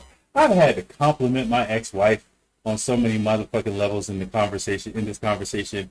I just cannot believe this, man. I really cannot believe this. Like, if you get me to the point where I'm having to compliment her or bring up relationship stuff about her in order to make points, like, you're in a very bad situation, my dude. You're in a very bad situation. This is pretty pathetic. This is pretty fucking pathetic. So, I don't know if I can continue. I'm gonna try to get through this section. I'm gonna try to get through this goddamn section. So you can't just group everybody together. I don't care how and say, long hey, this it's is gonna take me, and then I'm gonna do my framework for racism. I'm gonna go ahead and do. I don't care how long that takes me either. I'm gonna get that fucking done tonight as well. Fuck this shit. This is white. This is this. This is that. Yeah, it's a nice notion. It's a nice theory. However, you're not gonna get far applying that to real life. Yes, you can. Exactly. Ma'am, what I'm saying is that those of you of your ilk who keep doing what y'all are doing, the reason you all don't resonate as much as the men do is because all you all talk about are your feelings. Because in reality, none of you are actually handing out answers. The people listening to you, they want an answer. And what you all are doing is dropping content, which isn't intended to actually get an answer. However, I think we've masticated that one enough for right now. There was one other area we were curious about. Not only deal with this in passing, I couldn't help but notice you do not classify or present or state yourself as an Afro-Latino. Oh, Yes, I have done before. I was I just, have. ma'am, I've been over your. No, dude. You're not qualified to even have this conversation. You're not qualified to have this fucking conversation. You are not qualified to have this goddamn conversation, dude. You don't have a framework that you publish in any way, shape, fashion, or form that dissects racism in any way, shape, fashion, or form when it comes down to Latinos, which is, again, a pseudo-cultural identifier, or Asian, which is a supranationality. Right? You have no framework for none of this shit. If I have a conversation with you about a racially stratified caste system and whether or not a person is black or white, if they come from, for instance, Africa, we can't have a conversation about, if I was going to say something to you,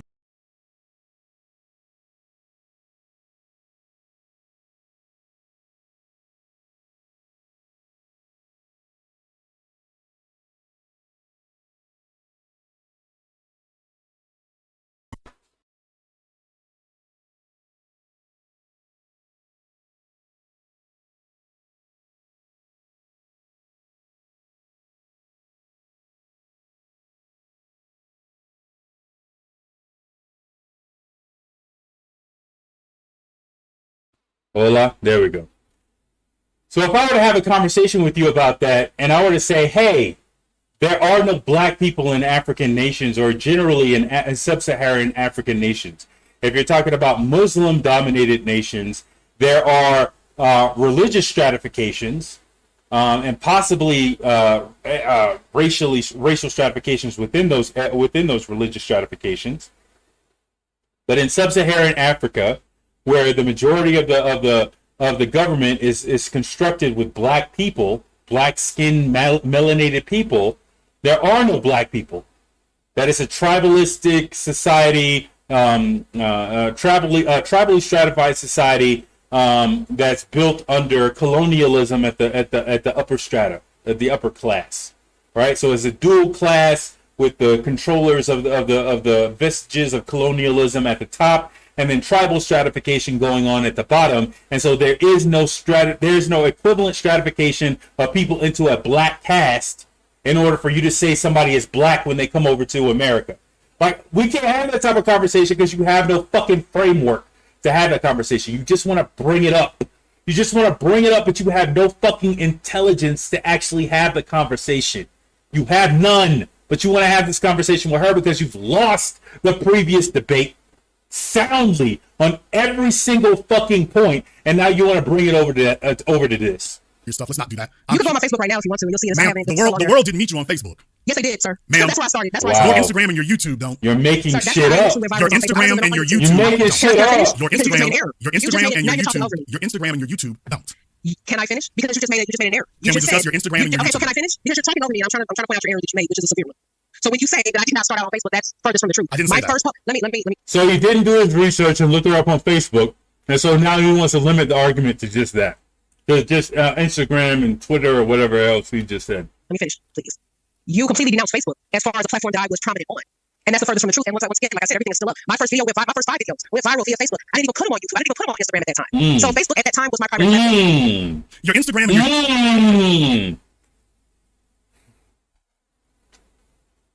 your... In the process of you stalking, allegedly, this woman, and trying to do it as research, I guess you forgot Facebook. That was a joke, by the way. But anyways, do your research, people, before you start bringing up people. Do your fucking research. Your YouTube, do not say that you're Afro-Latina. You consistently keep referring to yourself repeatedly as just Latina. Once again, like I said, going back years, going back to 2018, going back 5 years. And I'm just curious why it is that in 2018, she 5 years you're on this old? spree of consistently, repeatedly, habitually referring to yourself as Latina, and not Afro-Latina. When you start She picking up doesn't skin, you have refer to to. Latina, just Latina. And I'm just curious why. He doesn't have to. So once again, like I said, the reason why I wasn't really on Instagram and all that, like back then, is the same reason why I'm not today. I haven't made a post on Instagram for like a month. I don't care for the Instagram platform. YouTube and Facebook is my primary. Now, when you talk about, you said 2018, is that correct? Yeah. So in 2018, when I was making those posts, rightfully so, because do you understand the difference between race and ethnicity? Exactly. All of you. And by the way, the ethnicity would be, are you white Latina or Afro-Latina? You make no distinction. No. Once again, those posts that you're talking about, I was referring to ethnicity, which I stated in an interview that I did around that same time. But that would not be an act. I'll say this again, that would be misrepresenting because there's white Latina, and there's Afro. No. I understand that. But However, you what I'm saying, make no distinction. when you ask me, what I'm saying is I can celebrate both sides. Mira puta. Tú estás hablando, yo soy de Lake City, Florida. Yo soy un negro. Yo soy un esclavo. Yo soy un niño de esos esclavos de los Estados Unidos. Pero yo soy enseñado español de muy rápido de mi situación. Mira, tú estás muy estúpido. Tú no sabes qué tú estás hablando, pero tú quieres hablar. Tú quieres escucharse hablando. Cállate tu boca. Tú no sabes qué tú estás haciendo. Tú no sabes qué tú estás hablando. Tú no sabes nada de eso que tú estás hablando. Estúpido. See, I don't have to. If you go on my Instagram right now, once again, before I was talking about the Latina part, I was also talking about being black, and I was celebrating that side of me as well. Did you look at that? It's two separate things. It's two separate things. Latina is a pseudo-cultural identifier. She doesn't have to add race into it unless she's talking about race. Then she's qualifying herself as a black person talking about that subject. Dumbass. Or Instagram and your YouTube. That's what I'm talking about. Ma'am, that's what I'm talking about. Your Instagram and your YouTube don't just do it once or twice. There is a consistent, prolonged, steady drumbeat. And I asked you a question. I said, before you went to the Latina post, did you see the proud of being black post? Did you check that? Because it's literally before the Latina ones. Correct. I pointed that out at the beginning of the program. That at the beginning you started talking about black people. Yeah, I recognize that part. And then in 2018, there's this swerve that happens. Black girls wow, Jesus fucking Christ. So that's what I'm saying. I'm sitting here showing it to folks. I'm literally showing it to people. You just say it didn't happen. Can I talk? Because I'm not denying what you're saying. However, what I'm saying is I can celebrate both sides of me, and I always have. Exactly. Latina, it's a culture that she's talking about, not a race. Now, at the end of the day, that has impact to where if she's not Black American, that has impact on intra-American politics. because you're not a part of no Brown Alliance and stuff like that, and you don't have access to blackness unless you actually continuously say it. So that's a separate thing, but that's a political thing. But she has every right to celebrate her culture if she wants to. She doesn't have to add race to it. The fuck? I always have. You can go on any of the platforms I'm on, and you can see posts about both of my sides. I'm proud of who I am. I love both sides of me. And there's not a damn thing wrong with that. So if I want to talk about the Latina side of me, I can. If I want to talk about the black, I can. So you see, the question is, so you see yourself as Latina, not Afro-Latina. That's my ethnicity. My race is black. It's not hard. Exactly. Oh, God. Dude, any opportunity you thought you was going to have to fuck this young lady is out the window. You are showing yourself to be unintelligent than a motherfucker right now. Like, honestly, your arguments are pathetic. They are pathetic. You are trying to throw red meat to the ignorant amongst your fucking group. That is it. And everybody else with a brain can see that you are losing horribly. She has said specifically that she is talking about the differences between, I think she has it wrong. Latino is not an ethnicity either. It's a pseudo-cultural identifier. The reason why it's not an ethnicity is because, for instance, Mexico, for instance, there are subsections of the population that are indigenous that don't even speak Spanish, right? They would be a completely different ethnicity within Mexico. They wouldn't even be a part of Latino culture because really Latino culture is deriving their culture in Mexico from the indigenous people, right? So technically they would actually not be associated with Latino culture at all. They would be separated into their own ethnicity, which would have its own separate culture, which would be the proto culture of the Latino culture in that area and more nationally as well, if some of those things actually became national items within Mexico. So it's not an ethnicity either. She has that wrong. It's a pseudo-cultural identifier. But you can't even get her language correct. You suck. You suck. Please. Let me say this, please. Man, you're not going to redefine those words. You're not going to redefine it. So you don't identify as Afro-Latina. That's an ethnicity. You don't identify as Afro-Latina because Latina is not a race. You don't identify as Afro-Latina. You just identify as Latina. No. That's not what I said. That's not what I said. That's not what she said at all. What I'm saying is that African American, aka black, that black is a race.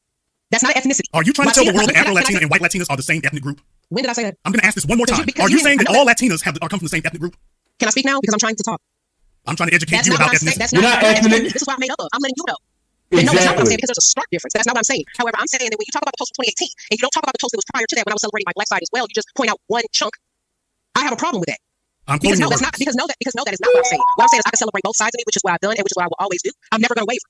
I'm quoting your words. I'm not understanding what the problem is. So just because I celebrate both sides of me, that's an issue. No, the problem is you're trying to play semantics. You keep saying Latina and saying that's ethnicity. Now what you're doing, ma'am, and what you're telling everyone is that all Latinas are from the same ethnic group. Latina covers the ethnicity. No, that's not what I'm saying. Thank you. That is what you're saying, and I'm saying the opposite. Can I finish? What is Latina? So what I'm saying, from a Latin country, which for me specifically, for my parent, is Argentina. So there's no difference between. So there's no difference. It's for you. There's no difference between the ethnicity of a white Latina and an Afro Latina.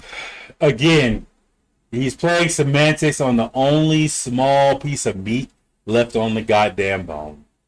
He's playing semantics with the only goddamn meat left on the motherfucking bone. That's it. This is all he got, and he's firing every single bullet he has in his gun at this one little area because that's all he has to fire at. Oh, no, there's a big difference. But you repeatedly, it's unflattering, and I know this is an unpleasant truth, you repeatedly keep referring to yourself as Latina only. I'm the one putting the spotlight on. By the way, where the hell is Afro-Latina? Where the hell is that? Where the hell is what? What do you mean where the hell is it? You do not present nor label yourself as Afro-Latina. So let me say this. So you go back on my Instagram, take out 5 posts out of all the rest, and you're focusing on those completely negating the other ones. Ma'am, the others don't identify you as Afro-Latina either, so let's stop that lie. You don't identify yourself as Afro-Latina anywhere I've seen. You do not identify yourself as Afro-Latina anywhere I've seen. You're talking over me and I'm explaining. What I'm saying, and what I've been saying, I'll say it again. The post that you're referring to in 2018, those are the only ones that you were talking about once again. You're not even referring to the ones where I was embracing the black side as well that I posted before those. But there is no Latina side. Can I finish? So when you say, oh, you're only embracing this side, no, I'm not. And then the shit is still up. You can look at it now. I don't take anything down. Where's your Afro-Latina post? Where's the post where you call yourself Afro-Latina? Let me finish. Because once again, if you go before that post, I was celebrating my black side.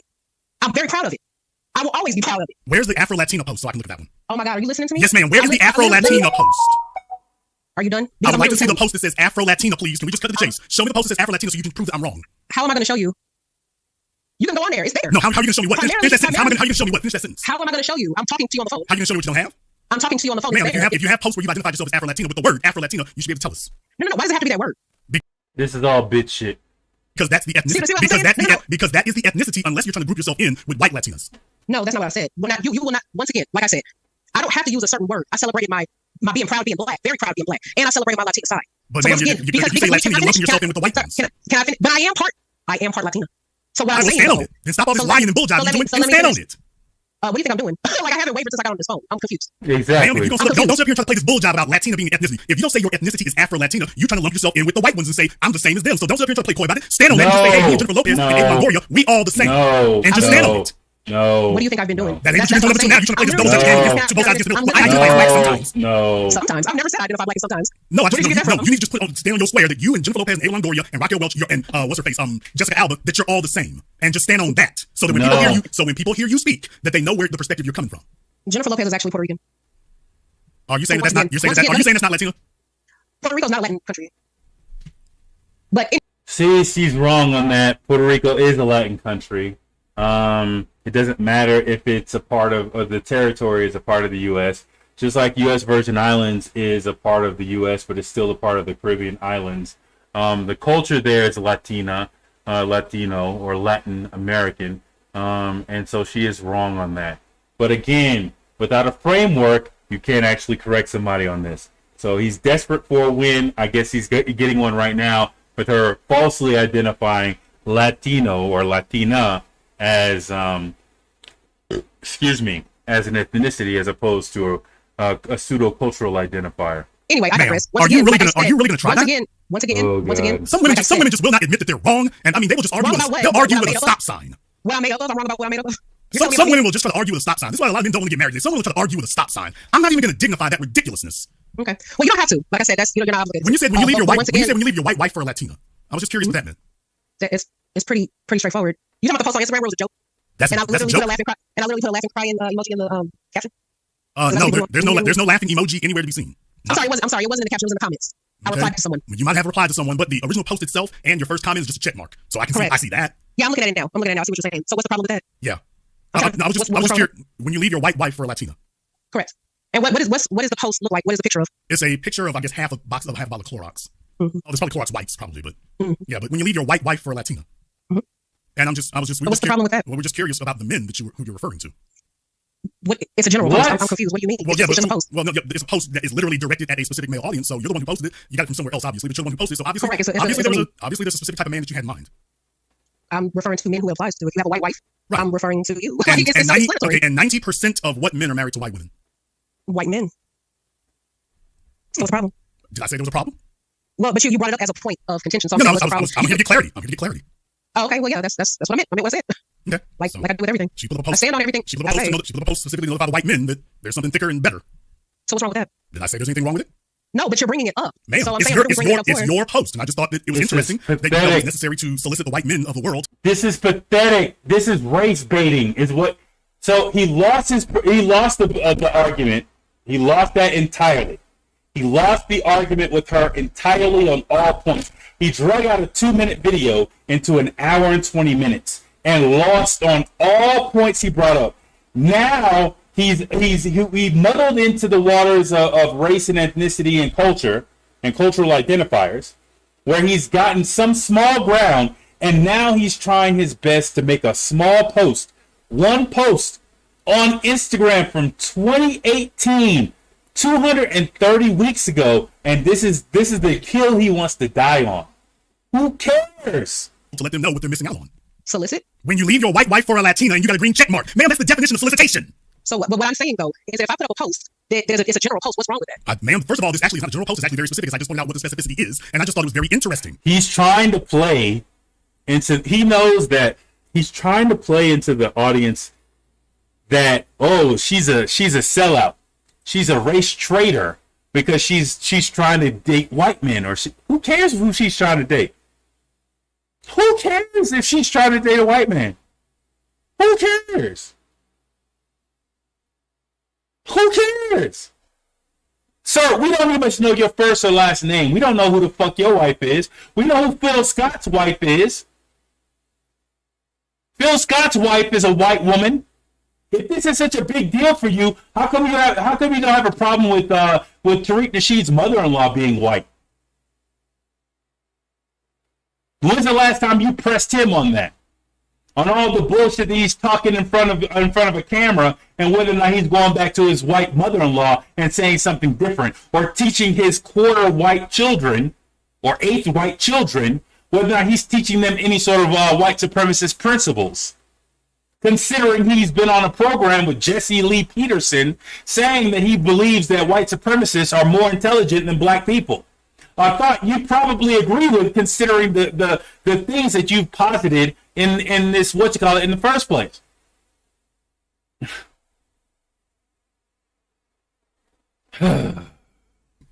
It would also explain why this individual is not so keen to throw the word Afro.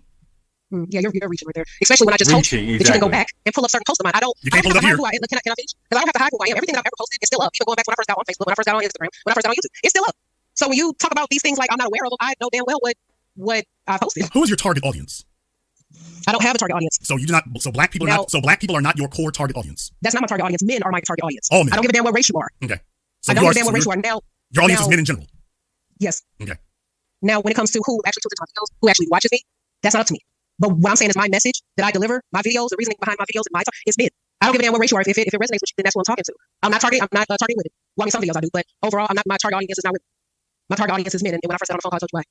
And the perspective in which you're speaking to the world from? What perspective? Say one more time? And the perspective to which you're speaking to the world from? Oh, God, you're pathetic.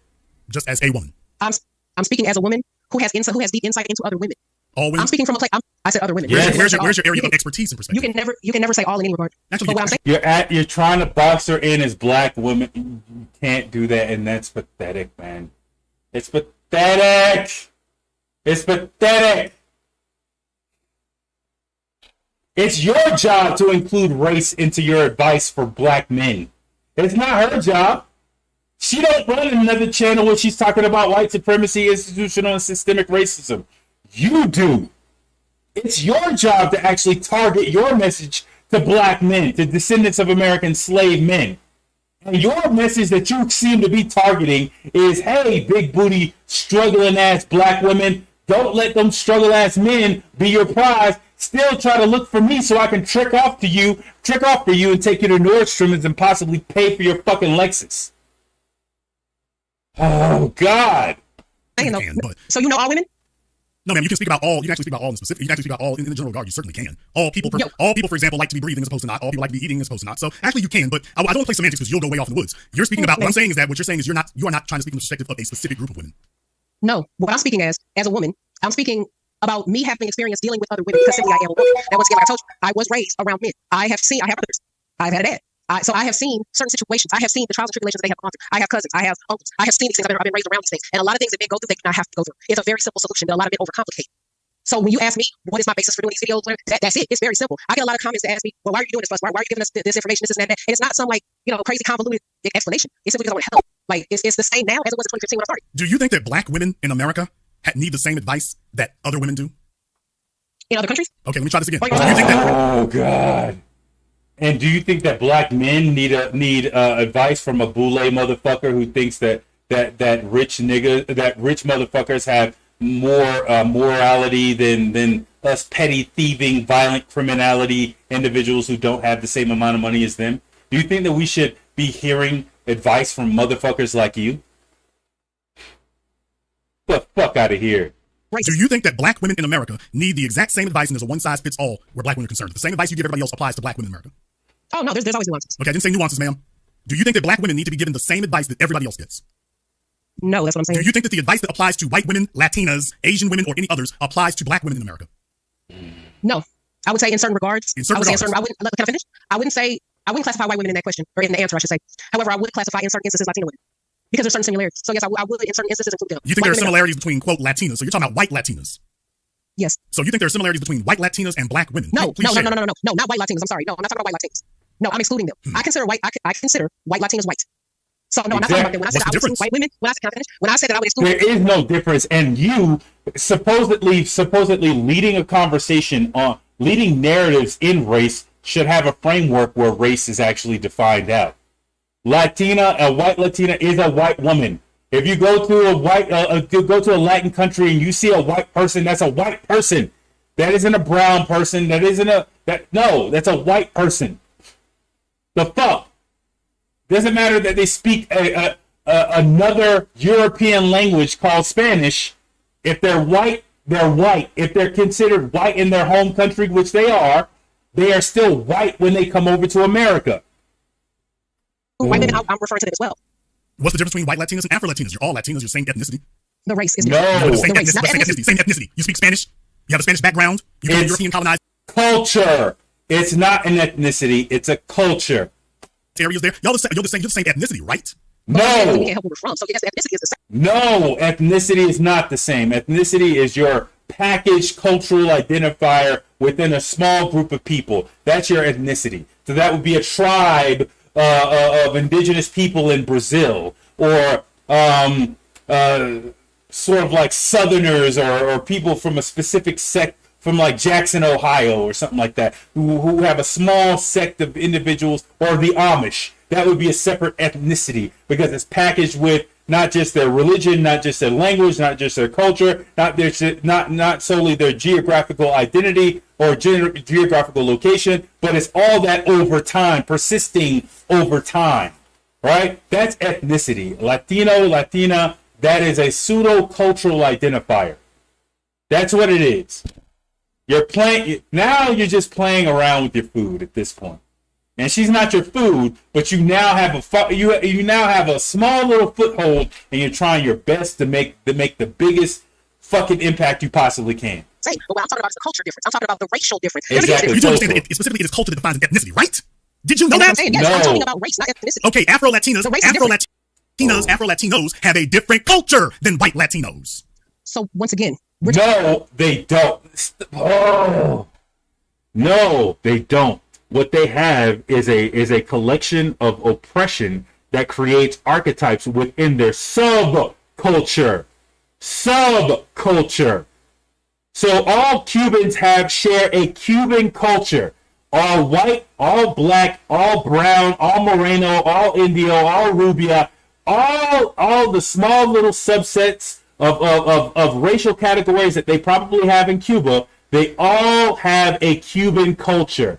What they have differently is a historical connection to oppression based off of their racial stratification. That creates a subculture. Dumbass. Jesus fucking Christ. We're talking about ethnicity. And ethnicity is the culture. No, it's not. Culture. They can drive it, but I'm saying Afro-Latinos and white Latinos, you can't conflate those two. You've been spending this whole time trying to conflate the two together. And I'm saying, by the way, she's just having a light bulb moment right now. White Latinos and Afro-Latinos, you can't say I'm Latina. If you drop the Afro from it, then as I said, you're saying we're all together. And that's what you've been saying up until this point. Now you want to try to speciate them. No. Like I said, once again, I stand on it. I'm not understanding why you're trying to confuse my words. I'm very black and white. Let's try again. Let me finish, please. Once again, the ethnicity is the same. However, the culture can be different depending on the race. I'm agreeing with you. What's so hard to understand about it? Because culture is what defines ethnicity, ma'am. It is not in addition to race. Culture is what defines. In addition to race. Culture is what defines an ethnicity, ma'am. It is in addition to race. What are you talking about? Ma'am, culture, ethnicity, culture is not going to be just a bootstrap for it. Culture is the core of it. And what is the culture defined by? Exactly. Culture is not just. You're talking about. Well, okay. You're saying. You're saying America. Without America, there is no Louisiana. But you say, I'm responding to you, and I'm saying, well, America is defined by Florida, New York, all the individual states coming together. That creates America. You're saying, no.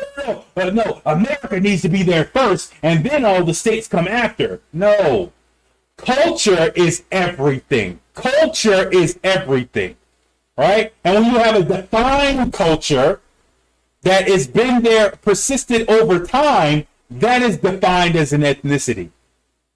Culture persisted over time is an ethnicity.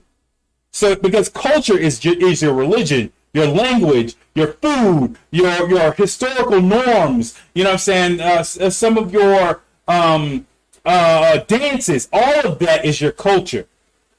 And that persisted over time defines a distinct ethnicity.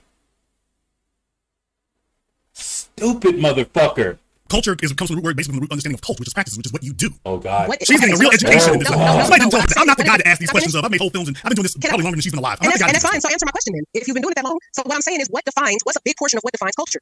Culture is what you do, ma'am. I said, what is a driving factor in Ma'am, what defines it? anything and you're not answering my question. that you do constitutes your culture. So I said, he what get- is a driving factor in what defines Name it? it, ma'am. Anything from your I don't food need to your dance to your music to your And where does that education stuff come systems. from? And where does that stuff come from? It is what you do.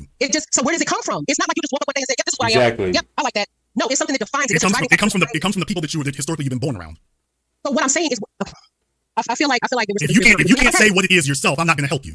it's race. What does race have to do with what you do? What I'm saying is race is a driving factor in your culture. How? What do you mean? Oh, God. The guy who has a fucking channel based on white supremacy, institutional racism, and systemic racism doesn't understand how racism and the systemic oppression over time creates archetypes within the community that creates a general culture for all black. For instance, I could have a black person from the Washington State. I could have a black person from Oregon. I could have a black person from New York State. I could have a black person from Ohio State. I could have a black person from Mississippi. I could have a black person from fucking California. And I could be from Florida. We could all sit at a goddamn table and have general conversations about our upbringing, about our experiences within society, about shared values, the reason why we could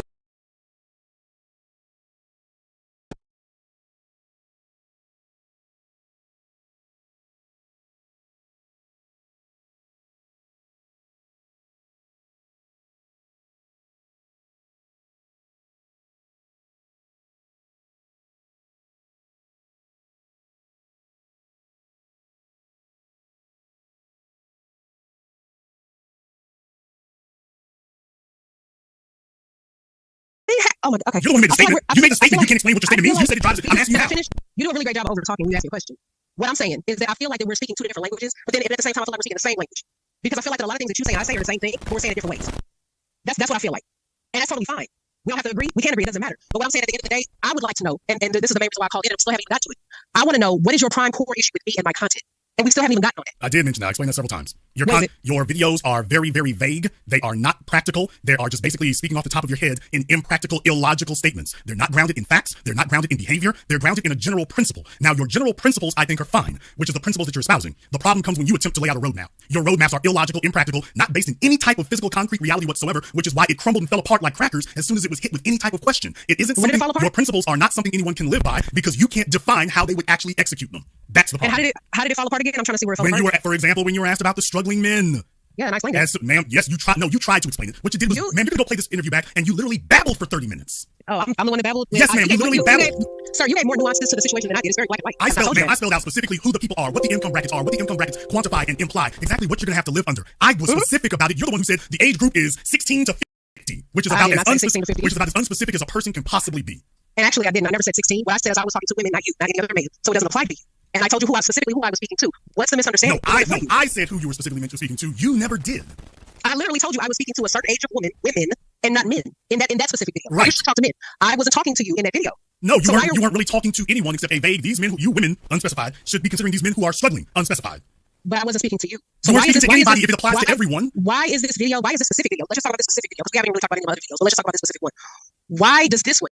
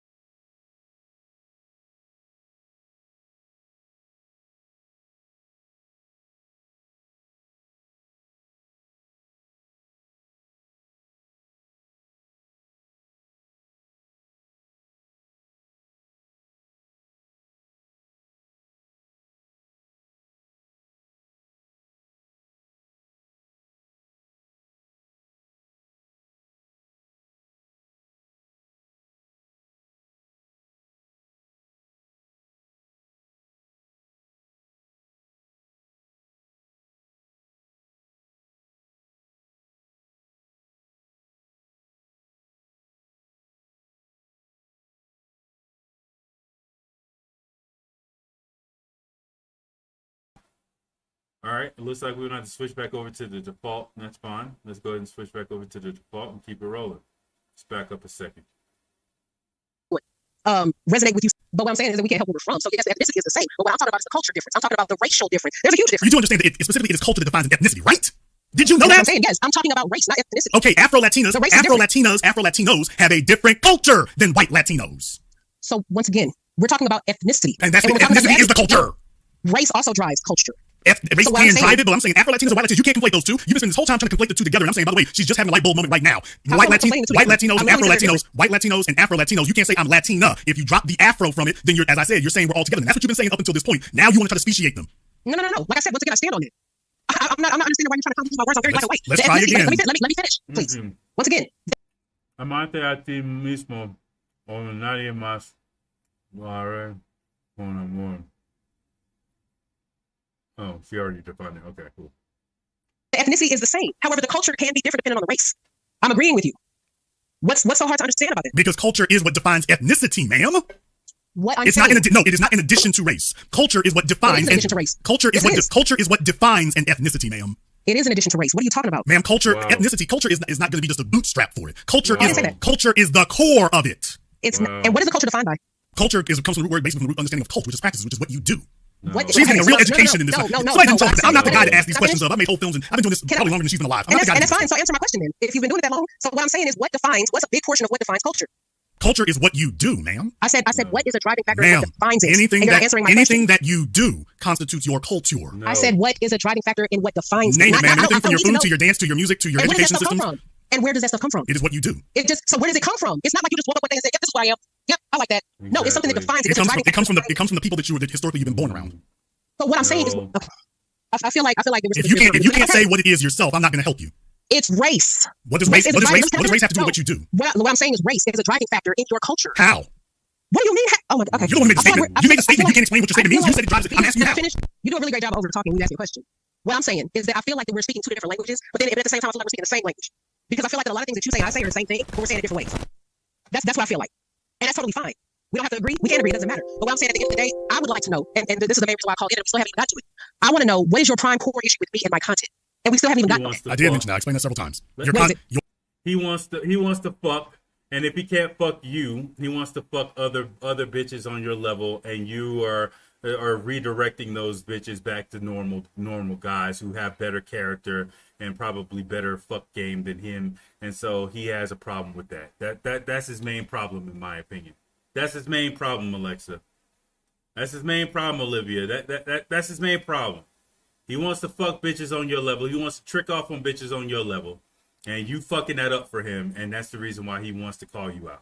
Your videos are very, very vague. They are not practical. They are just basically speaking off the top of your head in impractical, illogical statements. They're not grounded in facts. They're not grounded in behavior. They're grounded in a general principle. Now, your general principles, I think, are fine, which is the principles that you're espousing. The problem comes when you attempt to lay out a roadmap. Your roadmaps are illogical, impractical, not based in any type of physical, concrete reality whatsoever, which is why it crumbled and fell apart like crackers as soon as it was hit with any type of question. It isn't something, your principles are not something anyone can live by because you can't define how they would actually execute them. That's the problem. And how did it fall apart again? I'm trying to see where it fell when apart. you were, for example, when you were asked about the struggling men. Ma'am, yes, you tried. No, you tried to explain it. What you did was, ma'am, you could go play this interview back, and you literally babbled for 30 minutes. Oh, I'm the one that babbled? Yes, ma'am, you literally babbled. Sir, you gave more nuances to the situation than I did. It's very black and white. I spelled out specifically who the people are, what the income brackets are, what the income brackets quantify and imply, exactly what you're going to have to live under. I was specific about it. You're the one who said the age group is 16 to 50, which is about as unspecific as a person can possibly be. And actually, I didn't. I never said 16. What I said is I was talking to women, not you, not any other man. So it doesn't apply to you. And I told you specifically who I was speaking to. What's the misunderstanding? No, I said who you were specifically speaking to. You never did. I literally told you I was speaking to a certain age of women, and not men in that specific video. Right. I usually talk to men. I wasn't talking to you in that video.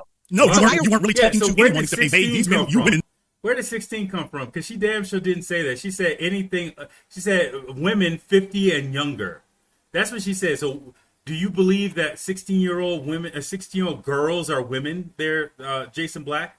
Do we need to put do we need to put some sort of extra inspection on some of your words, right? Because I don't remember her ever giving a range from 16 to 50.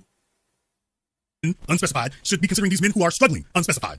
But I wasn't speaking to you. So you why is this, to anybody if it applies to everyone? Why is this video? Why is this specific video? Let's just talk about this specific video because we haven't really talked about any other videos. So let's just talk about this specific one. Why does this one resonate with you so heavily? This was the one video I wasn't talking to you. Because in my opinion, because he wants to trick off, and you fucking up his ability to trick off. That was just one video, ma'am. I mean, we can talk about some others. The only one we're talking about. We can talk about some others, but the reason why that one sticks out is because the original premise is completely faulty and fallacious. Struggling men are not a prize. And when we actually drill down to get your definitions of struggling, your definitions of men, your definitions of prize, and your definitions of who are the females who should consider such a man to be a prize, all of them were illogical, irrational, and the ones that weren't were completely undesirable. That's the problem. It falls apart on every step. Every single one of my answers that you've asked me have been completely black and white. I literally told you what struggling means. Literally, multiple times. You never asked me what a man meant. You never asked me what a prize meant. You asked me about struggling. I gave you the answer. It's not good enough, which is fine. I don't care. But at the end of the day, the reason why I don't care is because that video wasn't even talking to you. It was talking to the world. It said struggling men are the prize. It was talking to women. Okay, but the problem with what you just tried to say there, once again, she's trying to run from it, but that doesn't help either because you are, as I said in the beginning, you're instructing women about how to. You're instructing the women that I want to fuck to go over and deal with the struggling men who probably have better morals and values than I do. And all I got is fucking money. You fucking my shit up. That's what he wants to say. Acting interact with men. I understand. No. So it does involve us. What I'm referring to, and what I was talking about in that video, what I was instructing women to do, was the reasons why to consider a man that's not wealthy, a man that's not rich. The reasons why to consider them instead of just dismissing them like most women do. I wasn't talking about you. I wasn't talking to any other man. I was explaining to women why, quote unquote, struggling ordinary man is a viable option. If you don't agree with that, that's fine. I wasn't talking to you. But it does involve men. If you didn't want to accept it, I'm here to eliminate you on the fact that, yeah, it does involve us because you're putting out videos to instruct women to have a preference for a specific type of man. And they're going to go into the world, and at least some of them are going to adopt what you're saying because they think that it's actually reliable and they understand it's not. You're just posting content to get views, which is cool. But there's a bunch of them who are going to try to go act on this, and they are going to meet with either predictable failure or predictable agony. So what I'm saying is that going back to your statistics about 80% of men, or 80% of the populace of men, and then relating that to the video that I put out that we're talking about right now, what's wrong with that? Because if you don't define who the women are, then this is completely unsuited for human consumption. But what I'm saying, though, once again, is if I'm talking to women, and I get what you're saying about how it indirect. This chatty patty motherfucker is like, well, I know you're talking about women, but you need to be a little bit more specific. Bitch, it was a message that wasn't even for you. So if other women find that's needed, if the target audience for her message says that she needs to be more targeted, then that's viable. But if you're not the target audience for who the fuck she's delivering the message to, who frankly gives a fuck what you believe she should do? You chatty patty little, well, I think you should. Who gives a fuck what your opinion is? You throwing salt in the boil. I mean, you throwing shit in the boil and nobody asked you to throw shit up in here. We already got the crabs. We already got the fucking corn. We already got the sausage. You throwing shit up in here we ain't even much gonna eat. Fucking up the flavor. Nobody's talking to you. If I'm telling women, hey, you might want to consider a guy who works at Walmart, for 12 hours a day and makes an honest living. What's wrong with that? First of all, that's not what you said in the video. But second of all, even if it were, the bottom line is there are women who do not qualify for that. First of all, most women don't want it. That's the first thing. That's something like you can't get over. Most women don't want it. The reason they don't want it, I've already said this before. They don't want it for a very clear set of very practical, understandable reasons. Now, do most of these women qualify for something better? No. But if that's not stated that that's the audience of women you're talking to, then you're sending this out to the general population. And if you say, well, do they feel like it applies to them? That's dishonesty and misleading. If you don't say who it applies to, then that's dishonest and misleading, which is of course what. So again, which is a better since he made the distinction between messages for black women or black families versus messages for non-black women or non-black families. Is what he's saying fit for consumption for black people who are institutionally and systemically impoverished? This guy is a fucking joke. What you're doing, because you don't know who you're talking to. I know exactly what I'm talking to, but once again, going back to what you just said, because I didn't mention that in the video about the guy working at Walmart, this and that. I did. In the video, I said the man working a 9 to 5, regular guy struggling out here every day trying to. Thank you, but if you don't, when you say Walmart, we understand that Walmart don't pay people $70,000 a year. But you do understand what a 9 to 5 means. Okay, everyone works a 9 to 5. Everybody works a 9 to 5. What everybody doesn't do is make $35,000 a year. I understand that. And if you don't, when you say Walmart, you're letting people know. Oh, we all know Walmart has a low cap on what they pay. So here's what I'm saying. Yikes. Here's what I'm saying that the majority of people don't do. The majority of people fail to read common sense into content. I should not have to sit here and literally dissect every single word that I say because I assume that you're smart enough and that you're logical enough to understand what a 9 to 5 means. We're logical enough to understand what $40,000 a year is. And that's a 9 to 5. Ma'am, that's not a 9 to 5. Let me finish. That's a 9 to 5 ordinary guy trying to make it, which is what I identified in my video. There are plenty of people who make $90,000 a year working 9 to 5. What are you talking about? Did you hear what I said following it? Yes, ma'am. There are plenty of people who make more than $40,000 a year who work 9 to 5. He's trying to make an outlier. There's people who make 6 figures working 9 to 5. Okay, and once again, if like you just said, there's a lot of people making 6 figures. I agree with you. What I said is a man working 9 to 5, ordinary guy, every day grinding to make it. Yes, that can apply to them too. I'm not saying that. Thank you.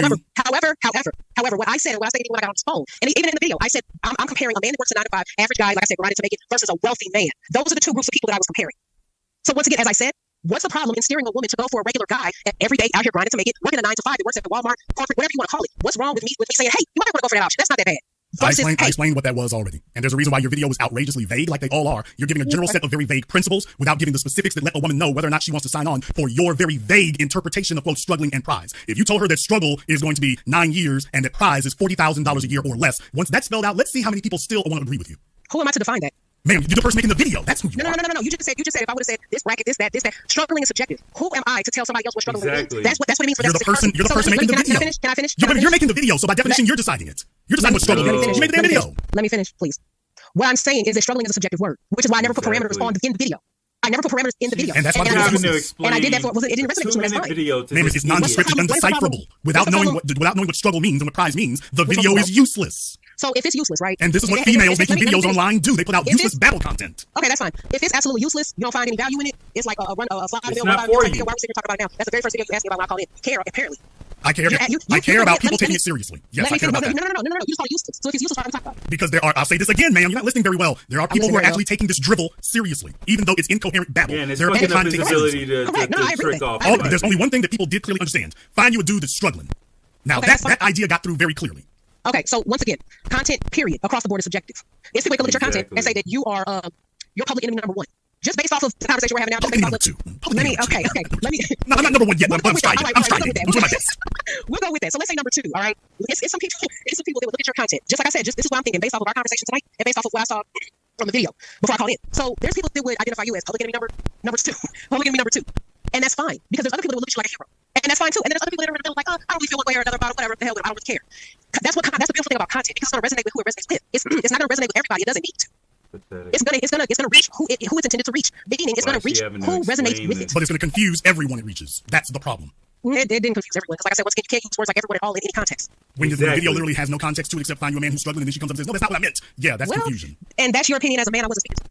Exactly. Anybody else either. However, I do think the fact that you couldn't define who it was until I asked you about 20 minutes later, I'll let that speak for itself. However, what I will do is I'll give you a lot of credit for at least having the guts to call in and attempt to defend this. Now, what I will say is I don't put you in the category of a Pearly Things necessarily. I don't put you in the category of a Melanie King, who I see them as speckless climbers. I do think that you do have a base core principles to you, even if I consider something to be very disagreeable. I do believe that you have some base core principles to you. Now, I give you credit for that. I don't think that you are an outgrowth of the Kevin Samuels era of these females who just jumped up out of the ether like Nimrod, trying to make a quick buck imitation. And you said you've even tried to make that point yourself of somebody that'll say, hey, I didn't just jump up in the last couple of years. I've been doing this 2015. So I give you credit on that, even if the execution sometimes leaves something desired. I will give you credit. I don't think that you have some of the deplorable base motives that some of these other women have exhibited. So I think in time, if you get some life experience to you and stop trying to speak from theory and what you saw on Instagram and actually start getting some real world experience. And that's why most of them are so single. Okay, but that's got nothing to do with what they prefer, sir. You can say that let's they have go through the over-inflated real value. niggas. Understood. That doesn't change that that's what they prefer. Even if she doesn't qualify, simply you stating the fact that she doesn't qualify for it, that has no bearing on the fact that that's still what she wants. Okay, I understand where you are coming from, Jason. But the fact remains is that if women want to be in a decent relationship with a man, she's giving practical and good advice. She should women should start looking at the regular guys making 30, 40, 50, 60K a year. These are the types of men that will give them loyalty and a good relationship. Right, but the question is, who are the women who need to do that? Pretty much all women. All women. So you're saying all women need to be aiming for all the guy. women. All women. All women. All fucking women. Because at the end of that's what I'm talking about. Jason has not had bad bitches. Jason has not had bad bitches in his life. I can tell you that right fucking now. He has not had bad bitches before in his life. He thinks that somehow these little bitches who got nice bodies, fat titties, fat asses, you know what I'm saying, thick thighs, some good pussy, all of a sudden that they set aside. They're not set aside from nobody. They're not set aside from no fucking body. They are the bottom of the motherfucking barrel, really, in the hierarchy of women. Those types of women are the bottom of the barrel because they're so fucking easy to get. Listen, I'm going to say something else right motherfucking now. One of my baddest bitches is in Spain right now. She thinks I don't know. I know, bitch. I know. She's in Spain right now with her two kids because I took her to the country I'm in. And then the nigga that she was talking to in the background, that nigga tried to did a one up me and took her and her kids. Nigga, I know. I ain't stupid. I know. But I got enough bitches. I have enough backup bitches to where I'm fine. It don't even matter to me. It's not even an argument to me. I don't care. I don't care. Because when she comes back, she coming straight to where the fuck I'm at in the other country I'm gonna be in. Giving up that pussy once again. Right? She's my main. But I don't give a damn what the fuck. Let her do her. But when we talk about morality, the morality of the bad bitch is the morality of the lowest creature on God's green earth. They are not loyal to nobody. The best loyalty you get is the loyalty of a lie. I'm loyal enough to lie to you to make sure that you don't get upset about the decisions I'm still gonna motherfucking make. What Jason Black is trying to argue is just because a bitch got some titties and some ass and she look halfway decent, that somehow that gives her value. He's not saying this, but it's obviously the argument of the simp. By trying to bifurcate women, the only way a man is going to bifurcate women is based off of their looks. He's not saying shit about, well, it don't matter what she look like. If she's a loyal woman, if she's a trustworthy woman. He's not saying that, so I'm going to assume that the bifurcation that he's going to use is looks. And it shows that he don't get no pussy. It shows that Jason Black ain't, with his 50-year-old, I'm a millionaire ass, ain't getting no pussy at all. Because those of us out here getting pussy on a regular already know that the bad bitches are the worst bitches you could possibly have. They have no fucking morals. They have no fucking loyalty.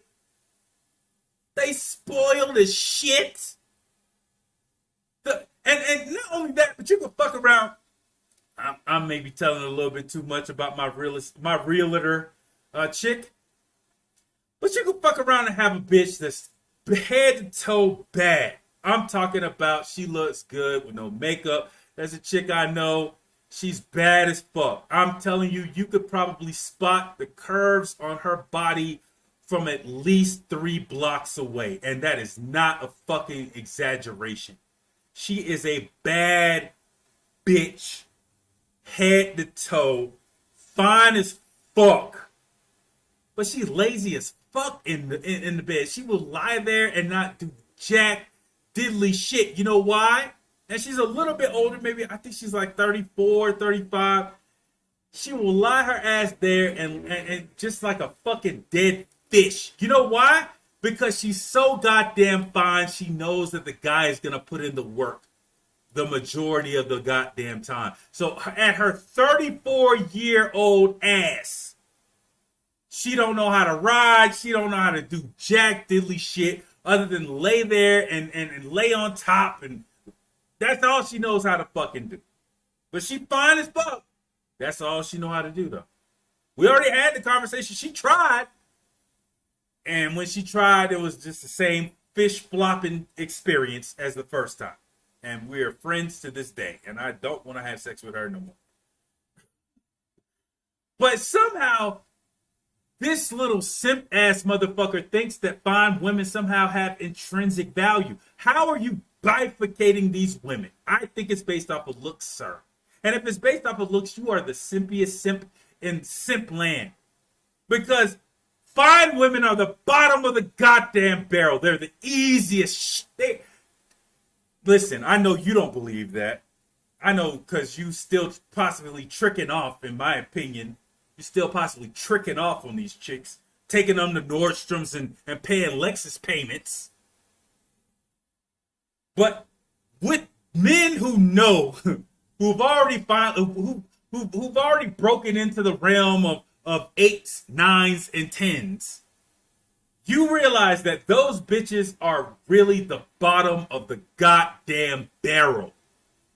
They are the bottom of the goddamn barrel. And they are so stupid because they don't realize that every single thing that they want, they could get by building with the man. But instead, they want to take your simp advice and go try to find one who already has that shit. If a bitch is 23 with a badass body, with some fat titties and a fat ass, she could get with a motherfucker, and if she fucks him every goddamn day, stays loyal to him every goddamn day, gets married to him and stays loyal to him, she could make a fucking millionaire out of nothing. I don't give a fuck what he's doing. If he's a goddamn janitor, she could help him create and motivate him to create a goddamn business servicing several fucking office buildings. Just off of the strength of some fat titties, a fat ass, and some tight pussy that she gives him on a regular basis, combined with some loyalty and a fucking smile. But she's too stupid to realize that she could do that. So instead, those types of bitches are fucking around with niggas like me. And all I'm giving them is stiff dick and good advice. That's it. I don't want to build nothing with these chicks. I don't want to build shit with these motherfuckers. I just want to fuck and see what it feels like and move on to the next one. I ain't got time for that shit.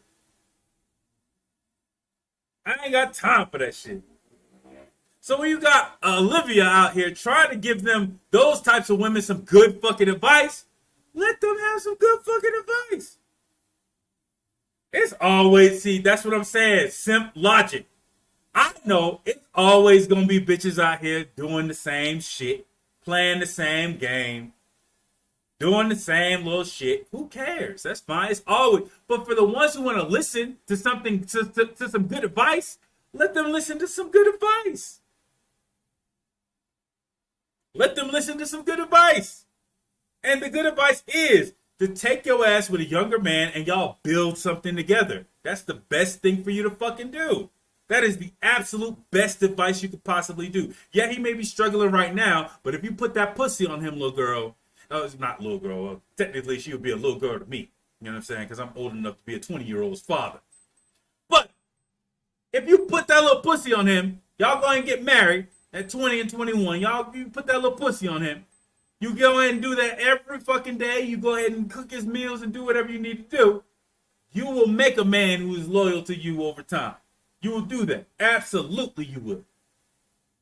Absolutely. Y'all will be able to build something together. And if you build something together with the man, he may cheat to just try to feel something different. But he ain't going to leave you. And he going to do everything he possibly can to hide that shit from you. Yeah, he may go out there. He may need some variety every now and again, blah, blah, blah, blah, blah. But he ain't going to get rid of you. He's not going to leave you. If you help build his foundation, he ain't going to let you go like that. That ain't happening. And you can ask any fucking man that. I guess except for Jason Black. God damn it, this is some horrible advice. He just said all. He just said all. Did y'all hear him? He just said all. Now he's saying, I did not say all. Okay. Sir, what percentage of women are you saying need to do that? 80%. Pretty much. So you're saying 8 out of 10 women need to be aiming for, quote unquote, the average guy. Absolutely. The Pareto principle. There's only like a small number of women out there that are really 9s or 10s out there. And the rest are very average. However, today, a lot of these women think that they're 9s or 10s, but they're basically average. They should be just dating the regular guy. Okay, the first thing tell me, what can the average guy do for the average female that she cannot do for herself? Love, attention, affection. Especially in the black community. Sir, anybody as long as the woman can give birth. I mean, she can go to a clinic and get sperm. So what else you got? Jesus fucking Christ. And this is the person you're taking relationship advice from? Companionship, loyalty, trust, encouragement. Like, what the fuck? A relationship does offer a large amount of shit. A large amount of shit if you're with the right person who's willing to provide it and is enthusiastic about providing it and receiving it. The fuck are you talking about? What can an average man? Because he's tricking off. He's sipping. He's looking through a scent mine of, well, what can you do? You can't take her to Nordstrom's. You can't pay her Alexis bill. Well, I mean, JC, seems like you're pro-black. Okay, sir, I asked a question. I asked a question, sir. I'll try again. What is it that the average man can do for the average female that she cannot do for herself? Wow. Today, man has civilized society so much that it has allowed women to be independent and do things for herself. Okay, so those average guys. So you're saying that those average guys who built the country created a society that does not value their averageness. Can you say that again? You heard it the first time. Say it again. I lost you. You said those average men who built the country created a society that no longer values their averageness. Exactly. That's true. Now, do you know who doesn't have that problem, Bunky? Who? The affluent men. The society values them, sir. The society values affluent men as much today as it did 80 years ago, or 800 years ago, or 8,000 years ago. But those men who actually form and shape the society made sure that they didn't create a society that doesn't value them. It's just the way capitalism works. Okay, listen, sir, capitalism has only existed now for the better part of 400 years. Less than that, actually. Mercantilism before, but we have capitalism, bartering. So no, capitalism is actually a rather recent talking over people. Yeah, but one of the most recent aspects is war. We really have to have a real sir, war. when you had societies that did not have currency, you still had rich men. Sir, before you had currency, you had wealthy men with resources. Before you even had currency. Oh God. Okay. The bottom line is that, sir, do you realize that before you even had currency, you had men who were wealthy with resources? In the same time, sir, capitalism did not create that. The men with resources created capitalism. Black people, okay, wrong way. To tell that regular guys are. White supremacists created capitalism after mercantilism failed when slavery was abolished. That's what it was. Nothing. We don't value regular men because back in the day, women valued regular men. They needed them to survive. Now you're in a society where everybody had a McMansion. Well, yes, perspective-wise, you certainly did have a situation where the men could fit the bill differently. More of the rest is much more. Wasn't actually. It's true. In reality, that wasn't a nice program that black men only play. We can black buy new here. Now, did you hear what he just did? Did you hear what he just? No, women don't world 8%. And I just established to you that you can't buy a house, you can't really plot out a future, you can't save for retirement, making $50,000 a year. You're already up to get married and stay in families. Okay. That is a fact. Well, sir, like I say, definitely, 2/3 of Americans own their homes. So you really need to go get addicted to this. They're not. God! 2/3 of Americans own their homes. Is that all of America? Does that include white America? What's the percentage of black Americans, descendants of American slaves who own their own homes? Now, that's the reality. Any more than the most uncompetitive male is going to be attracted to the most slovenly female. It doesn't matter if the guy only makes $20,000 a year. He might settle to sleep with Big Bertha, but he's not attracted to her, even if he doesn't qualify for more. Now, that is just human nature. There is no arguing it. There is no debating. Stand. So they can be, is naturally going to be attracted to a winner. She wants him to be excelling at something. What the hell are you talking about? An environment absolutely does affect a woman's femininity. An environment. Brother Owens, don't want to. Okay, all right, brother, what's on your mind, brother? Yo, now I just called you. The caller had me crying and stuff, and the talking point is crazy. Like, look, B, if you're not taking care of your family or your woman or your community, what the hell are you doing? Like, and I think these dudes is getting by with just being a gender. Well, look, the bottom line is whether you like it or not, you live in a competitive environment. A man is going to try to get the best quality men want. That we can turn this into black. You sit in the middle of the suburb, but you're in a whole different neighborhood. The black community, like any black. The white, Irish, and British, they don't see the black in their skin. So we may see the black on them, but when they close their eyes, they see the beautiful blonde hair coming out their head. Their hair gets all straight and yellow. Their eyes is blue. They skin their fingernails. You know what I'm saying? And to them, they turn their hands over. They see potato pie, raisins coming out, the potato salad. That's what they see when you do. You listen to somebody do. They are completely white in their head. And I understand, everything they were taught from school up was white, and then they get on the internet, it's just white. Well, because. I'm not sure how old you are, but like I said, I'm going on 50. And you gotta understand, before the internet thing kicked off, dude, if you want to meet a female, period, 80% of the time you have to do it in the real world. If you didn't have a magazine, it wasn't like TV, it was just results or proof of what they're saying. Even if you throw those kind of numbers out, you need to show me where this is working in the real world. Like when I talk to the fellow, we need to build. It isn't. You got to give something you had to go. I don't do theory. You know, I've been and the pain. You have a lot less patience with it. I get you there, and that's going to change your whole life view. That's just the world it is. And you can also protect yourself by putting out content and not having to associate your face with it. That is new for me. Now, for me to test people, I got to ask the people around you, what do they know about you? And you said it for yourself. When last time I was here, you went in the chat and you said, who did I help get their truck driving stuff? And I definitely clicked on some of the people's stuff in there. And I clicked on the channels and you can see it. He helped me get my truck driver's license. He helped me get my HVAC. He helped me get my certificate for this. At the end of the day, that means a lot, y'all. You see what I mean? Like, I went on and say, like, oh. Fuck you. Come on. I don't know. Who's doing business? Come on, man. Just following the internet stuff. Yo. Get somebody else, because I ain't got time for basically, sure. The only female who I would not put in that category would be Shahrazad Ali. She was doing it a long time ago, and she has her own original thoughts. These females have no original thoughts. They're just repeating. Shahrazad Ali, the chick, the lady, or the woman who has a photo, or that Tariq Nasheed put a photo up in this club. Oh, I'm sorry, is Hidden History Museum. Yes, Shahrazad Ali, whose photo is hanging up in a museum / club / event space. Yeah, you have so much respect for her. What they heard from another YouTube channel or Instagram, a male Instagram personality somewhere. They bring nothing new. They're just regurgitating and repeating and recycling what they heard somewhere else. Well, to be honest with you, like when it comes to just early things, I kind of had that feeling when it comes to just early things, like Kendra G. Because before my phone had died, I heard you talk about Kendra G. And I watched the show, and like she's really not a dating coach per se. It's just she has a show where But she has a take, sir. I've heard some folks try to make that statement as well. But let us be clear, because I played that before. She literally sat here and said we take it harder on the men than we do the women. She's literally got phone calls where she's going in depth with these guys about what they want in a woman and if he qualifies for that. So while I'm not sitting up here saying she's a coach, but these are your gurus here to talk about what the women should want and what they should get and what they qualify for. And hey, let's have a single thing. So let's be clear about that. She has a take. She does have a position. She does have perspective. She does have a take on this. She's not just agnostic about it. She's got a take. She's got a position. Hell, when she calls for Kevin Samuels, she articulated that. I don't think she even has. I don't even think she has a take. She just literally has a show where people call in. This is what I'm looking for. This is what I want. This is me. This is what I have, et cetera, et cetera. And occasionally they get into a discussion about whether or not you qualify for that, whether or not that's too much. So while she doesn't do it every single time, she does do it. Occasionally, well, again, sir, I do disagree with that. I mean, like, conversation. You can't help. You have to admit that there are some people that their standards are just too damn high. Right, but she has a discussion with them about that, so it would be different if she was just doing like C-SPAN and Washington Live and just they called in and that was it. But that's not what she does. She does have a take. She does have a perspective. She does. She literally sat here. I played the clip of her literally saying we take it much easier on the females than we do on the men. She literally said that. So she has a take. Yeah, I saw that clip, and in a way, yeah, I'm going to say you're right in a way, but there have been times. There was one episode I saw because I am subscribed to the Kendra G show, and there was one episode I saw where there was a Nigerian guy. I'm sorry, he was from Nigeria originally, but he moved here to the States. He was just a forklift driver, worked in a warehouse, and women were just clowning this dude. Horrible. It was just horrible. And I mean, this guy wasn't asking for much at all, and she stopped the damn show. She stopped it. She stopped it and said, like, look, you ladies, like, y'all don't understand. Y'all, she was getting on the women real hard. And that's one of the things. Exactly. So this is not a balanced critique. Kendra G was that. Well, I'm not making the statement that Kendra G is yellow journalism necessarily. What I am saying is that women are coming there not just for exposure, but also coming for guidance. And these outlets they're not qualified nor capable of offering any guidance to them. And whether folks trying to hide behind it's just entertainment, no, that's bullcrap. Folks are coming here because they're really looking for answers. And that's I'm just saying, we need to just make it very clear. You know what? To all these folks out here trying to make this a profit center, and particularly that her profit center is not for the women, it's for the men. All these folks trying to turn men into a profit center, that's what needs to be swiped off the table. Well, I mean, I agree with you that people are coming to her and other outlets looking for guidance. I agree with her, or excuse me, I agree with you on that. It's just, like I said, she's not a... So now we're against capitalism?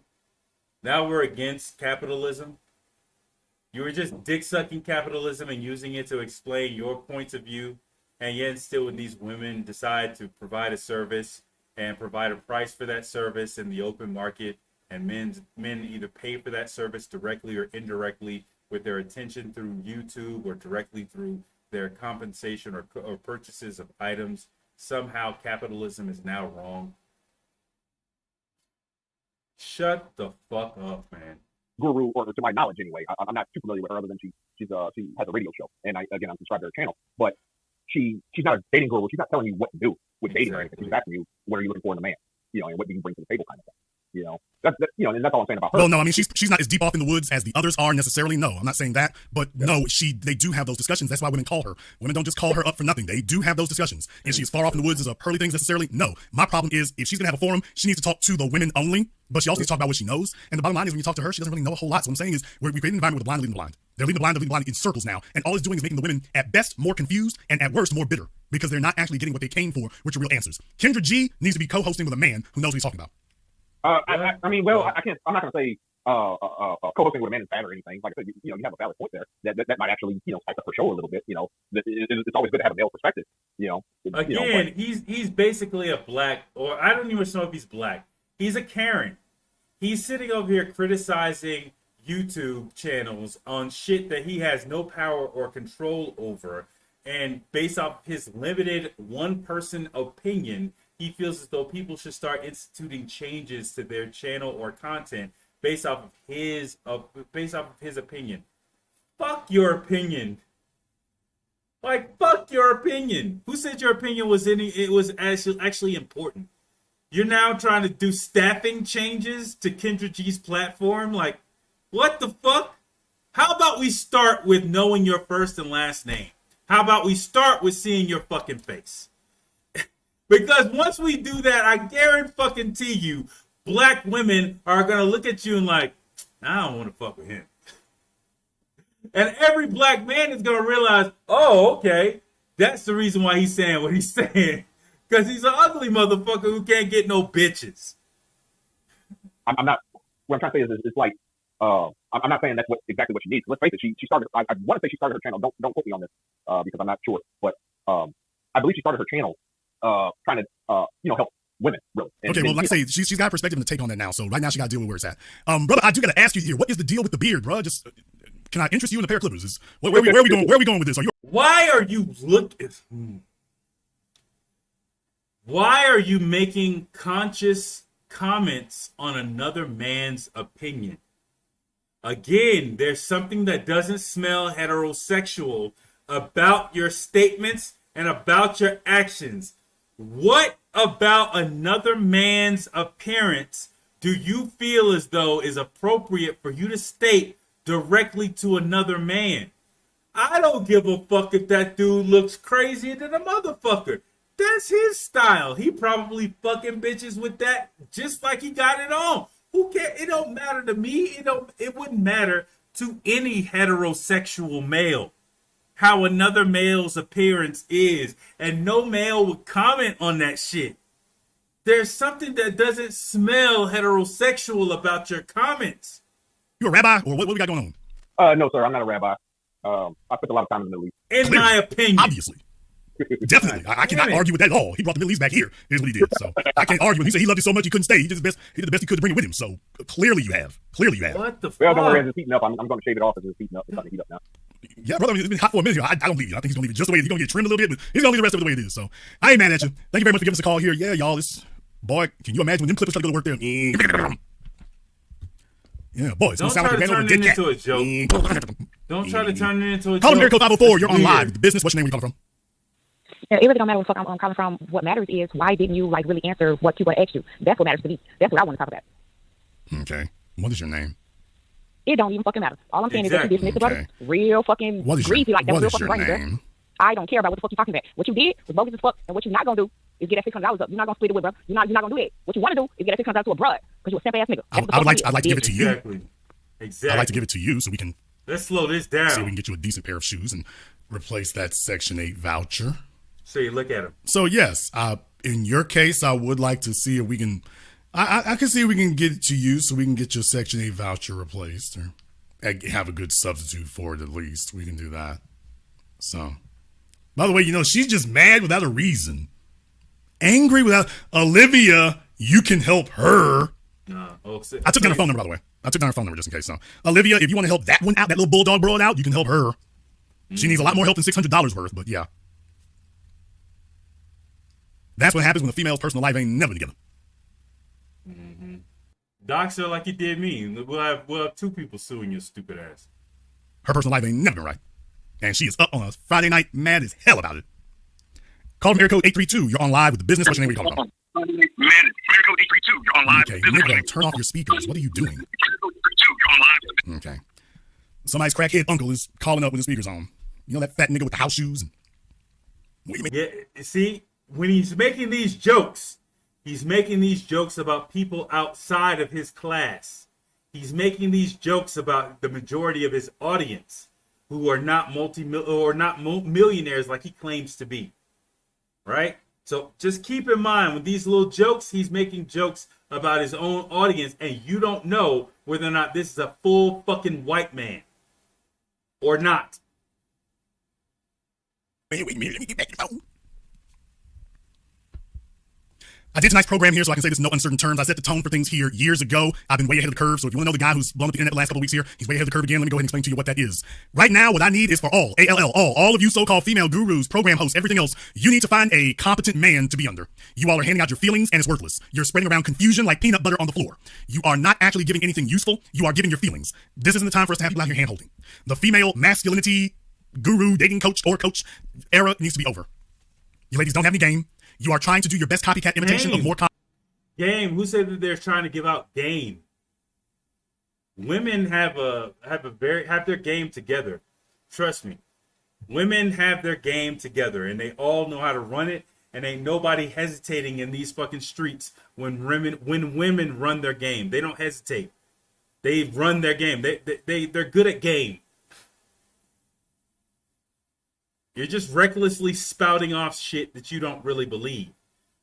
What they actually need is life lessons, which is what's being provided.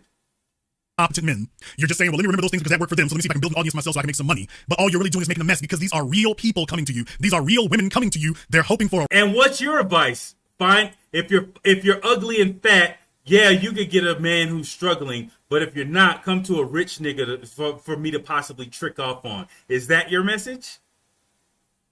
Is that your message? Because if that's your message, you have no authority to speak. A real answer and can't get it. And that's problematic.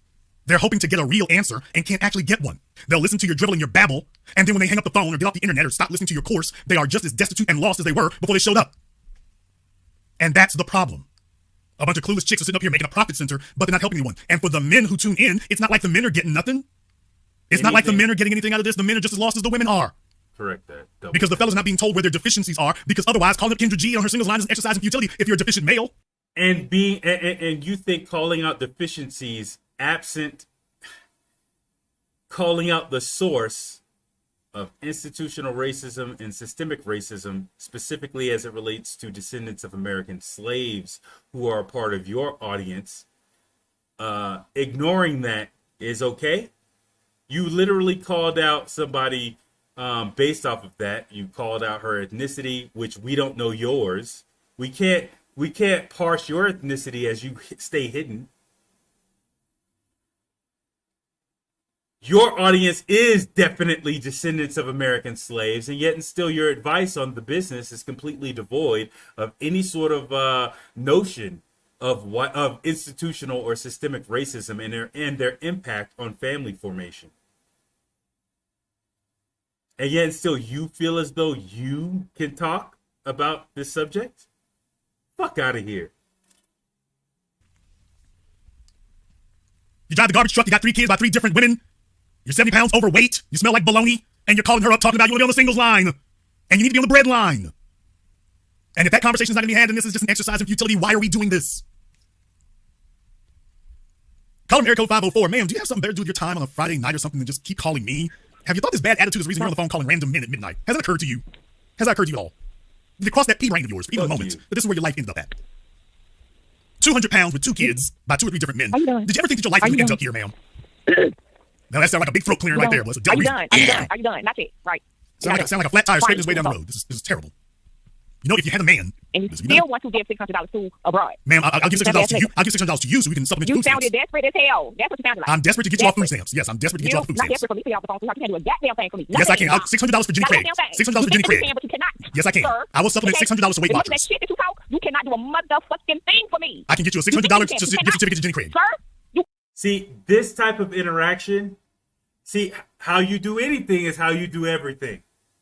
This type of interaction is the type of interaction he has with these women all the time, because he's like a chick. He's like my estimation of what he looks like is like a Prince impersonator, but whereas Prince can actually get bitches, he seems as though in my opinion, he seems as though in person he would be a person who is not swinging in that direction, in my opinion, because of his weirdness. But how you do anything is how you do everything. So I believe that these interactions, like this interaction that he's having with this female, is the interaction he has with all women. And he feels as though because he has money, he should be able to be respected But really, in real life, this motherfucker does not have any respect. And how she's speaking to him is how they all speak to him in real life. You can't. Outside of him tricking off with his money. It's impossible. $600 to Planet Fitness. I got this shit on lock. Ma'am, your refrigerator needs to be on lock. Your refrigerator needs to be on lock, ma'am. Don't worry about that. I don't. You, dear. Please don't call me dear. That sounds like a threat. It sounds like a threat when you say it. Don't say dear. Don't say dear or honey. It sounds like a threat from you. Continue to keep trying to insult. Because honey, you saying honey makes me feel like you want to chew on me, and I get real scared. It sounds like you're looking at me like a sandwich, and I'm worried. And you sound like you're full of shit. How about that, sir? Ma'am, you sound like you're full of weight. I mean, you. Well, y'all hear her stuttering. You. Y'all, this is what happens when your auntie is still on the pipe. This is what happens when your auntie is still on the pipe. They never got clean. Y'all know whose auntie that is. She never got clean. She been smoking since the 90s and got the 2 kids hanging on. She never got cleaned up, never went to rehab. He's talking about y'all. Half the time she dealing with the niggas who got her pregnant 10 years ago. Again, he's talking about y'all. He's not talking about his own family. He's not talking. He thinks he's above that, which again has me questioning his race. Listen to how he's talking. Is he talking like if this came out of a white man's mouth? Would you have a problem with it? Or would you take it as a joke? I'm going to back it up. If this was coming out of a white man's mouth, would you think it was just a joke? Or would you be like, oh, okay, or would you be offended? Because he's not talking about himself. He feels as though he's a rich nigga who should be, who all the women should think that he's the prize, so that he could trick off with them at Nordstrom's and at Lexus. Oh, this is what happens when your auntie is still on the pipe. This is what happens when your auntie is still on the pipe. They never got clean. Y'all know whose auntie that is. She never got clean. She been smoking since the 90s and got the 2 kids hanging on. She never got cleaned up, never went to rehab. Half the time she dealing with the niggas who got her pregnant 10 years ago. Another half the time she keeps talking about she gonna level up. No, it's not gonna happen for you. I will make a $600 generous donation to your food stamp fund. We'll do that. Your WIC voucher, your Section 8, something. That must have triggered her, y'all, because she called back to tell me she didn't like it. So clearly I hit a nerve. Folks, I'm just telling you right now, it's time for a new day. It's time for a new time here. Jason, where do you stand? How was it you were able to call the Pearly Thing situation years ago? Because I'm going to be very blunt with you all right now. None of these females belong in the arena giving out advice. All of them, ALL, all of them. That includes you, Olivia, until you can get some sense about you. All of them need to be sitting behind their phones taking notes and trying to figure out how they can be with a man. None of them need to be giving advice. They are not qualified. They are not capable. They're not. That's bullshit. Every last single one of them should be giving out messages. And you know who they should be giving out messages to? Women. And that's what they should be doing. The only thing is with Pearly Things, she is completely devoid of how race impacts relationships, and therefore she shouldn't really be giving out any information whatsoever. The rest of them should be giving out dual information. They should be giving out advice for women, and they should be giving out advice for black women, and if they have experience, they should be giving out advice for black American women. And those all should be separate. And they should all explain why they're separate. And only women listen to other women. They don't listen to men that much. And let's just be real. Kevin Samuels was a part of the three snap gang with the whole fucking dude in his bed and eating ice cream with the small spoon on camera. So no, he was a part of the 3 snap game. So no, he does not qualify as women taking advice from men.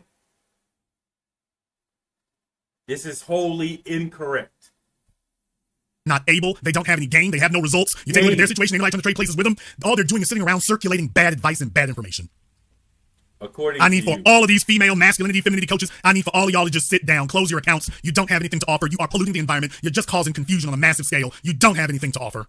Sitting around with a bunch of chicks and holding hands, that's not it. You all need to just find a fellow who knows what the hell he's talking about. Go co-host with him, but you don't need to be giving out advice. This is how I was able to call the Pearly Things thing early on. This is how I was able to call Olivia. All the fellas kept, what about you right here? Because the algorithms fed her to you. Nobody checked the paperwork or the pedigree. The algorithms fed it, and then you just followed up on it. And you're sitting there taking hook, line, and sinker. These chicks know what to do. They know how they use their camera filters. They got their makeup on. They draw on their eyebrows because they know that the average fella is so damn thirsty that when he sees that archetype, look it up. When they see that stereotypical example, he's not even looking further, digging deeper. He thinks that the Jungian term archetype is something that you just don't understand. That you don't know anything about psychology or the history thereof. You don't know anything about philosophy. Like this is the level of it. He thinks that you have to look up the word archetype. Shit that you learned in 7th grade or 6th grade. You have to look up archetype. That's what That's the level. Every single time he says, look it up, he's showing you the level of intelligence he believes his audience is. You're not that intelligent. Olivia walked you down completely, except for on the Latina portion. But that only happened because she was in the presence of a man who couldn't lead her. Yeah. Let me say that again. That only happened because she was in the presence of a man who couldn't lead her properly. Instead, like a bitch, you were trying to find a point of winning an argument. And so you kept on poking down the road of Latina as an ethnicity and this and that and third, and you had to double down on racism, not in race or racism, not impacting the formation of those cultural archetypes. Speaking about a woman being worse off in the presence of a man who can't lead, you damn sure didn't do a very good job of leading her in that bit of confusion. Because like a bitch, you were trying your best to win a point since she beat you on every single point you brought up.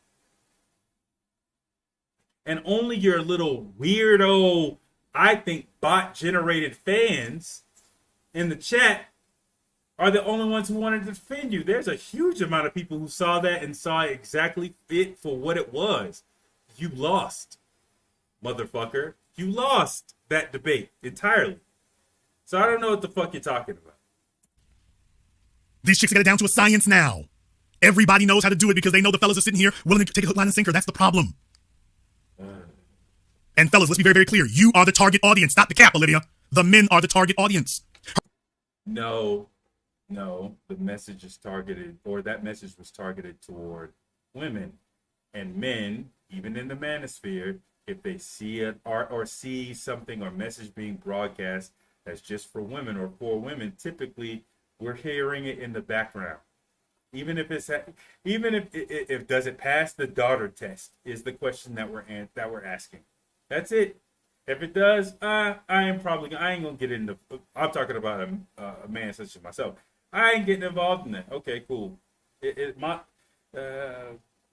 basic,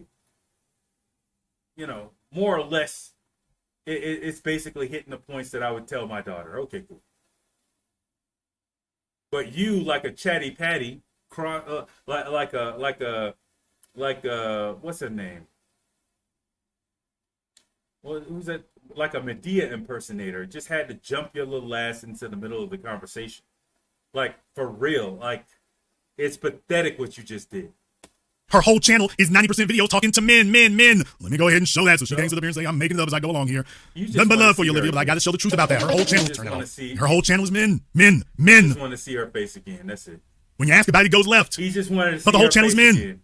That's it. Reality why women gaslight and warning signs. She ain't talking to women, she's talking to men. The only truth about why good men are being cheated on, that's the men. If you find these 10 green flags in a woman, date her. Men. Harshest truths about women that men learn too late. Men. Her audience is men. How to make any woman miss you badly, even if she's not here. Men. Women play on this to control you. Men. 8 devastating warning flags you should never ignore for men.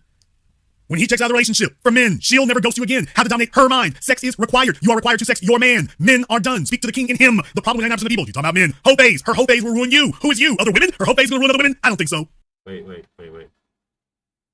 You are required to sex your man. Is that for men? That's for men in your opinion, sir? Something doesn't smell heterosexual in this conversation. Something is not smelling heterosexual. That's for women.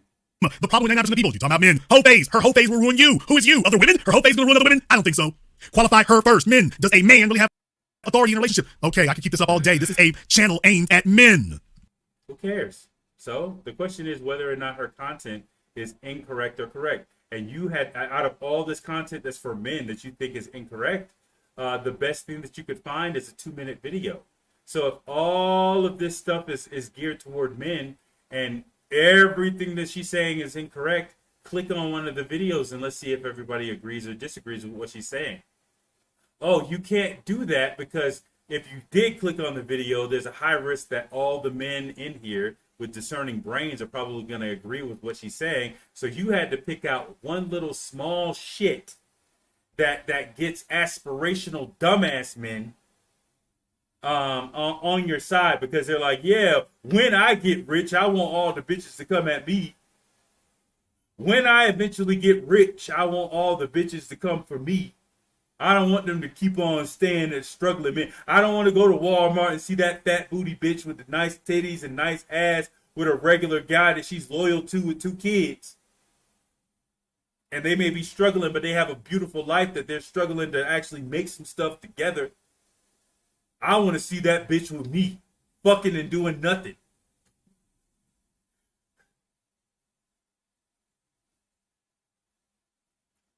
Again, if all of that content is geared toward men, how come he couldn't click on any of it and criticize it?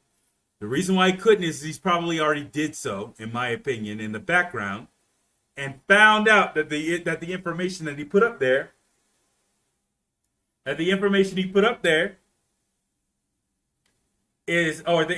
was put up there is something that he can't actually criticize. That's the reason why. He's a pathetic piece of shit, is what he is, in my opinion. All of this that you just heard is completely my opinion. Completely and solely my opinion, without any facts to back it up. It's all my opinion. All my opinion. You shouldn't take any of this as anything other than my opinion. But it is my goddamn opinion. Fuck out of here.